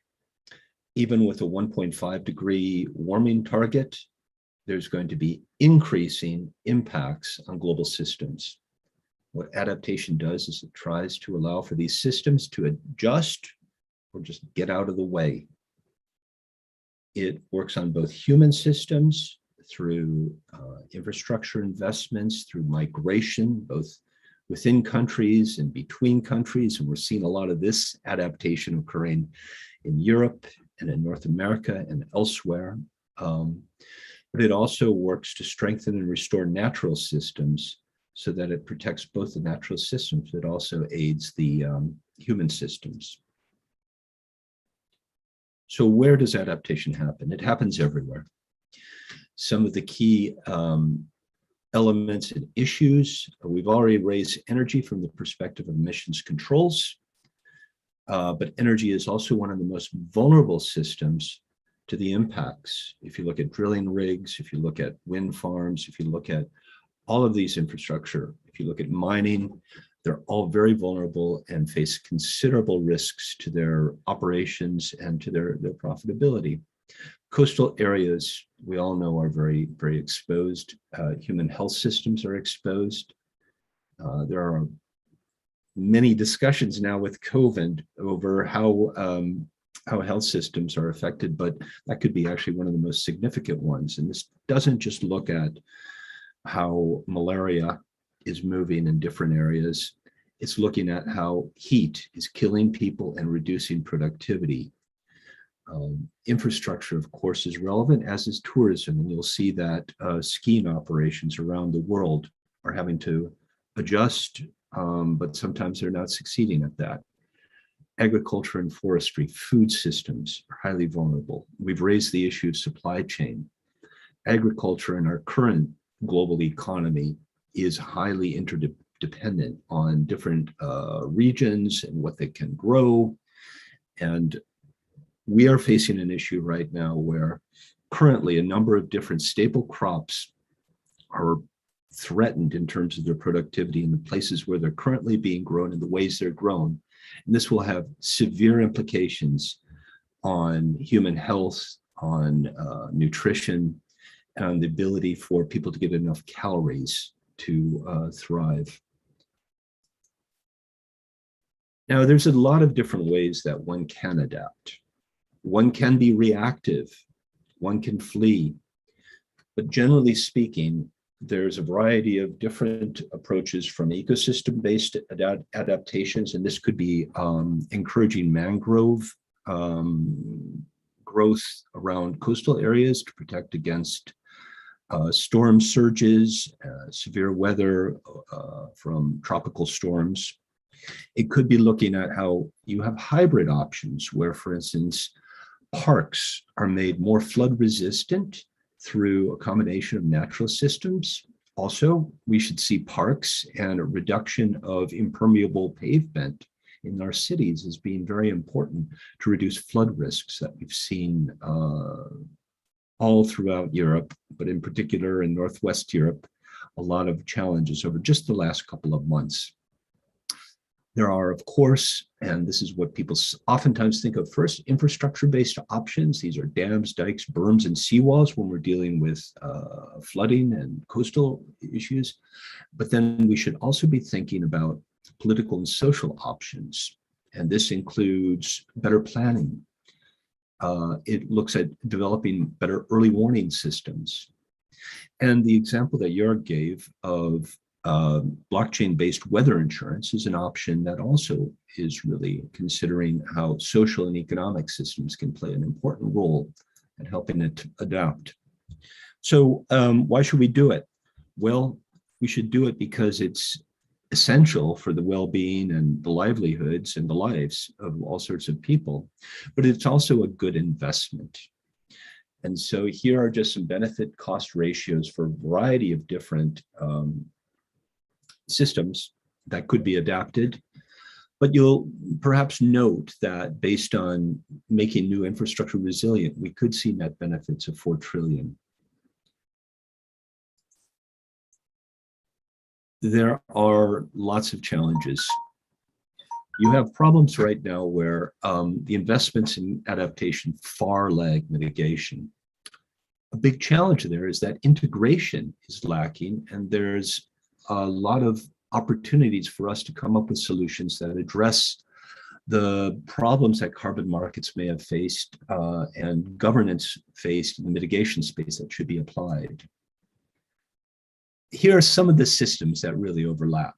I'm not going to dwell on these because I have limited time, but if you look at it, we are dealing with both adaptation frameworks that maybe need to be working with climate services, climate actions, but also digital and governance innovations. And this is where, of course, blockchain arises, but also instruments to help quantify the adaptation benefits are important. And speaking as adaptation ledger, we feel that an integrated platform system is really needed to overcome these challenges.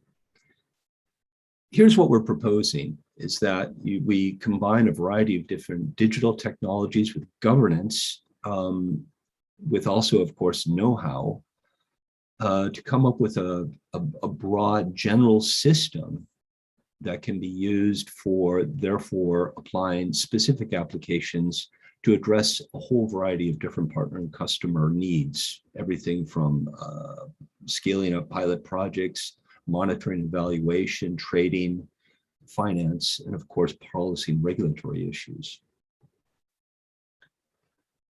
This sort of platform we propose will provide not just incremental improvements to the adaptation space and solutions that are required for us to survive as a global commons, but should allow for some transformational changes at the system level that I think are very important.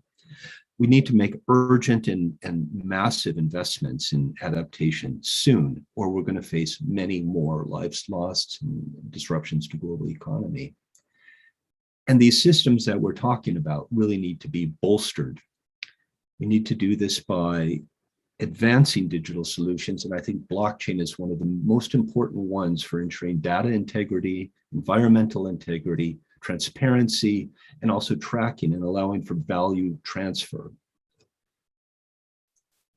So just to conclude, there are relatively few applications out there that are specific to adaptation. We have one called Well-Adapted Coffee Supply, which tries to integrate remote sensing, Internet of Things, to convey value up and down, all the way from the farm level to the coffee consumer.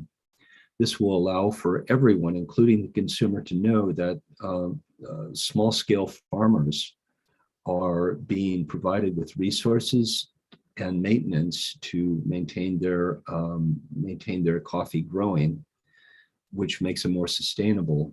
But it also ensures that all the way along the chain, businesses will have greater assurance that they'll have security of supply, and that information is being conveyed in a way so that the security supply and the adaptation continues to be sustained as rewards and needs are matched up more effectively. With that, I'd just like to thank you all and hope that this was of some interest to you, and hope that we have an opportunity to engage and potentially work together. Thank you. Thank you so much, Karl, and thank you for presenting this topic on adaptation. And as you said, it's a topic that's not always discussed, or it's not always on the agenda. So thank you for being here and participating in the discussion later today. Moving on, I would like to welcome Alexei Shadrin from a company called Evercity to give us a presentation on his organization. Alexei, the floor is yours. Thank you for being here. Hi, everyone. It's a pleasure to join you today. And right now I'm just sharing my screen and opening my presentation. So can you see the presentation now? Yes. Okay, amazing. So my name is Alexei. I'm also the leader of the finance working group in the Climate Change Coalition. And I'm here to present our company, Evercity platform, that is a sustainability measurement and investment platform. And also I will say a few words about the green finance space and how it is developing in Europe and elsewhere. So I founded Evercity with my co-founder Lisa. We have been working 10 years together in the impact finance space. We have been running a climate fund and done a lot of sustainability consulting services. At some point after visiting the Paris Climate Conference, we realized we need to focus more on the technologies and the finance side to combat climate change. And this is when we started to look at blockchain. We also started to invest some angel money to companies that introduced various technologies such as blockchain for the climate finance market. And it was relatively successful because in 2017, one of these teams pioneered the world's first carbon credit transaction on the blockchain, which was widely acknowledged by the UN, by the World Bank. And this is where our innovation journey started. We went to Bonn to the UN Climate Conference. There we met a lot of new friends and formed the Climate Change Coalition, which is now a global association of more than 260 members, officially supported by the UNFCCC, and which is also an INATBA member. So we've been doing a lot of experiments around blockchain and various monitoring tools like sensors, satellites, and drones, bridging them with blockchain, trying to solve some market problems and to realize how to commercialize these technologies. So what we literally found out during these years is that we can solve two major problems. First, sustainable finance is really complicated. It's something on top of the current financial system. It deals a lot with additional documentation, additional criteria, standards, and it's really hard to issue a regular bond for a smaller company. And it's even harder to issue a green bond, for example, because you have to do a lot of more stuff around it. You have to hire consultants and pay them a lot. So sustainable finance is not really so simple. It's not really accessible for SMEs in developing countries. And on the other hand, the investors who invest in green bonds and invest in more broader, impact and sustainable projects, they have the problems with trust between, investors and projects, problems to establish this trust because sometimes the investees are located like thousands of kilometers away from the office of the investor. And also there are problems of impact measurement and reporting because still on this market, we've talked to many people, many development agencies, commercial banks in Europe. Most of them still measure the impact using Excel spreadsheets or just sending emails around the impact of the investment. So this is not really trustworthy and is not really transparent and traceable.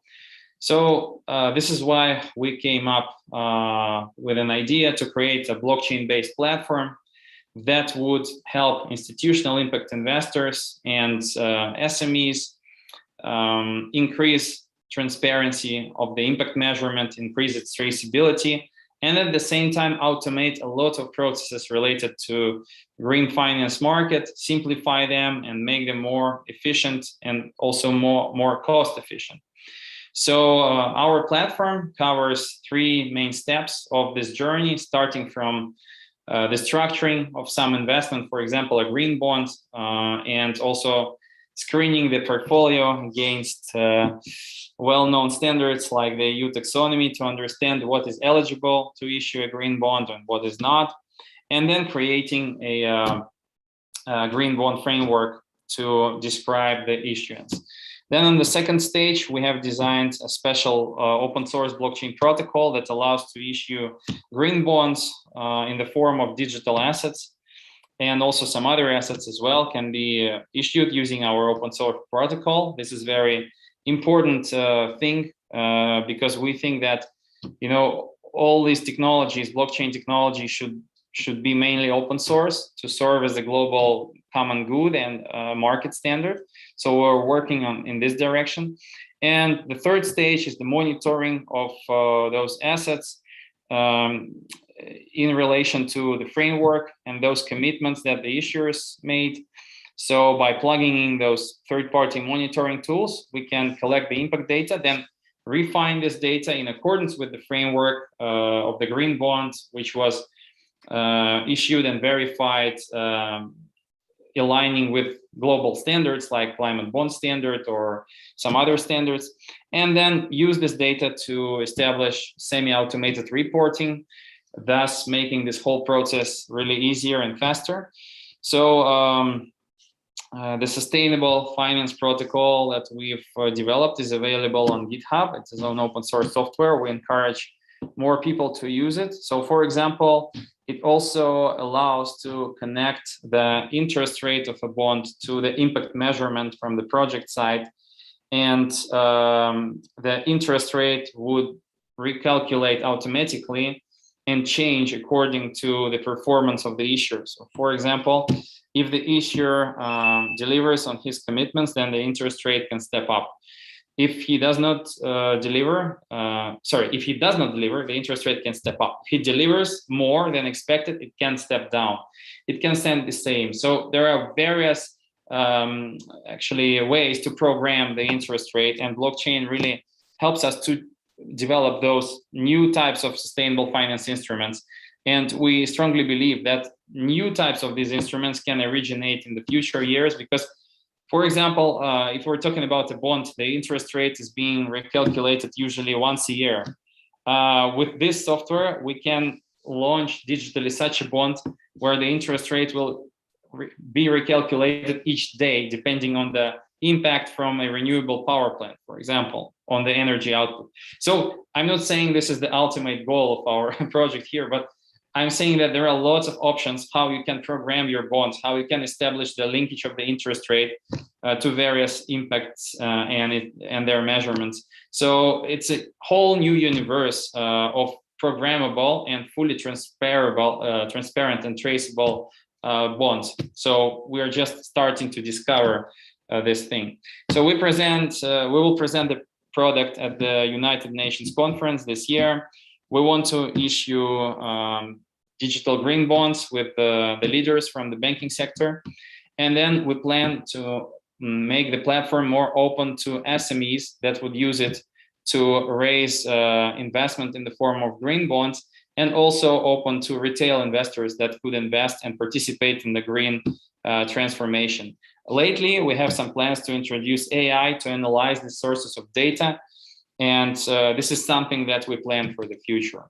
So now just a few words around the current situation with blockchain-based bonds. So in previous years, the situation was that banks made their first pilots within their closed ecosystem and boundary. Now, this year, we have witnessed a new stage of the market, and we can see that lots of banks around the globe, including the European Investment Bank, which is leading in this space, they are issuing real blockchain bonds with real participants, real investors, real custodians, real arrangers of the issue. So every participant of the bond issue is doing something on the blockchain, and this is what we're seeing right now. And the volumes of those issuances, they're not quite low, but they're not quite big. So they're getting bigger year by year, and we can see the adoption. And we've talked to many banks around the globe, and also mainly European banks.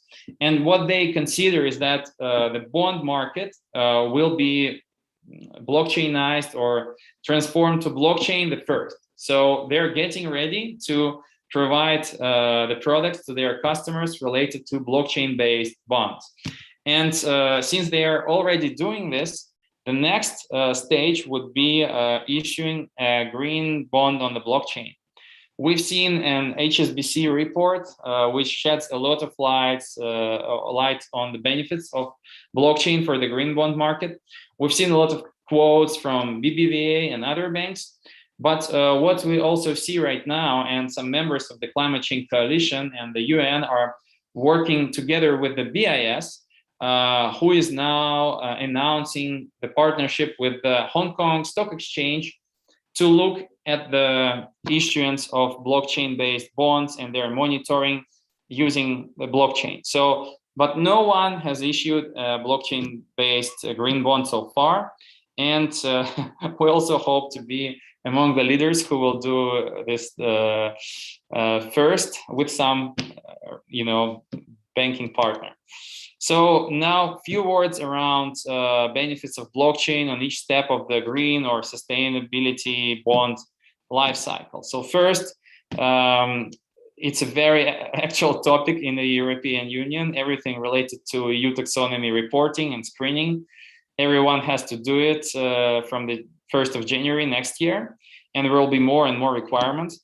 So automation and IT technologies really can help to screen, portfolios and reveal what is eligible, what is aligned according to the taxonomy. But if we're talking about bonds and green finance, this screening can help to understand what assets are eligible to be financed using green bonds.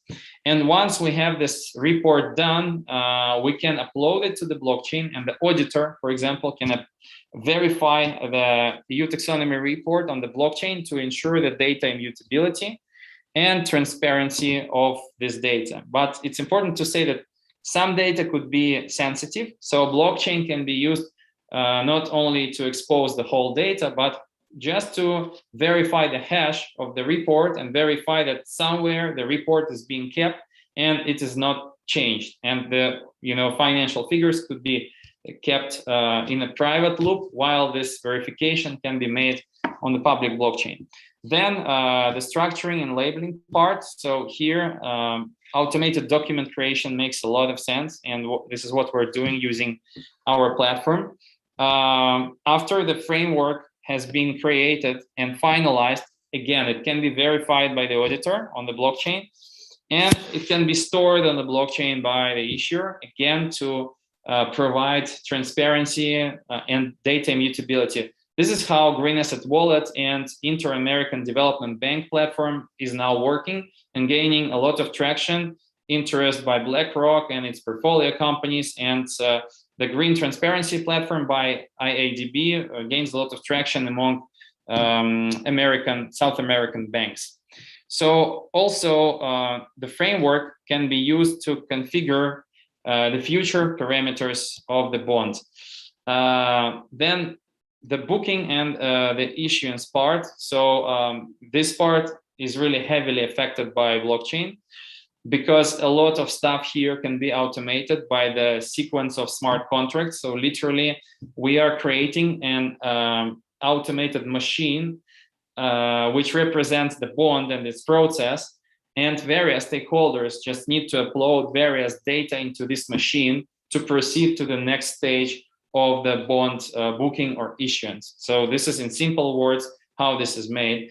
The machine is created, is configured by the arranger and the issuer, and then it just needs various data inputs and actions, signatures by various stakeholders like investors, verifiers, and other guys to proceed, and to fulfill next steps until the issuance. So it really shortens the bond issuance time because of the automation.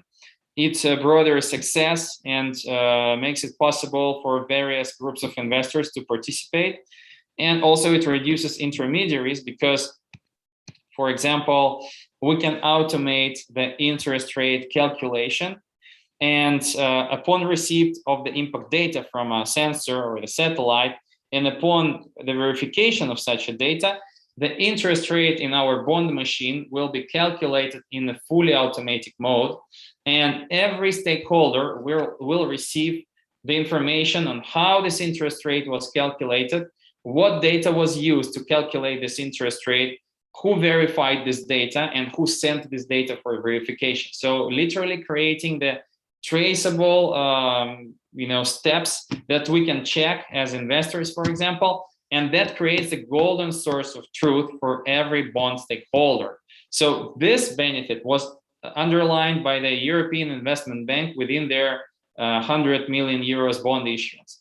And for green and sustainability linked bonds, this is much more important case than for vanilla bonds within the EIB issuance. Also, what our UN friends think that blockchain here can attribute the impact to various investors on various stages. So for example, there were early investors, then after the project was built, there was another investor, and also there was some investor or trader that bought the bonds on the secondary market. So how do we attribute the impact of the project to these investors? We need to calculate their financial contribution to the project and attribute the impact depending on their contributions. So this is exactly what blockchain can do, because in this virtual machine, you can see each contribution in terms of finance, and once the impact is being generated, it can be attributed automatically to all the investors. Also, we can connect carbon credits to green bonds to make an additional incentive to green bonds investors. And this is something what we're working on in the later stages of our blockchain protocol. Needed to mention that European Union is planning to introduce a central bank digital currency, which makes a lot of sense. And it's absolutely the right step for the bloc. And once this will be introduced, all those blockchain features and applications for green finance will grow significantly, because when this will be introduced, there will be more transparency and security in the financial layer. And once it's there, then all other layers will be synergetically activated, and there will be a huge boom of all the startups and the ecosystem. The financial ecosystem will largely transform into the digital realm. So we've also prepared some reports that you can check out using this QR code. It's a digital SDG Finance Bulletin. And we're now working on the third version. Hopefully we can also partner with INATBA here and other partners. So you can learn those key outcomes that we spoke about today in this report. Also read some interviews and also have an overview of the use cases by the Climate Change Coalition members. With this, I'm really thankful for your attention. We'll be happy to answer your questions offline, and I can send the link to the report in the chat window. Thanks everyone, and thanks also the organizers for the leadership and great organization. Thank you so much. Thank you so much, Alexei. And please do share the link to the report in the chat box. At this time, we are running over time, I'm aware, but we think still it's important for you to hear the presenters present their companies and their use cases. So we will shorten the discussion after this. But just to repeat, please post any questions or comments you might have in the chat box if you have that function available. And moving on to our next speaker, I would like to welcome Gianfranco Campos from the company Zignar Technologies. Gianfranco, welcome, and the floor is yours. Thank you. Hi, good evening, good morning, good afternoon. Amazing to be here, and also great to have this type of conversations. As you said, I'm Gianfranco Campos. I represent Signal Technologies, and today we're going to talk about climate change and how this relates to our flagship project, which is interplanetary precision agriculture. So I would like to start first with the elephant in the room, which is climate change. So it is becoming increasingly obvious that the climate crisis is affecting not only isolated communities, but also the entire world. The climate crisis directly impacts water and temperature cycles and has triggered a human migration crisis involving communities in every corner of the globe. A significant number of coastal cities in North America and the world will disappear in the next 30 years or less, which is a massive, hard to slow down problem. In my opinion, building resilient infrastructure that empowers local communities and regional economies to produce what they need to survive and thrive is a key. Having a DLT available in every corner of the globe will allow humanity to maximize efficiency in available resources, reduce marginal cost of production, and connect communities previously segregated from the worldwide economy. Also, by introducing this trust layer available in omnipresent manner, every community becomes an actor in the evolving economy, opening up revenue streams that were previously inaccessible to them. So specifically, we are working on greenhouse farming, and this is because we see the shift and the impact on the climate changes to outdoor farming. So we think that this will allow continuity for local production.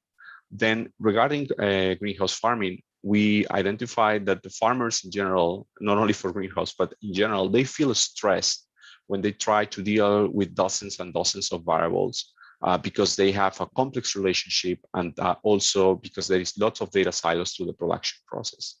And then on top of that, when they make a change, the effects become evident months down the road after they make the change. So the precision agriculture industry is striving, is growing really, really fast. It's going to move from 7 billion to 12.8 billion in the next 5 years. Most of the attention, or most of the share, is going to happen in North America, but also lots of action in the Asia Pacific region. There is a huge opportunity in the tech or precision agriculture industry. And we started with these two crops, grapes and tomatoes, because the market is driven by them.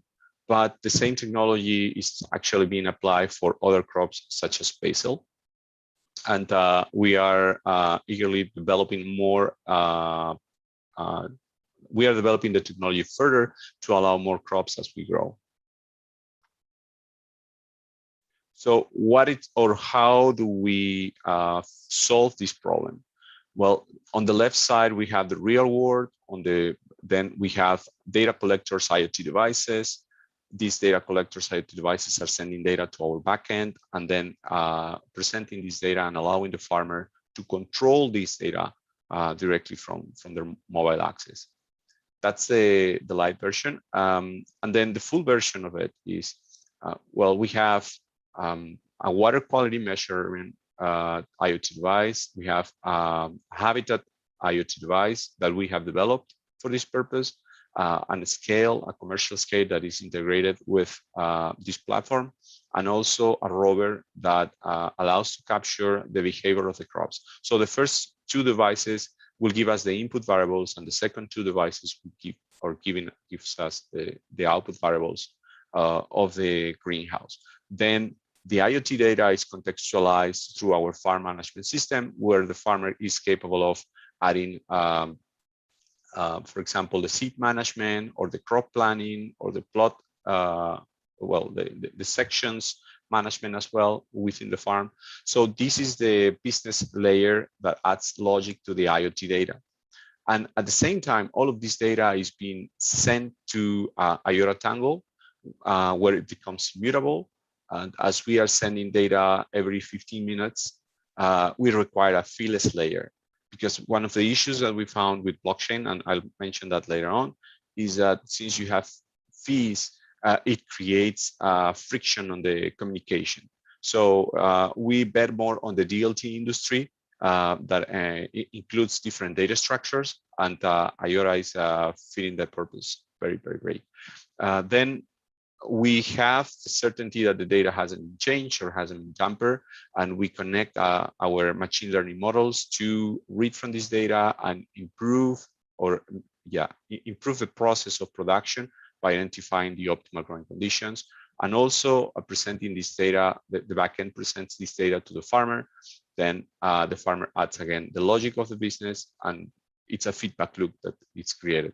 You see there Mars farmer and Earth farmer, because there is a potential use case that we are developing that allows the farmer to sell the optimal growing conditions. So a farmer that creates this data is not only capable of improving their own operation, but also collaborating or selling these reports to other farmers. So what you see there on the left side button is our first MVP for the IoT device that is part of the platform. Then on the top side on the left is the farm management system, where the farmer adds the logic to their own operation. And then on the top right side is the computer vision that it's mounted on the rover that service the farm. We are exploring 3 options right now for mostly focused on greenhouse farming, but also extendable to outdoor farming. Specifically for the computer vision, we have developed a rover. Now we are developing a rail system that it's going to be modularized. So farmers can have the camera running within the greenhouse in a 3D printer fashion. And then the third option is the rover. But the key component that is present in these 3 types is essentially the computer vision. So let me show you the data structure that we use. And this speaks more about the DLT industry than blockchain. So since blockchain was the first type of distributed ledger technology, or DLT, available, it definitely has become a sort of a trademark for the industry. But it is important to differentiate both concepts. Why is this differentiation necessary? As an example, a Bitcoin transaction uses Bitcoin uses blockchain as data structure.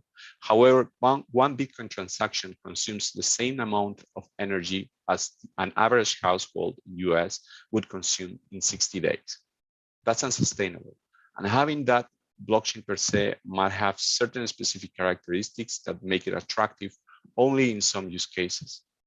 Well, this is the reason why in Signal Technologies, we prefer to refer to the DLT industry as a more general term, not only to be specific about the nomenclature, but also as a way to impose a more nuanced discussion that takes into account use cases.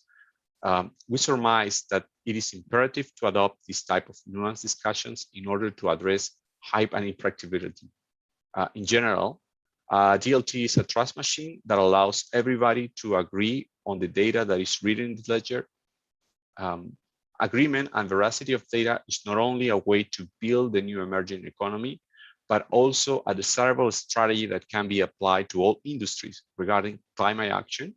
This omnipresent trust machine can be used to propose new business models that are yet to be discovered. One business model that we are very passionate about, and I mentioned it before, is to check the footprint, is to check the sensor data about the human activities. So that data, when once written on the Tangle, it becomes immutable, and definitely the parties can have certainty about what has been written there, so we can trust the sensor data. Then regulators, communities, customers can take action depending on if it was good or not. To achieve this, we have decided to implement our solutions with IOTA, because using the technology, we can send 600 billion messages or transactions with the same energy required to process one Bitcoin transaction. And on top of that, at zero fees. So let's go here. What are the biggest concerns about data? Well, the scope of these questions relates to a very well-known concept, which is GIGO, garbage in, garbage out. Data analysis, information prediction, and AI models require data quality to produce desirable outcomes. Therefore, we require certainty about the data to rely on the outcomes. As mentioned before, these trust machines allow users and companies to base their business models on reliable ledgers, in other words, a single source of truth. As an example of these emerging technologies, for example, Project Alvarium, proposed by main industry players like Intel, Dell, Linux Foundation, and the IOTA Foundation, is defining data confidence fabrics for edge devices. This is a very significant development because in the future, users will have means to differentiate simulated data from real data. It is a sad state of affairs to know that a good percentage of customers and partners have accepted today's limitations about data quality and data privacy and accept them as unnecessary evil. So part of our effort includes spreading the good news that data is the new oil and arguably better. Therefore, if they are already producing the data, why not profit from it? That's the key message that we are spreading. So what is the value proposition of our solution? Maximize yield by identifying optimal growing conditions and automating the task. That's the key focus of our proposal. We are distributed in 7 countries, Canada, US, Japan, Malaysia, Mexico, Peru, and Chile. The team is, I would say, it has some multi skills from data science, electronic engineers, software engineers. And what you see at the bottom are the places that we have studied at or that we have worked for. Our competitors, we found that there are big players in the same industry that are focusing on this type of solutions, and actually makes us excited. But we also identified that they are moving slowly towards the DLT adoption. So it also represents an opportunity for startups like ours. The timeline for our project, well, right now we are under the commercialization for the Alberta greenhouse markets, with expansion next year for the Canadian greenhouse markets, and then further expansion to North America. We are already talking to European farmers as well to develop projects with them. So we are not necessarily following this timeline to get there, but yeah, that's the opportunity. Then just to close and wrap up very quickly on these concepts, what you see here is what I talked before. We have IoT devices sending data to the Tangle, and also AI creating knowledge based on this data. So the farmer is capable of commercializing this knowledge or these optimal growing conditions with other farmers, with space settlements, or with wholesalers. And that's thanks to the zero fees of the network we use. Also, this use case that actually it's a bigger use case for the machine economy, in where the farmer not necessarily has to own or go through the capital expense, but it can go in a pay-per-use model, paying for the specific features that they need from our software platform, from machines, or from the AI part of the solution. So this allows other farmers, software manufacturers to get involved and offer solutions that maximize the use of resources, reduce the carbon footprint, because you don't have to build a new device to serve someone else, but reuse a device that is not being in operation at the moment that you need it. So that means that, let's say there is a rover, or there is a farm machine that it's in the same region that is owned by another farmer. So you can rent that machine, and that machine could be delivered or serviced to you through a machine-to-machine transaction. And the owner of the machine won't even know that the transaction happened at the moment that it happened, maybe months later or at the end of the month. So that's the machine economy, and that's the huge potential of these technologies. And the third use case that we are developing for is decentralized exchange of futures market. So we have, with the IoT data and the AI data, certainty about the quality, the quantity, and timing of production. Then this is the key type of information that SMEs farmers require to enter futures contract, because right now they don't have a way to support their own operation or to argument that they are doing the right things at the right time. So with this type of data being written on the IORA network, they have a way to certify their production, certify their stock, then they can get investment from farmers around the globe or traders, essentially, that are looking for this type of opportunities. So yeah, those are the key use cases that we are working on right now. And thank you very much. This is our contact information, and feel free to reach out if you have any question. Amazing. Thank you so much, Gianfranco, for the presentation and for introducing your use cases in your company to us. I would like to move on to our last presenter, since we are a little bit behind of time. So I would like to give the floor to Veronica Garcia from BitLumens. And welcome, Veronica, and we're happy to hear your thoughts and the presentation on your company. Thank you so much. So I will be fairly brief. As mentioned before, so I'm the CEO of BitLumens. We are currently working with mainly sensors, LoRa network, and the blockchain. So what we basically do is we bring a smart meter, a single phase smart meter, into rural communities. Okay, we have seen that, for instance, energy providers in rural communities, so could be PV mini grids, lack of renewable energy data in those communities. It's extremely difficult to transmit data because of sometimes the lack of internet. And then the grids usually also lack of this remote monitoring that allow to reduce O&M costs.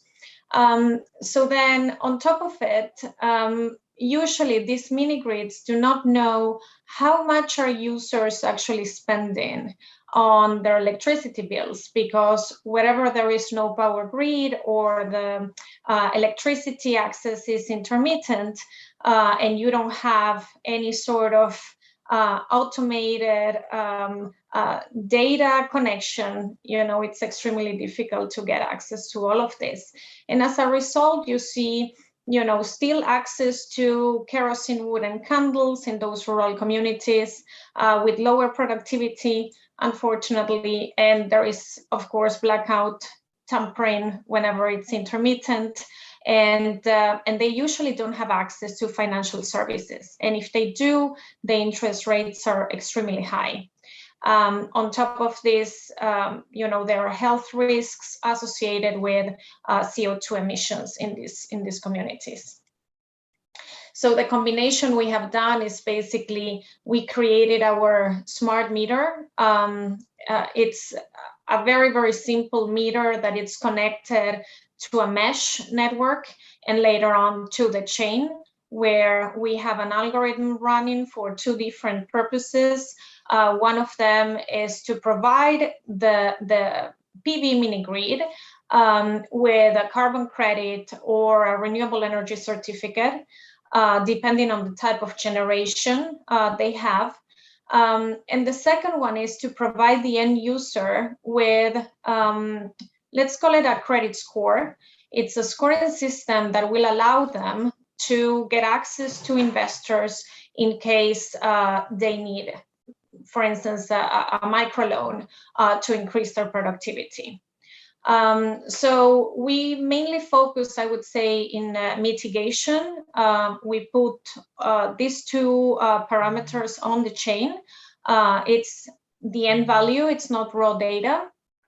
And then we link it to the smart metering devices that are also linked to a very specific location. So in areas where these users don't have a smartphone, they still have access to a smart meter, which somehow will connect them to a particular KYC or know your customer, allowing them to have financial access and be able to do demand management, because through the smart meter, since it's pay as you go, what we do is we can lock and unlock the system remotely, depending on whether the user has paid. For instance, if the user does not pay, then the system is locked. And this also allows us to create a profile on each of these transactions and understand what is the carbon mitigation in those communities. We are doing this in, I would say, a unique way. So the most important piece in the whole puzzle of technologies that we are currently using, I think it's LoRa network. That really allow us to send data in those remote communities. So that's a really important piece that I want to highlight.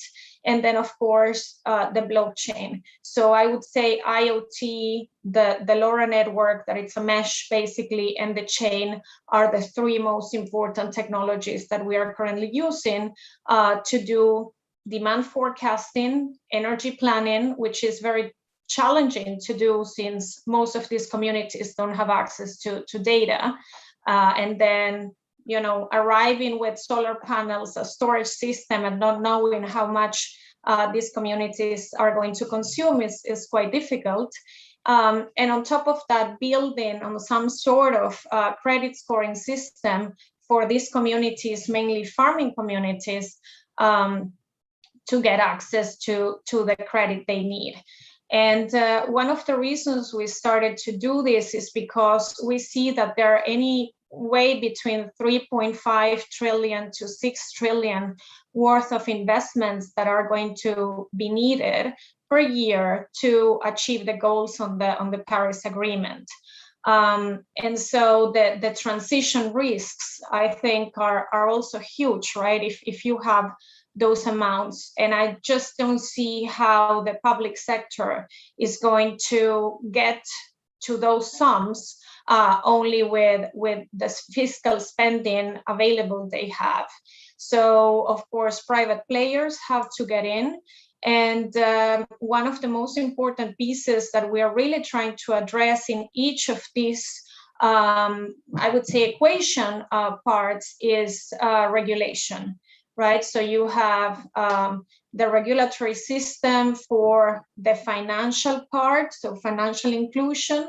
Then you have different sets of regulations for the smart meter, different set of data regulation for the data packages you send, and then last but not least on the chain itself. So it's, I would say it's quite challenging to put all of it together, but right now our main market is India and a few countries in Latin America, like we are focusing in Mexico, Colombia, and Bolivia, where we are trying to apply some pilots. And I think that the way moving forward will really be, you know, how we can create a use case where we bring investors into those communities. So I was very, very happy to hear the different presentations on the different technologies that have been adopted so far to really have a common goal, which is the reduction of the temperatures worldwide. Thank you. Thank you so much, Veronica, and thank you for, thank you to all the speakers for presentations on the various sectors they work in.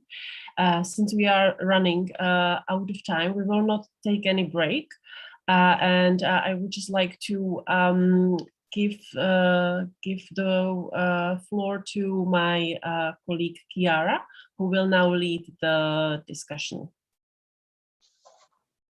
Great, thank you so much, Bara, and thank you again to our keynote speaker and all of our panelists. As Bara said, we are running a little bit behind, but I think that's okay because it was excellent to hear all of the different presentations from our panelists. And also, I think this really underscores the ubiquitous need for climate action and also highlights the diverse nature of climate innovation. So without further ado, I'm going to hop into the panel discussion. Just a word to our esteemed panelists. If you can try to keep your responses to around 2 minutes or so, that would be great, just so that I can kind of give a chance for everybody to respond. So without further ado, I'm gonna open up with a kind of open-ended question, and that is directed to all of the panelists.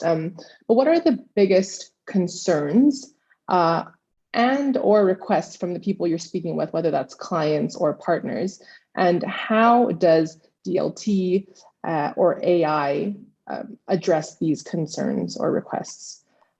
I will hand it over first to Jörg. Thank you, and I think that's quite an open question, of course, but maybe looking a bit back the last 3-4 years where blockchain really had quite a boom as a topic, and now I think we are much more sober now, and the solutions that we saw to today are also much more advanced than what we saw earlier. And I think doing climate action, reducing greenhouse gases in different sources is quite a hard thing to do. And it involves all sorts of actors. It is quite complex. You need technical know-how, and also adapting to climate change is quite a complex thing to do. And I think earlier there was somehow the idea that if you just use blockchain, if you just use DLT, artificial intelligence, all these barriers will magically dissolve and go away. And that clearly was not to expect, and clearly it did not happen. And I think if you look who is now left from that whole bunch of people who tried things in that area, then you see that it's often people who either came from the tech side, but early on connected to people who knew a lot about the climate side, or vice versa. And I think if you only come from one side, you will not succeed. And there have been all these, for instance, ICOs. I'm not sure if you still know that concept, these initial coin offerings, where people thought that that's a way to get very quickly very rich, and also that did not happen to a lot of groups. But I think the essence is basically, if you want to do climate action with blockchain, DLT, artificial intelligence, sensor, and so on, it is what we call the 80-20 rule in that context, which is it is only 20% about having the right tech solution. It's important. You have to make that in a good way. Have the right kind of blockchain, which is not expensive, which has the capacity, which has low power consumption, but all that's only 20%, and 80% is old-fashioned process management, working with the right people, and also monitoring your impact. Great, thank you, Jörg. I think you highlighted a good point that a lot of us here at this conference today probably are familiar with, is that we're kind of coming out of the trough of disillusionment when it comes to blockchain and the applications that are possible. And again, that's why I'm so excited that we have such a good spread of use cases here to talk to that kind of particular switch in the blockchain evolution, or the hype cycle, if you will. To kind of follow up on that, and maybe a good point to talk to the potential of blockchain beyond the kind of earlier use cases, I'd like to invite Carl to add your 2 cents on this question, please. I think we are dealing in a situation where different parts of the blockchain community are addressing different challenges on a different trajectory, and that's reasonable. That's fine. There's nothing wrong with that. What it does mean is that, of course, some areas, especially when we're looking at how some applications are more mature and they're facing a lot of these governance challenges that Jörg, I think, understands and communicates, that hopefully those laggards, and I'd put this, I'd suggest that my subsector is a laggard, although I was very pleased to get 2 references to what were in effect adaptation actions on both the weather insurance and then the Ziegler technology for greenhouses. These are direct applications. But I do think that it's true that all people along these trajectories can benefit from learning how other groups, both within the climate action realm, but also, within, outside and within, can really address these issues. I would say that one of the issues oftentimes is, I think Alexei mentioned the importance of taxonomy. And I do think that in many respects, when you're thinking of governance, you should also be thinking about, well, what are things called? Why are they called it? What are the corresponding incentives that can allow for certain actions to occur? And I'd put into this category adaptation as a term, which wasn't raised by either the weather insurance nor the greenhouse for probably very good reasons. There were a variety of different ways things are called, and as they're called different things, it's useful. However, you're going to see in Glasgow, and I think you're going to see as we move towards articulating much more clearly the global goal on adaptation, that there's going to be a call for more finance, both public and private, in this realm. And it's going to be important, at least in this realm, just from that perspective, that people articulate the adaptation benefits of their actions and how these match up with both the taxonomies and also how they match up with the governance and incentive regimes and strictures. So I think this can apply more broadly, though. Great, thank you so much, Carl. Just kind of segueing or staying on the topic of finance, I think that we could also hand it over to Alexei and to hear a bit more about your experience with that sector in particular, climate finance, and what the kind of biggest concerns and requests are from your clients or stakeholders or partners in that space, and how your technology or DLT and AI more generally are addressing these concerns. Yeah, sure. Thank you. So as I understood the question, it's more on the, how blockchain right now can solve the problems of the clients that they are communicating, or the barriers to that. So is it the first point or the second one more? Sorry, I think it's a sort of double question, with the first being for the people that you're engaging with, what are their biggest concerns or kind of requests in the sector? So what are their kind of pain points, and how can DLT and other kind of related technologies help address those pain points?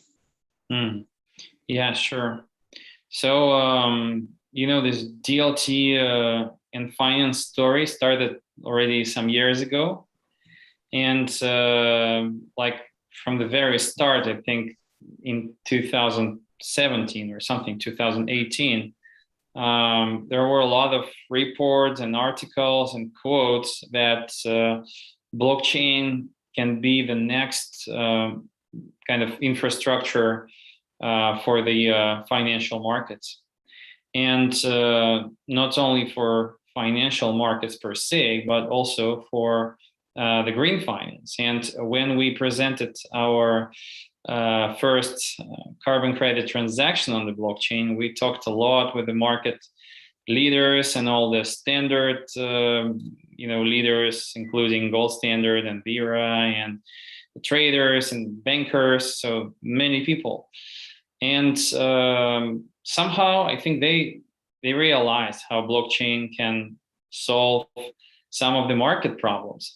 But I cannot say that those market problems were their problems. So there are two types kind of problems, right? There are general market problems, and as market participants and as citizens, we understand that we need to democratize these markets. We need to broaden access to sustainable finance to even smaller projects, and maybe the sweetest spot here would be the medium-sized enterprises that really can benefit from blockchain, that can make sustainable finance cheaper and easier for them. But at the same time, back in 2017 and 18, some of the market members, I will not name them, but they were not running for this democracy in the sustainable finance market, because they were established market members and they were just okay with what was happening at that time. And they understood what problems can be solved, but at the same time they had their legacy systems, IT systems as well, and their established market position. So they didn't want to get rid of intermediaries. They didn't want to get things more transparent, because they already had their business, which was up and running. And why do you need to change anything? But few years passed, and of course, the blockchain became more mature, and people understood that it's not scary. It's not some spy software or some, something that tries to steal your money or your data. Something that really brings value, and the perception has changed a bit. But at the same time, what is very interesting, and I think it was not mentioned today, is that those smaller projects, they got a sense of blockchain, and they've participated in various pilots, and lots of smaller countries, regions, projects, companies, they somehow are now using blockchain to launch their own carbon programs, carbon ideas. And it's just an example of the carbon market because it's so illustrative. So now we can see the true decentralization within those smaller projects and countries and regions, and more and more initiatives and platforms and even carbon standards are popping up in various parts of the globe. This is because they understood the benefits of the blockchain. They understood they can bring additional transparency. They understood that they can build a quite sophisticated infrastructure that previously was owned only by, I don't know, Deutsche Börse.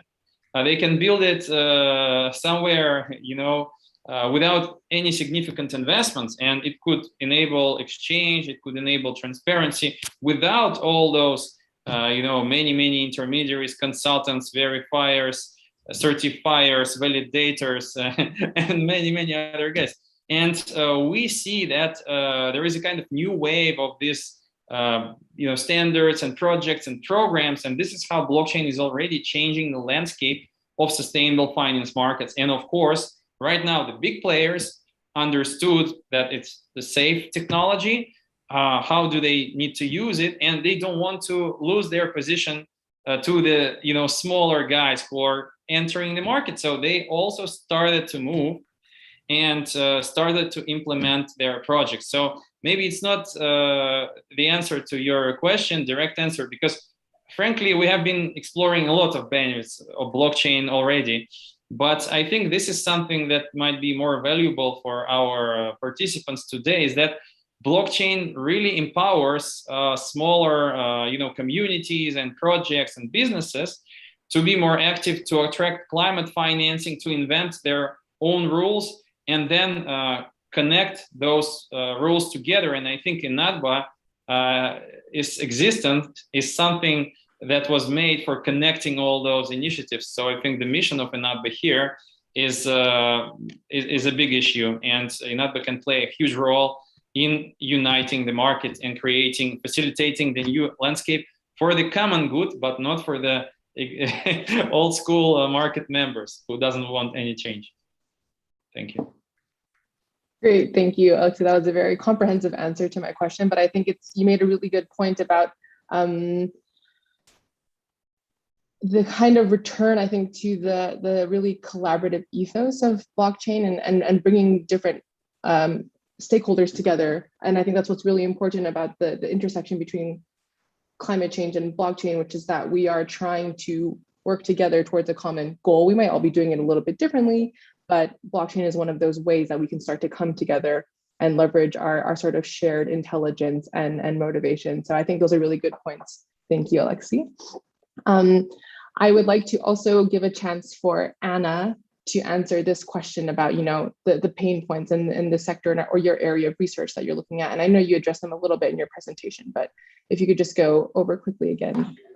Sure. Thank you.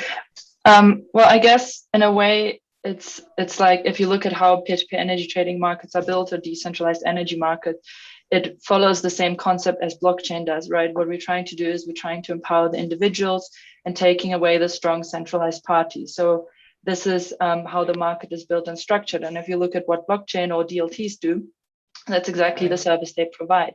So hence it's kind of a natural way to choose that as a solution to build and design your markets. But then there's, again, a challenge specifically in the electricity market that decentralization is good, but in certain situations, when it comes to risky situation, is it like a blackout, instability in the grid, there needs to be a central party that needs to be quickly able to intervene, and not within like hours, but sometimes within seconds. So I think on the one side, blockchain does provide, or essentially DLTs follow the nature of peer-to-peer energy trading, and therefore can help in a lot of areas of these markets to support.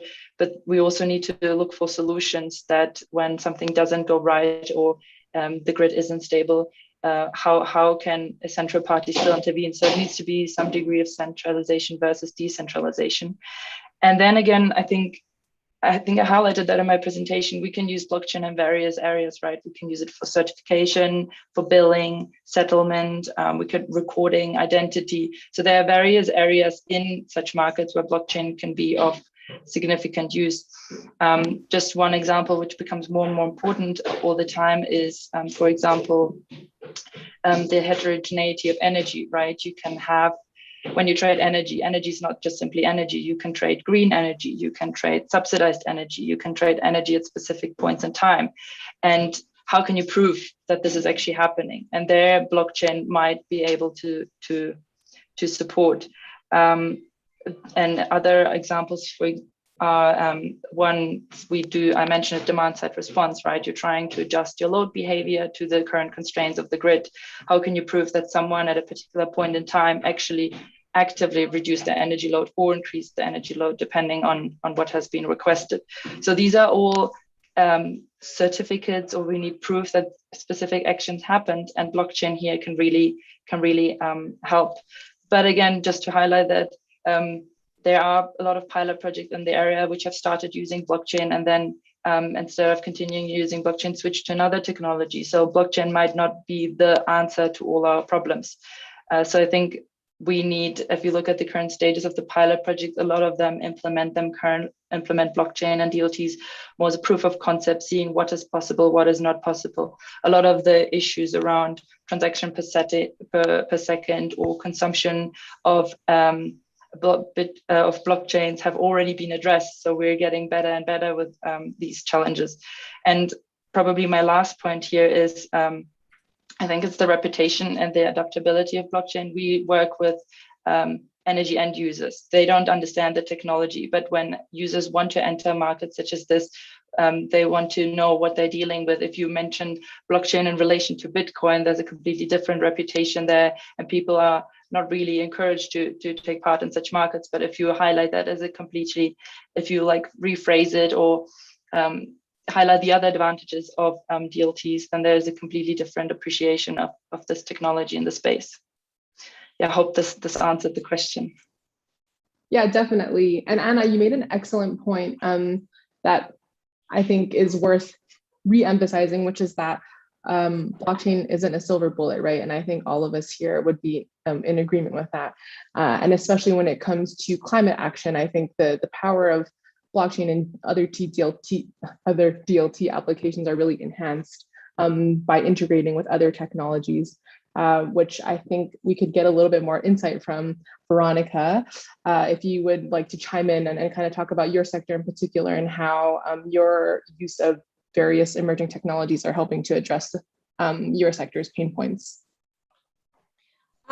Yeah, so, one of the main issues that we have seen is, when some of our clients ask us, about interoperability because of, the fragmentation in the sector. I would say, everyone is using different types of chains, different type of data packages, different type of formats. And so the way we have addressed that so far, we started using Ethereum, and then we switched to Hyperledger. We will still be using a layer 2 type of network, but we are addressing this issue by connecting our architecture with Cactus, which is part of Hyperledger. So I think this plugged in and play type of architectures are going to be extremely meaningful in the future to really be able to integrate and standardize all the different actors that are out there and that are trying to have some meaningful business models. Great, thank you so much, Veronica. And I am conscious of time, but I definitely want to hand the mic over to Gianfranco to have an opportunity to answer this question as well. Yeah, thank you.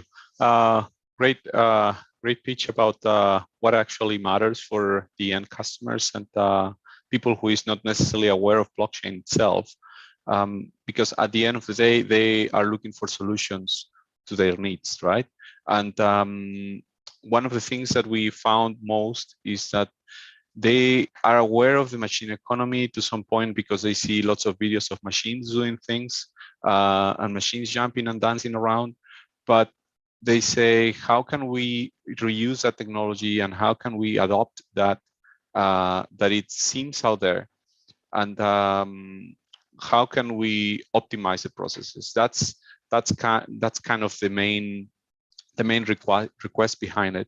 And it's not only blockchain, as many of you have said, it's a combination of technologies. It's merging Internet of Things, artificial intelligence, software development, the DLT industry as well. So each of these technologies solve a specific part of the end-to-end solution.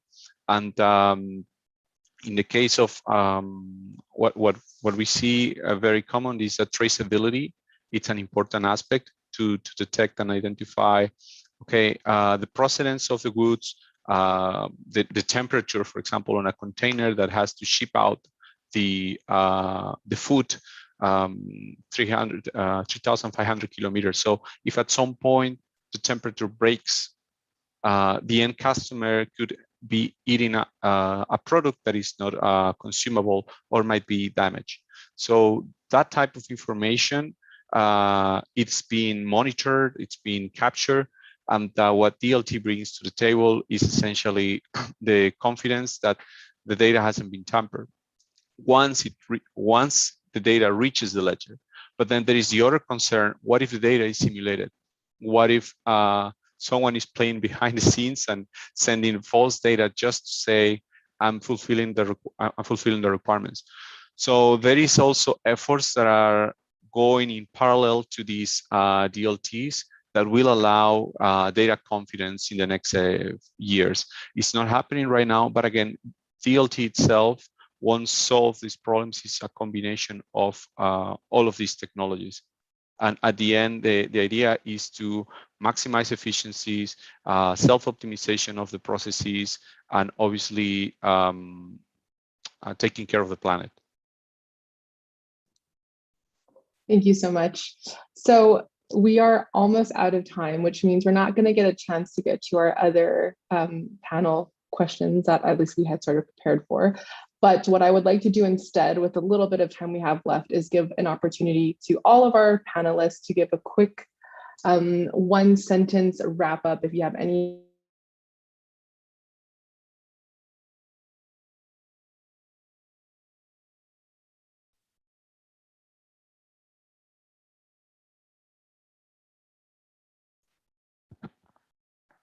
I think we knew what she was asking. Yeah. So I'll start out. One sentence. We need to think holistically. We got to think about whole systems, how systems interrelate.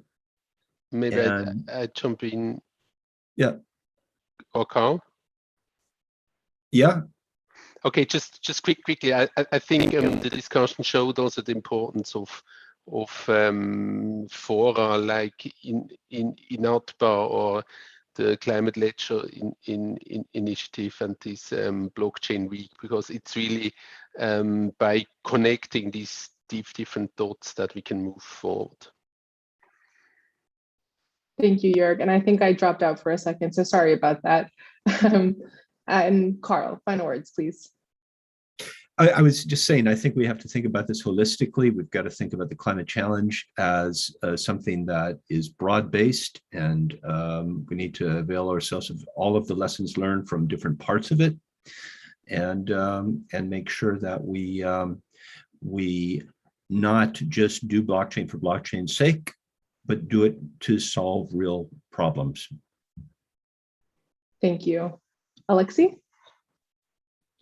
Sure. I think the adoption is coming, is almost there. So finally, I think many things to which we've fought for, they are, executing. So it's great to keep together, form new market standards, help each other, and make the world and Europe a much better and sustainable place. Thank you. Anna? I actually have to agree with Jörg. You mentioned it earlier that I think kind of opportunities or concepts such as ATPA are super useful. I mean, we can see it. I come from academia, and we have the research happening as the academic world, but then we have all of the pilot projects. And I think it's important to bring all of them together. And just from the energy trading task force and the interviews we've conducted, we actually learned so much of what the lessons learned are. And I think it's important to communicate this know-how in the community so that we can learn from the mistakes and improve the technology to suit it to our needs. Thank you so much. Gianfranco? Yeah, so standards are very important. We are defining the standards for the next probably 100 years right now with DLT industries. And a very good example is when the Roman Empire defined the standard roads that we use today. So when we have to move equipment such as an A380 wing, we have to chop the wing and move it around. So in the same fashion, if we take the wrong decisions right now, that will be reflected in the future. So we have to think ahead how things are being defined, how things are being settled, and that will bring lots of opportunity for the future generations. Thank you. And last but not least, Veronica. Thank you. Yeah, so I think, I want to also bring into the table the fact that all these investment flows that we are needing for the transition towards a reduction in carbon emissions from now to 2030, 2050, I think it would be really, really important to see governments having the right incentives for private players to really get in and get on board. And for that, one needs really very, very clear rules, very clear set of regulations, and again, incentives that have to be committed, and for these two very, very different sectors to work together and be able to achieve what we need to achieve in the next decade. Excellent, thank you. So just to quickly wrap up, a big thank you again to the Slovenian presidency of the council. Dear Chiara. Oh yes, Rosella, please. Yeah. I was starting with a frame, and I was listening all your contribution. They were really very, very interesting. Let me have a kind of eagle high, and you were pointing out pretty often fragmentation, but I have to say, for climate change right now, after the visionary era and going grounded in this new scenario that need clarity, the blockchain can play a very, very interesting role, metrics, connecting and giving unity. Thank you very much for this very interesting panel. Thank you so much, Rosella. So I will quickly wrap up by saying thank you to the organizers. Thank you to our panelists and our keynote speaker, and thank you to the audience. This was a really important discussion. If you would like to get in touch with Bar or myself about INAPA and the work that we do for the Climate Action Working Group, please feel free to reach out to either of us on LinkedIn. And likewise for our panelists, if you would like to learn more about their work, reach out to them on LinkedIn. And I would just like to thank you again and wish everybody a great rest of the conference. Thank you. Thank you, everyone. Thank you.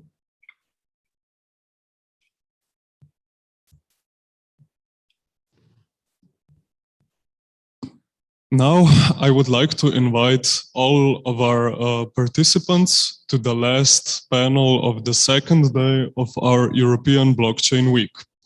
The panel on the topic of blockchain and open data for mobility will be moderated by Mr. Milan Lazarevic from Technology Park Ljubljana. And with this, I would like to welcome Mr. Lazarevic to the floor, as well as two speakers who are joining us in person today here at the Slovenian Digital Center.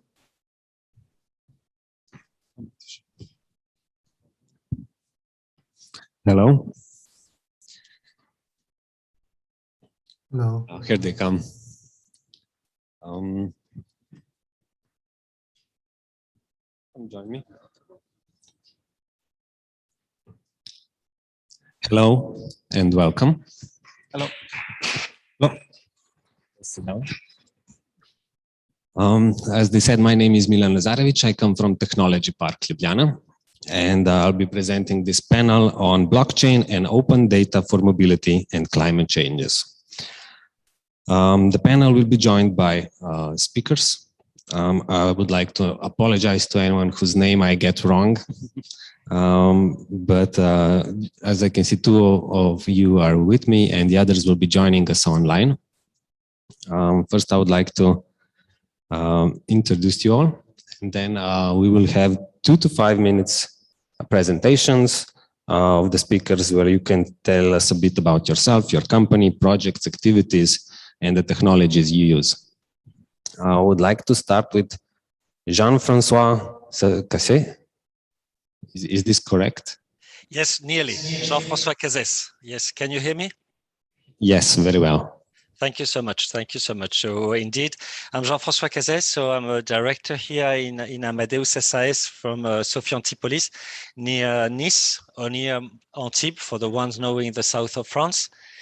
We are part of the group Amadeus, as you know, which is a world leader in travel, in reservations, and manages one of the biggest transactional platforms in Europe, where we manage more or less a big chunk of the whole reservations you can do with airplanes, trains, and so on, distributing all these air tickets.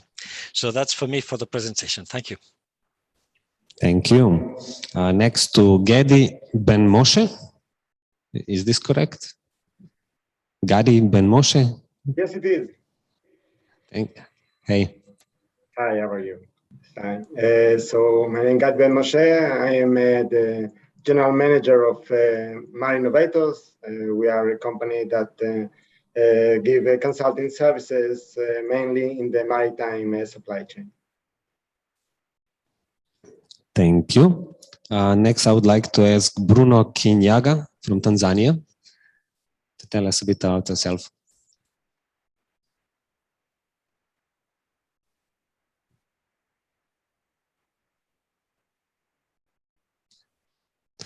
Hello? Okay.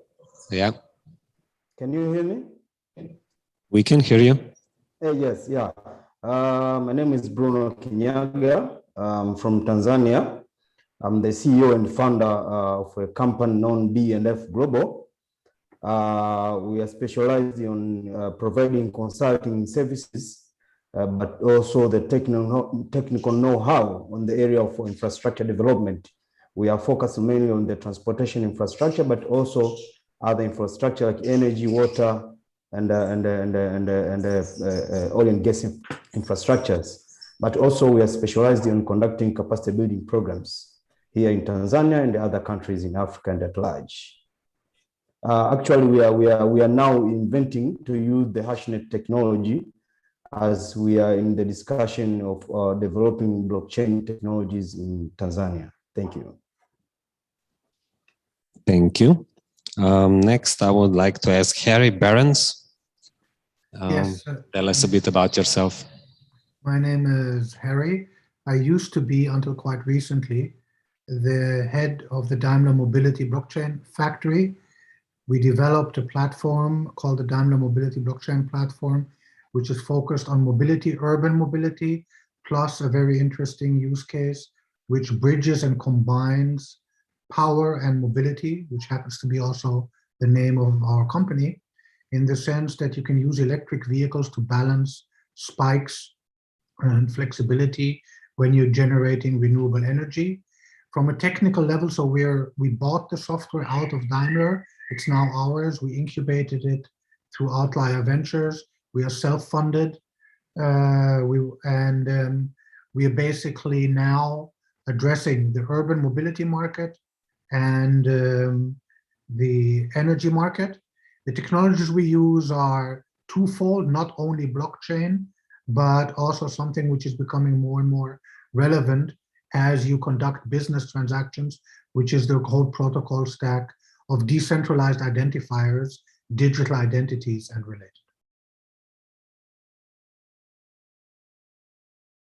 Shajnovic from Iskra. Hello, my name is Boris Shajnovic. Iskra from Slovenia. Taking care for projects that are related to innovation and also for implementing of the new technology at Iskra. I'm also head of the consortium in Slovenia that is, let's say, the biggest project for implementing the solution of smart city, which also contain the blockchain technologies and also various technologies that could be, let's say, used in the future for better living in our cities and in our communities. Thank you. And the last one is Martin Vugrin. Hello, everybody. My name is Martin. I'm a project manager and product manager at a tech company, Amazing, taking care of our energy department. So we developed platforms for investments, especially in energy infrastructure. And we are currently also working on supporting infrastructure for establishing energy communities based on blockchain.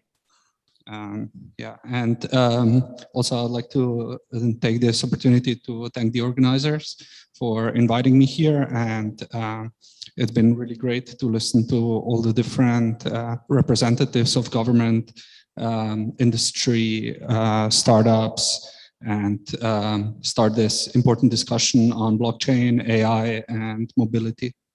Thank you. Thank you. I have a fine group here, as you can see, and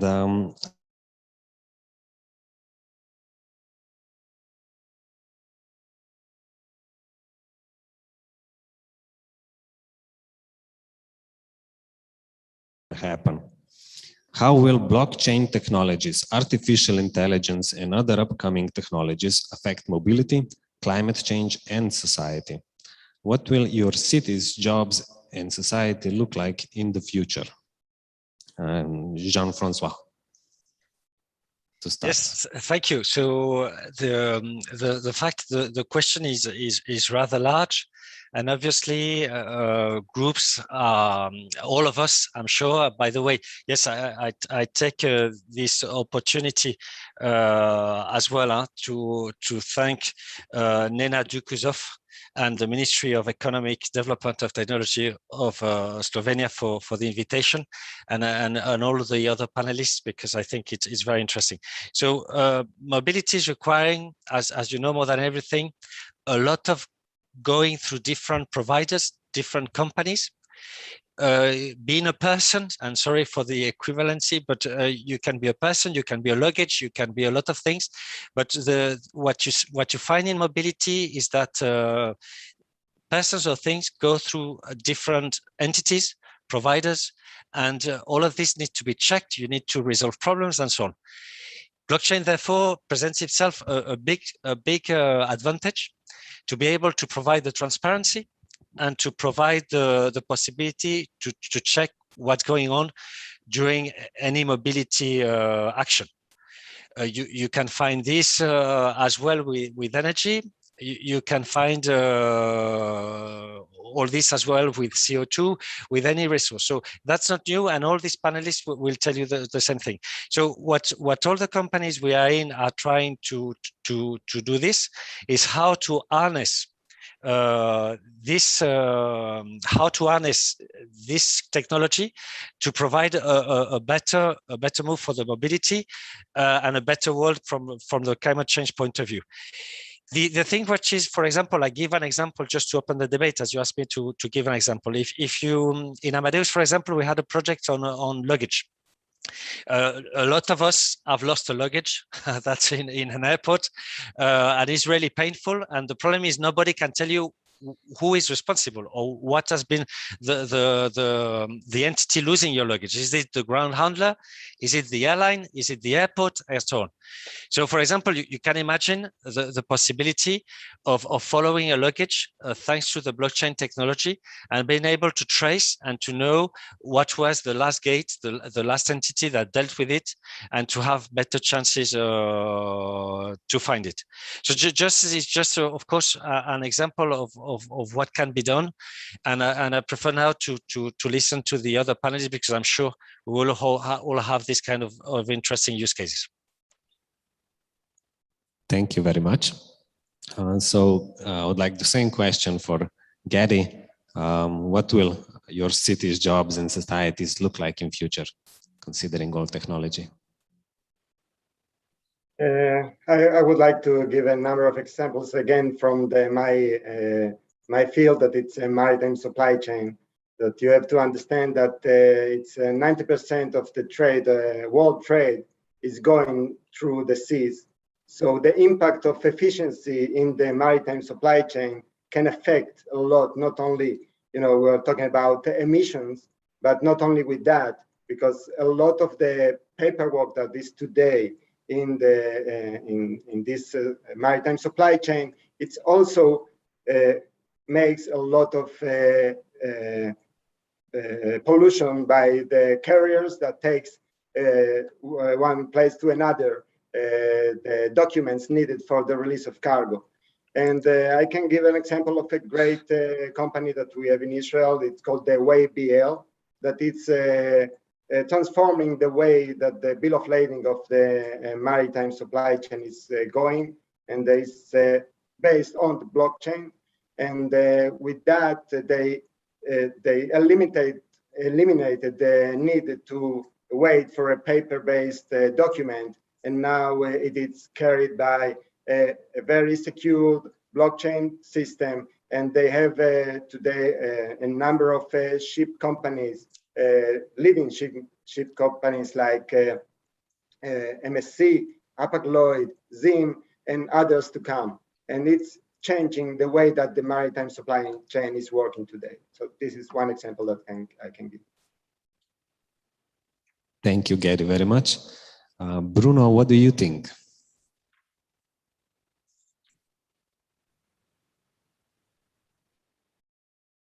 We can't hear you. Oh, I'm sorry.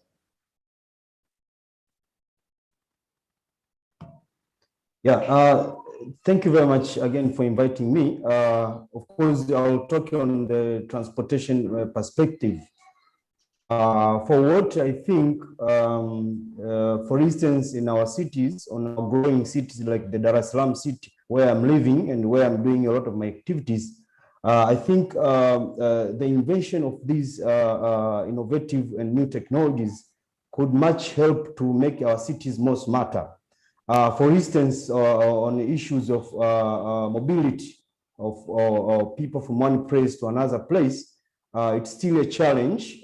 For example, here in our cities, we're still using the paper ticketing, for example, in public transportation, which I think it has impact also on issue of environment. At the end of the day, it will affect in terms of climate change. So what I think the invention of these new technologies like the blockchain technologies and other artificial intelligence technologies could really help to transform the mobility, the situation, the current situation and the coming situation in terms of mobility on the area of transportation. But not only on the area of transportation, even in other use of other kind of infrastructure, I think these new technologies could really make our cities more smarter. Thank you very much. Thank you, Harry. Bruno. Harry, what is your take on this? Well, so for me, the main benefit of these technologies are twofold. They are highly secure, so they somehow manage to settle the trust question, and they're highly decentralized. And I'd like to propose or describe a very powerful use case, which really covers also this panel in the sense climate change and mobility. And for that, I hope you allow me to quote, not from myself, but from the mission statement of a very innovative company in Europe. They're called the ELIA Group. They're a power company. And they have basically described where they see the sectors of energy, renewable energies, and mobility going. And they have then taken the step of using decentralized technologies to address precisely that issue. And the statement is, e-mobility is the fastest and cheapest lever for abating climate change in the coming decade. Making the EU the world's first climate neutral economy will require more than just an energy transition. To cut CO2 emissions by 2050, many sectors will need to make far-reaching changes. Two sectors that play a key role in society have the leverage needed to do this: power and mobility.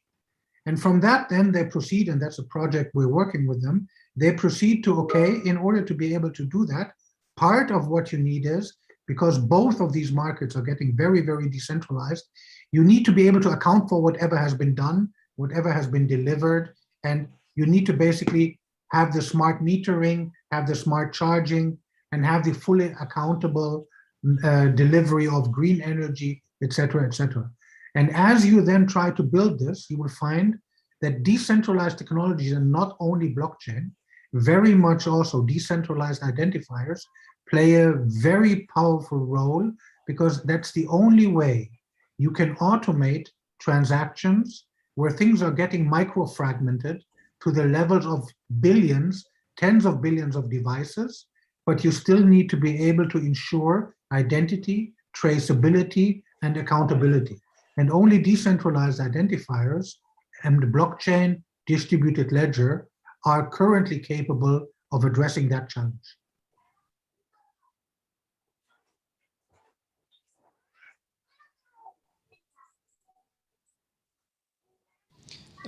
My vision and the vision the company that I represent is that all this new technology will provide us the solutions that will be actually it will be much better in the point of to know what is happening in every situation on the road, on the traffic, so we could measure everything what is happening in the real time. Everything will be more transparent, and already is, and this provides us the better view for tomorrow, and it gives us the picture of what is actually happening now in this moment, so we could regulate the motorways, that we could regulate the city. And by regulate the cities for the real-time situation, not for the intervals that we know, on semaphore, for example, we could reduce carbon dioxide in air for very, very, very large sums. And also what will bring that this is the gate to the new business opportunities, because such a technology also provides the, let's say, pool for people that will be smart enough to take the advantage of this data that will be there for them to provide new solutions that we now even don't even think about it. And I believe that future will be at least more adventurous as it is now, and it will be more it will be better position for it will be better for people that have ideas. And some ideas of such are already implemented or are implementing. For example, in Maribor, what we do the micro servicing that is never been done before in Slovenia in the light of the traffic. So we know what is happening where with super processing from data from the signals. We know where everything is happening. We have the microcontroller that is doing the whole work for the people that are trying to be as much better for the people that they serve. And on the other hand, we are raising the trust of the people that this new technology is actually built for them, that their life will be better and their life will be easier in city or somewhere else. As well as not only in the cities, because my company works also in desert. We provide new technology also in desert, because railway have to go somewhere. And if this road is much more transparent as it is now, it will never happen that some rail will have some kind of problem that today it could have. And this is why I think that future will be much better for the people that are using the public transport and people that are living on this earth, because by all this we will get a picture what we have to do to reduce our negative effect on the climate. I'm looking forward to that. Thank you. Martin, what do you think? Well, I think that one of the most powerful things about the blockchain is that it's a very powerful means of accounting. And in the future, I feel like, okay, in mobility, we've seen this trend going towards electric vehicles, e-mobility, also a lot of solutions for railways, other types of transport. And at Amazing, we thought about, okay, how can we use this innate property of blockchain to make it easier for investors to invest into energy infrastructure? Because we believe that in the future, sharing economy is going to become much stronger than it is now even. And I feel like what blockchain allows is for investors to have users of energy infrastructure, such as, for example, electric chargers in residential buildings. And then residents of those buildings can go charge their cars. And blockchain will allow for a very trustful and very transparent, simple accounting of those energy transactions. So what we would like to do is we would like to make it as simple as possible for investors to invest into solutions in mobility, for example, chargers, also for other types of electronic or like energy infrastructure, like solar power plants, storage units, and so on. And we're working hard on this, right? And we've developed a platform which actually allows to do this. And I believe this will serve a big purpose, especially as we move towards this sharing economy, enabling investments into infrastructure for mobility, also broader, right? Not just in residential building, also in cities, where we, of course, as Harry mentioned, we need to be, we need to tie this to digital identity of the individual. This is so far doable if we are restricted to a certain geographic area, if we have repeat users. If we don't have repeat users, there still need to be some work done to enable that. Thank you. With all this new and innovative technology, of course, there are also pitfalls and certain abuses possible. But what do we need to pay special attention to?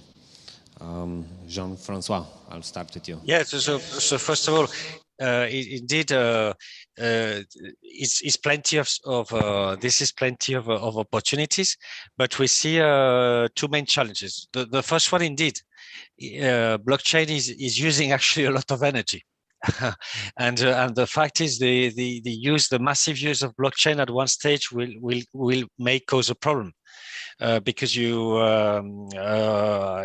I think you can imagine quickly that is something that is actually using energy as will be a full country, a full kind of a European country. So I think this is one of the problems, is how scalable this is if it's really used everywhere.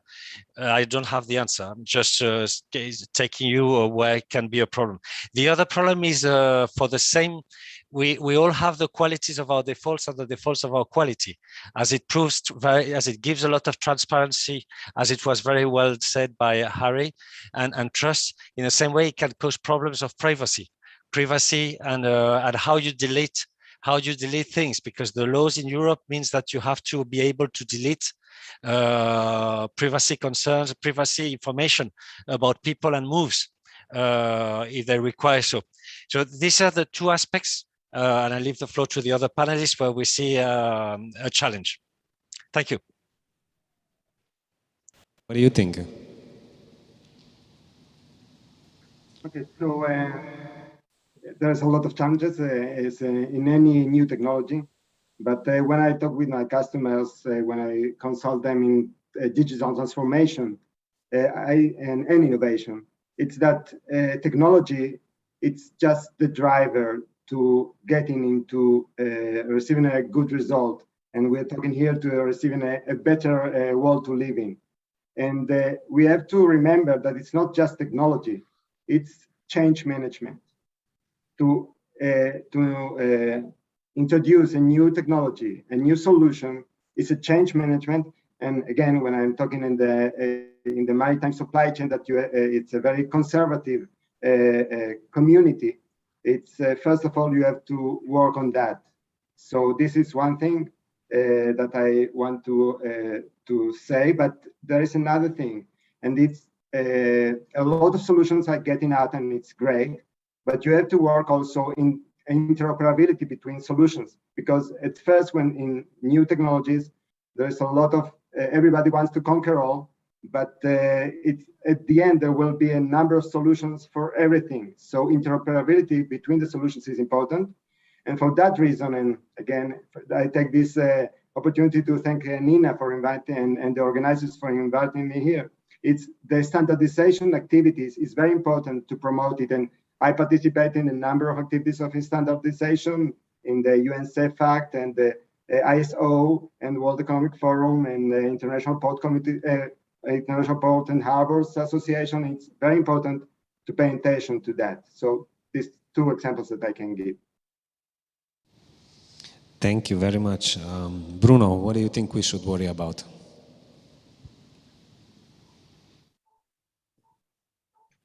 Yeah, hello again. Myself, I think, first of all, we need to look on the area of legal framework. I think that's one of the main basic area when you introduce any kind of technology. you need to see a legal framework which will be used to make sure that that technology is going to be used in a safe way. For instance, I'm talking in the perspective of developing countries, where still we are not much invented in many technologies, but I think the issue first starts on the area of legal framework.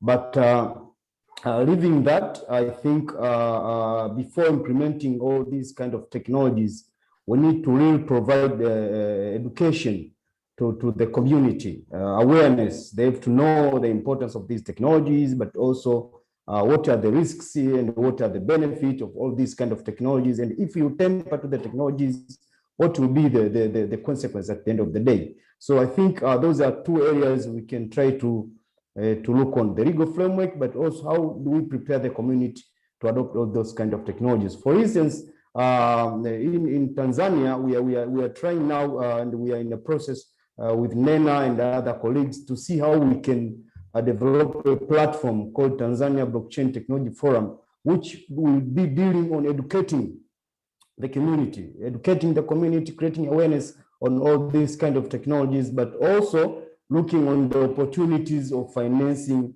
all startups which will be engaging on innovation of these new technologies. So those are the kind of areas which I think we need to pay attention from my side. Thank you. Thank you, Bruno. Harry, what's your take on this? Well, I'm actually not so much worried about the technology. I'm more worried about the reaction to the technology. There has been lately a very strong, emotional almost reaction against anything blockchain related. And in German, you say you pour the baby with the bathwater. And sometimes I have the impression that the regulatory push now on everything from crypto wallet to DeFi to blockchain in general is getting, I really have to use the word aggressive, is getting so aggressive that a large level of innovation will be driven underground because it will not go away. It will simply be driven underground simply because there is still a lack of understanding of what this technology does on the one side.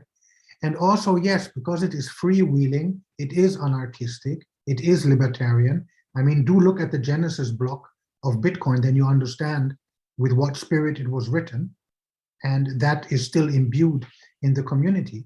And the regulation that we see coming here lately is, if it is not somehow modulated and moderated, then I worry that those countries that choose that path of very aggressive regulation will lose the technology and will then one day wake up and see that it has been done anyway, that it needs to be used anyway because it is such potent technology, it will come. You couldn't have bottled up the internet even if you had tried, and many countries did.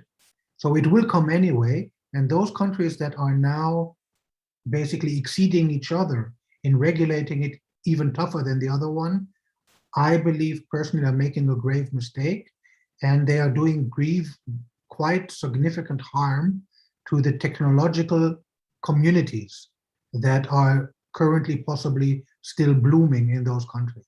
So that's more my worry. I'm not worried about the tech, I'm worried about the reaction to the tech. Thank you, Harry. Boris, how do you see this situation? I see, let's say, some challenges from the two sides.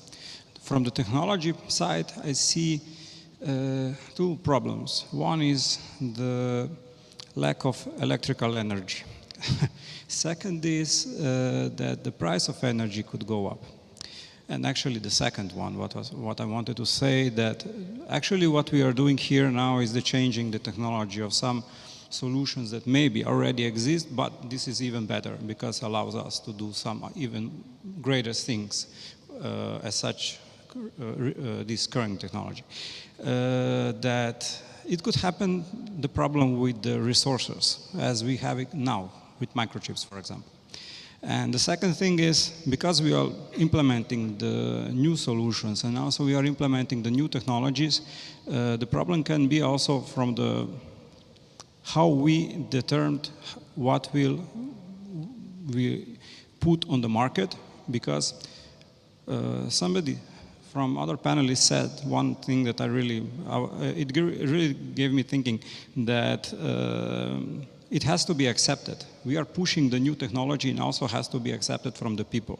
So we have to also put not the people, from the users, not only from us that are, let's say, we are experts, we are technology enthusiasts, we would like to do it, but so this technology will become every day for us. It has to give us the main focus to the people, and they have to understand this focus. Otherwise, this could go down even before it even started, and even before we reach all the potential of this technology. Thank you, Boris. I would like to hear what Martin has to say. Well, I think for us at least, there's two main challenges. The first main challenge is scalability. So how does one ensure to have a large pool of users of a blockchain solution, especially if this solution is based on Ethereum, some other platform? As it scales, the gas costs go up. Does that make eventually your solution unusable because it's just too expensive to use it? Right? And the second thing is, as I mentioned before, we view blockchain as a great accounting tool because it's just trustful, transparent, everything is stored there.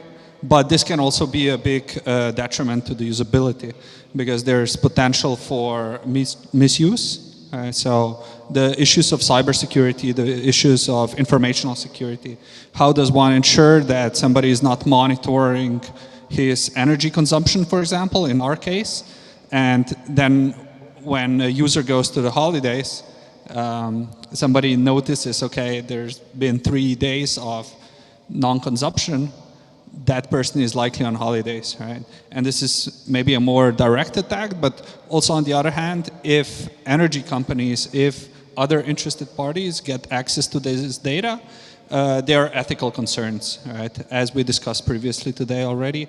Yeah, so some issues. I believe there are solutions if we try, but they definitely need to be addressed. Thank you, Martin. It seems that you all have a bit different views on this, what to worry about, which is great because I get more perspectives. But it also seems that you are all still optimistic about it. You're just worried, I think, maybe about how much people understand it, how much knowledge is out there, how it is perceived. So maybe this question is great for now. How to prepare certain groups of people for new technologies, such as blockchain in mobility, who have not yet mastered the necessary digital competences. How are we going to tackle that? Jean-Francois. Yeah, that's I think it's one of the. I think the panel. I think globally mentioned from one side or the other the fact of this legal framework, as Bruno put it. That yes, you can think that is needed or not, or as Harry as well mentioned that you have to be careful to not too much regulate it. But we have to accept that the majority of people are a bit scared about all of this, especially if you start to say that all of this is stored forever in a kind of ledger that never can be erased, and so on and so on. So indeed, there is a lot to do. Is not the domain of my competencies, to be honest. I don't know how this can be done, but at least, and this is the work done here by the Slovenian government, at least the government must get also a specialization. It's becoming more and more difficult to understand and to catch all of this, and you have to have experts capable to understand the complexity that all of this brings, which is far from easy. Sorry, it's just not an easy question. That's for me. Thank you for that. Gary, what do you think? Okay, so I also try to avoid this question because one thing that it takes time. First of all, it's not something that we can do it in one day. But what I can say is what to do in the meantime. What happens till people will be comfortable with the blockchain, with the putting up nodes and talking about chain going on. So I think, and that's something that we did in a project that I led for the International Pod Community System Association. It's that understanding that not everybody is familiar with blockchain from day one.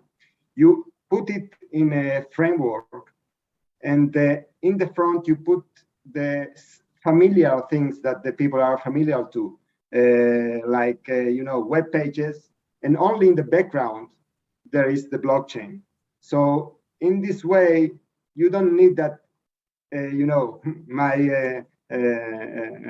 My mother-in-law have to know what it's blockchain. That's the way that you give the time to people to get used to that. And this is other solutions, also the solution that I talk about, the WayBL, they are implementing a similar solution. That's my answer. Thank you. Bruno, how do you think we should tackle this issue of digital competences? Yeah, actually, as other colleagues here said, it's not a small job to do that, but what I think maybe I could think about what we are doing. As I said before, our company specialized also on providing capacity building programs. And within those capacity building programs we are doing to the community or to professionals, even myself, I didn't have interest for blockchain technologies, but I developed it and I've started to share with other colleagues here in Tanzania. For instance, we have a platform called the Resilient Tanzania Summit, where we usually talk about different topics, including the blockchain issues. So through those platforms, I think it can be easier to be a starting point to have specific groups, which will then help to create awareness and the common competence in the area of blockchain technology. I think that could help in anyhow. Thank you. Thank you, Bruno. Harry, what do you think? I think there's two parts to this. The one part is if you deal with ultimately customers, clients, and users, and there, as much as you can, take blockchain out of the equation, talk about the security, talk about the decentralized, talk about the easy to use, and just explain what it does good for you. But then there's a more important part, and after all, this is the European Blockchain Week, so there's the whole education part.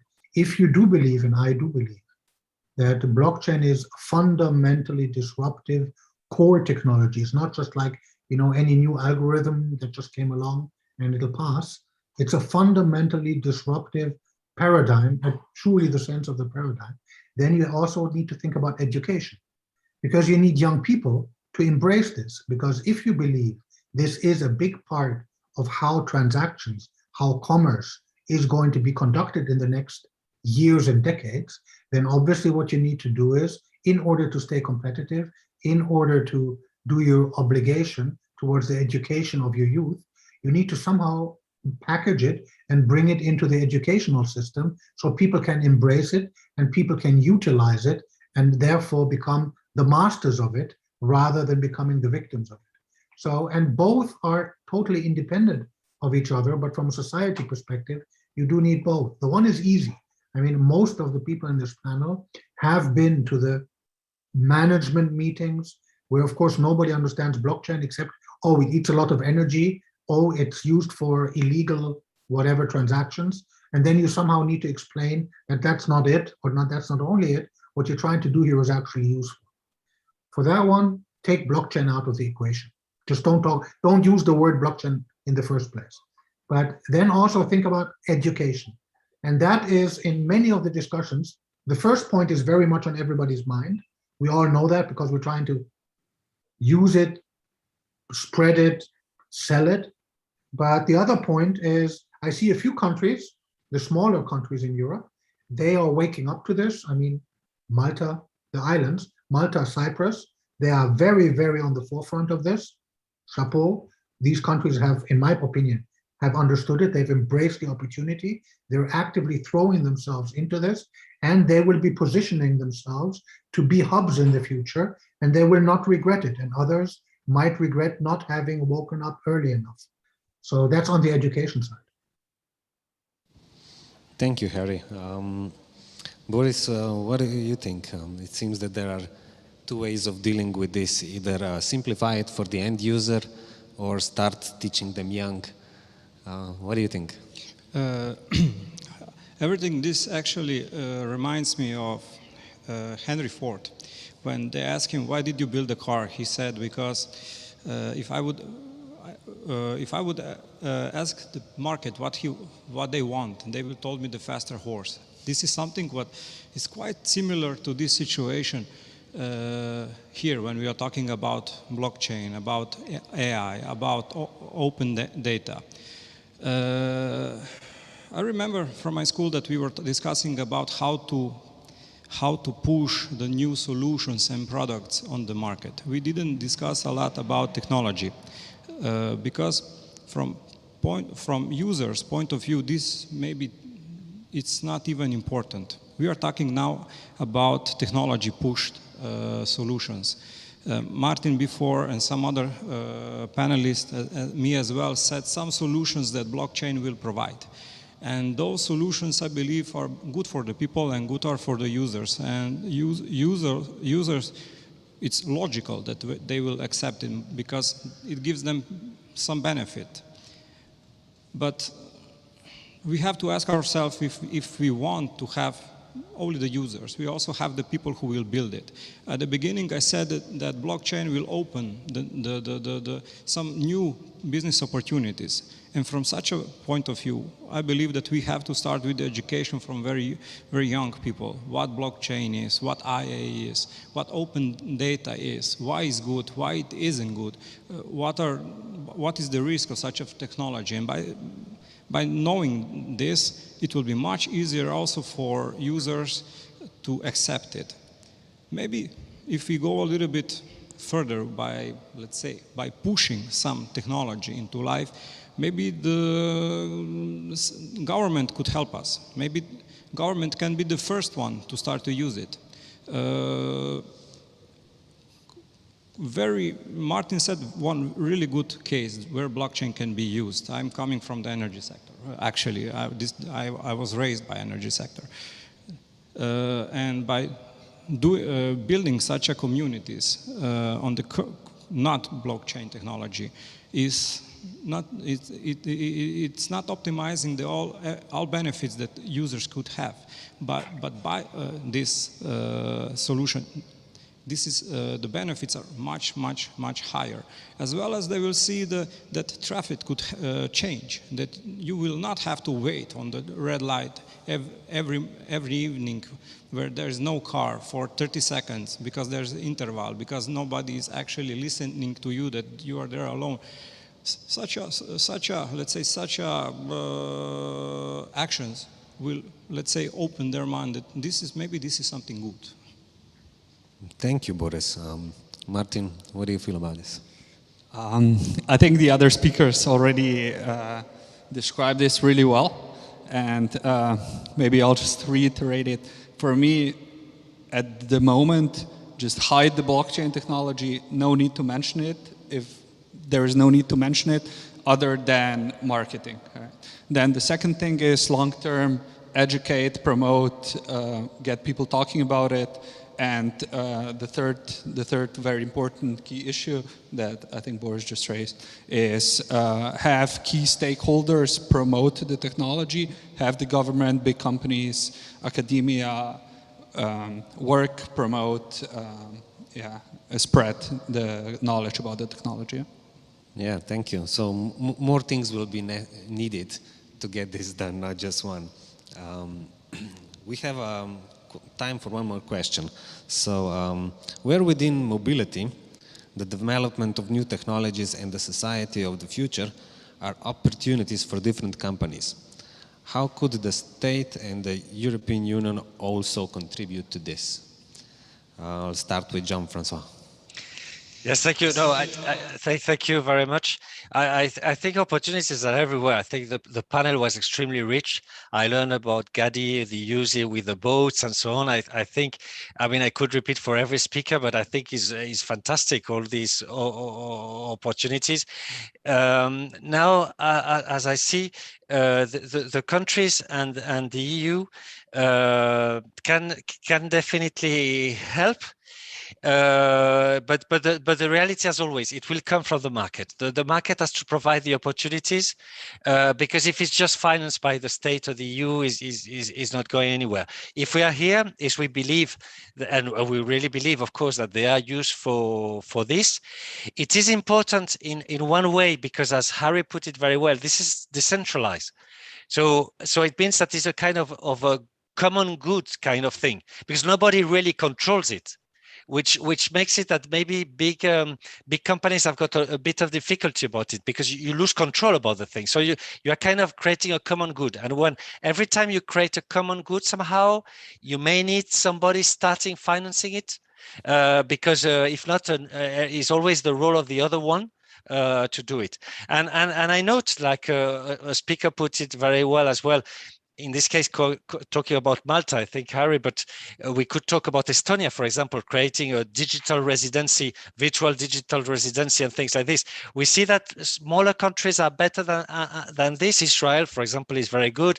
Smaller countries are good at this because maybe they have to fight. They have to fight in the big world, and bigger countries find it more difficult, maybe because the different lobbies and let's say fears that can happen, and that block more the technology. I stop here, but I leave it. I will be very interested in knowing the other panelists' opinion. Him, or would you put it differently? So, first of all, Jean-Francois, I'm happy that you learned something new from me. I learned a lot of all of these excellent speakers. But we talk about blockchain. I would like to focus on AI for this conclusion. And let me share one slide quickly, if I may. Yes, do you see my slide? Yeah, yes, now, yes. Now, okay, yeah. great. So you see here 5 Israeli startups that if you ask them a couple of years ago if there is something to do with AI and the maritime supply chain, they could not know. So, but they explored, and there is a lot of need for in each of the fields. For example, AI Doc is automating the customs classification. Orca AI is a ship anti-collision system. DocTech for monitoring the ports and river ways. And we are talking about pollution and a better world. Recently, we had pollution in our shores, and we would help us in finding out where was the source. And also Sierra that enables the vision under the water. So what I call here is to all the companies to look not only in one field, because we are talking about blockchain, we're talking about financial. And no, there is a lot to do in a lot of fields, and look for not only under the lens, look everywhere what solution you can give, and about what the EU can do for better innovation and technology. As I said before, standardization, and it's a very important issue to deal with. Thank you very much, Gary. Bruno, how do you think states could help, and what are the opportunities in future? Yeah, thank you very much, Mr. Chairman. Actually, me, I see a lot of opportunities in terms of this technology, blockchain technology or artificial technology on the area of mobility. For instance, for developing countries, for this, as Jeff said, and Gadi, for this developing countries, there are a lot of opportunities. For example, here in Tanzania, the president of a country, she has already given direction that stakeholders and other ministerial level, they have to look on how the country can also adapt these technologies in different areas. And from my side, I see a lot of opportunity. For example, I'm coming from the transportation sector, though I'm also working on other sector. But I see there is a lot of opportunities because still most of the things are being done informally. So adopting these technologies, especially on transportation or movement of cargo or on public transport, could really help transform the sector, but also could help to improve our countries. And but also the other area I think is in area of financing. Maybe that could be a challenge, but I'm sure if the government itself, they have interest of all these kind of technologies, that means it could be easier for even other stakeholders like those inventors and innovators to do the implementation on different areas. And what I think, what maybe the European could do, for instance, in our countries, there is a lot of opportunities. Okay, there is an ongoing project. We think very soon it will be doing here in Tanzania with the Slovenia government, which is under NENA. We are going to test the blockchain. We are going to test infrastructures using blockchain technologies. Well, I think through that, we'll see a lot of opportunities coming up. And what maybe I'll advise on concluding, us as B&F Global, we are open to collaborate or to partner with different companies from Europe, from Slovenia and other countries who will be interested to learn and to see where are the opportunities in our country. So all in all, I think still there is a lot of opportunities which we can tap in. Thank you very much. Thank you very much, Bruno. Harry, what's your take on this? Yes, it goes a little bit toward what I said earlier about the smaller countries, and yes, I have to add Estonia to that. That what I would hope for from the living in the EU, from the EU, is that those countries that are courageous enough to embrace this kind of innovation and actively go ahead in lightly regulating it and encouraging it, that they should be allowed to do so. They should also be actively encouraged so that innovation budgets, of which the EU has quite a lot, should also be actively channeled exactly into those countries that are attempting something new, which other countries out of regulatory conservatism would rather not address. But then in order to basically be able to use the diversity of the different approaches, see what that more forward-looking, that more risk-friendly approach takes, and also allow greenfield projects in the field of mobility and energy, which are extremely tightly regulated businesses. And the moment you start applying all of the regulation that the registered business, especially in the energy sector, need to comply with before they can do business, then obviously any new technology such as blockchain can not possibly qualify because it's simply too young to have passed through all of that. So you got a very bad and severe case of lockout and chicken egg problem, which actively protects what is there and actively blocks what is being developed. And my hope would be that this is understood and that the need for greenfield and that the need to encourage those that are willing to take the risk should be seen, and that should be encouraged. And all I can say is in the political framework that I see, it will be the small countries that will be doing that, but they are doing it voluntarily. So let's at least encourage them. Let's fund them. Let's budget them.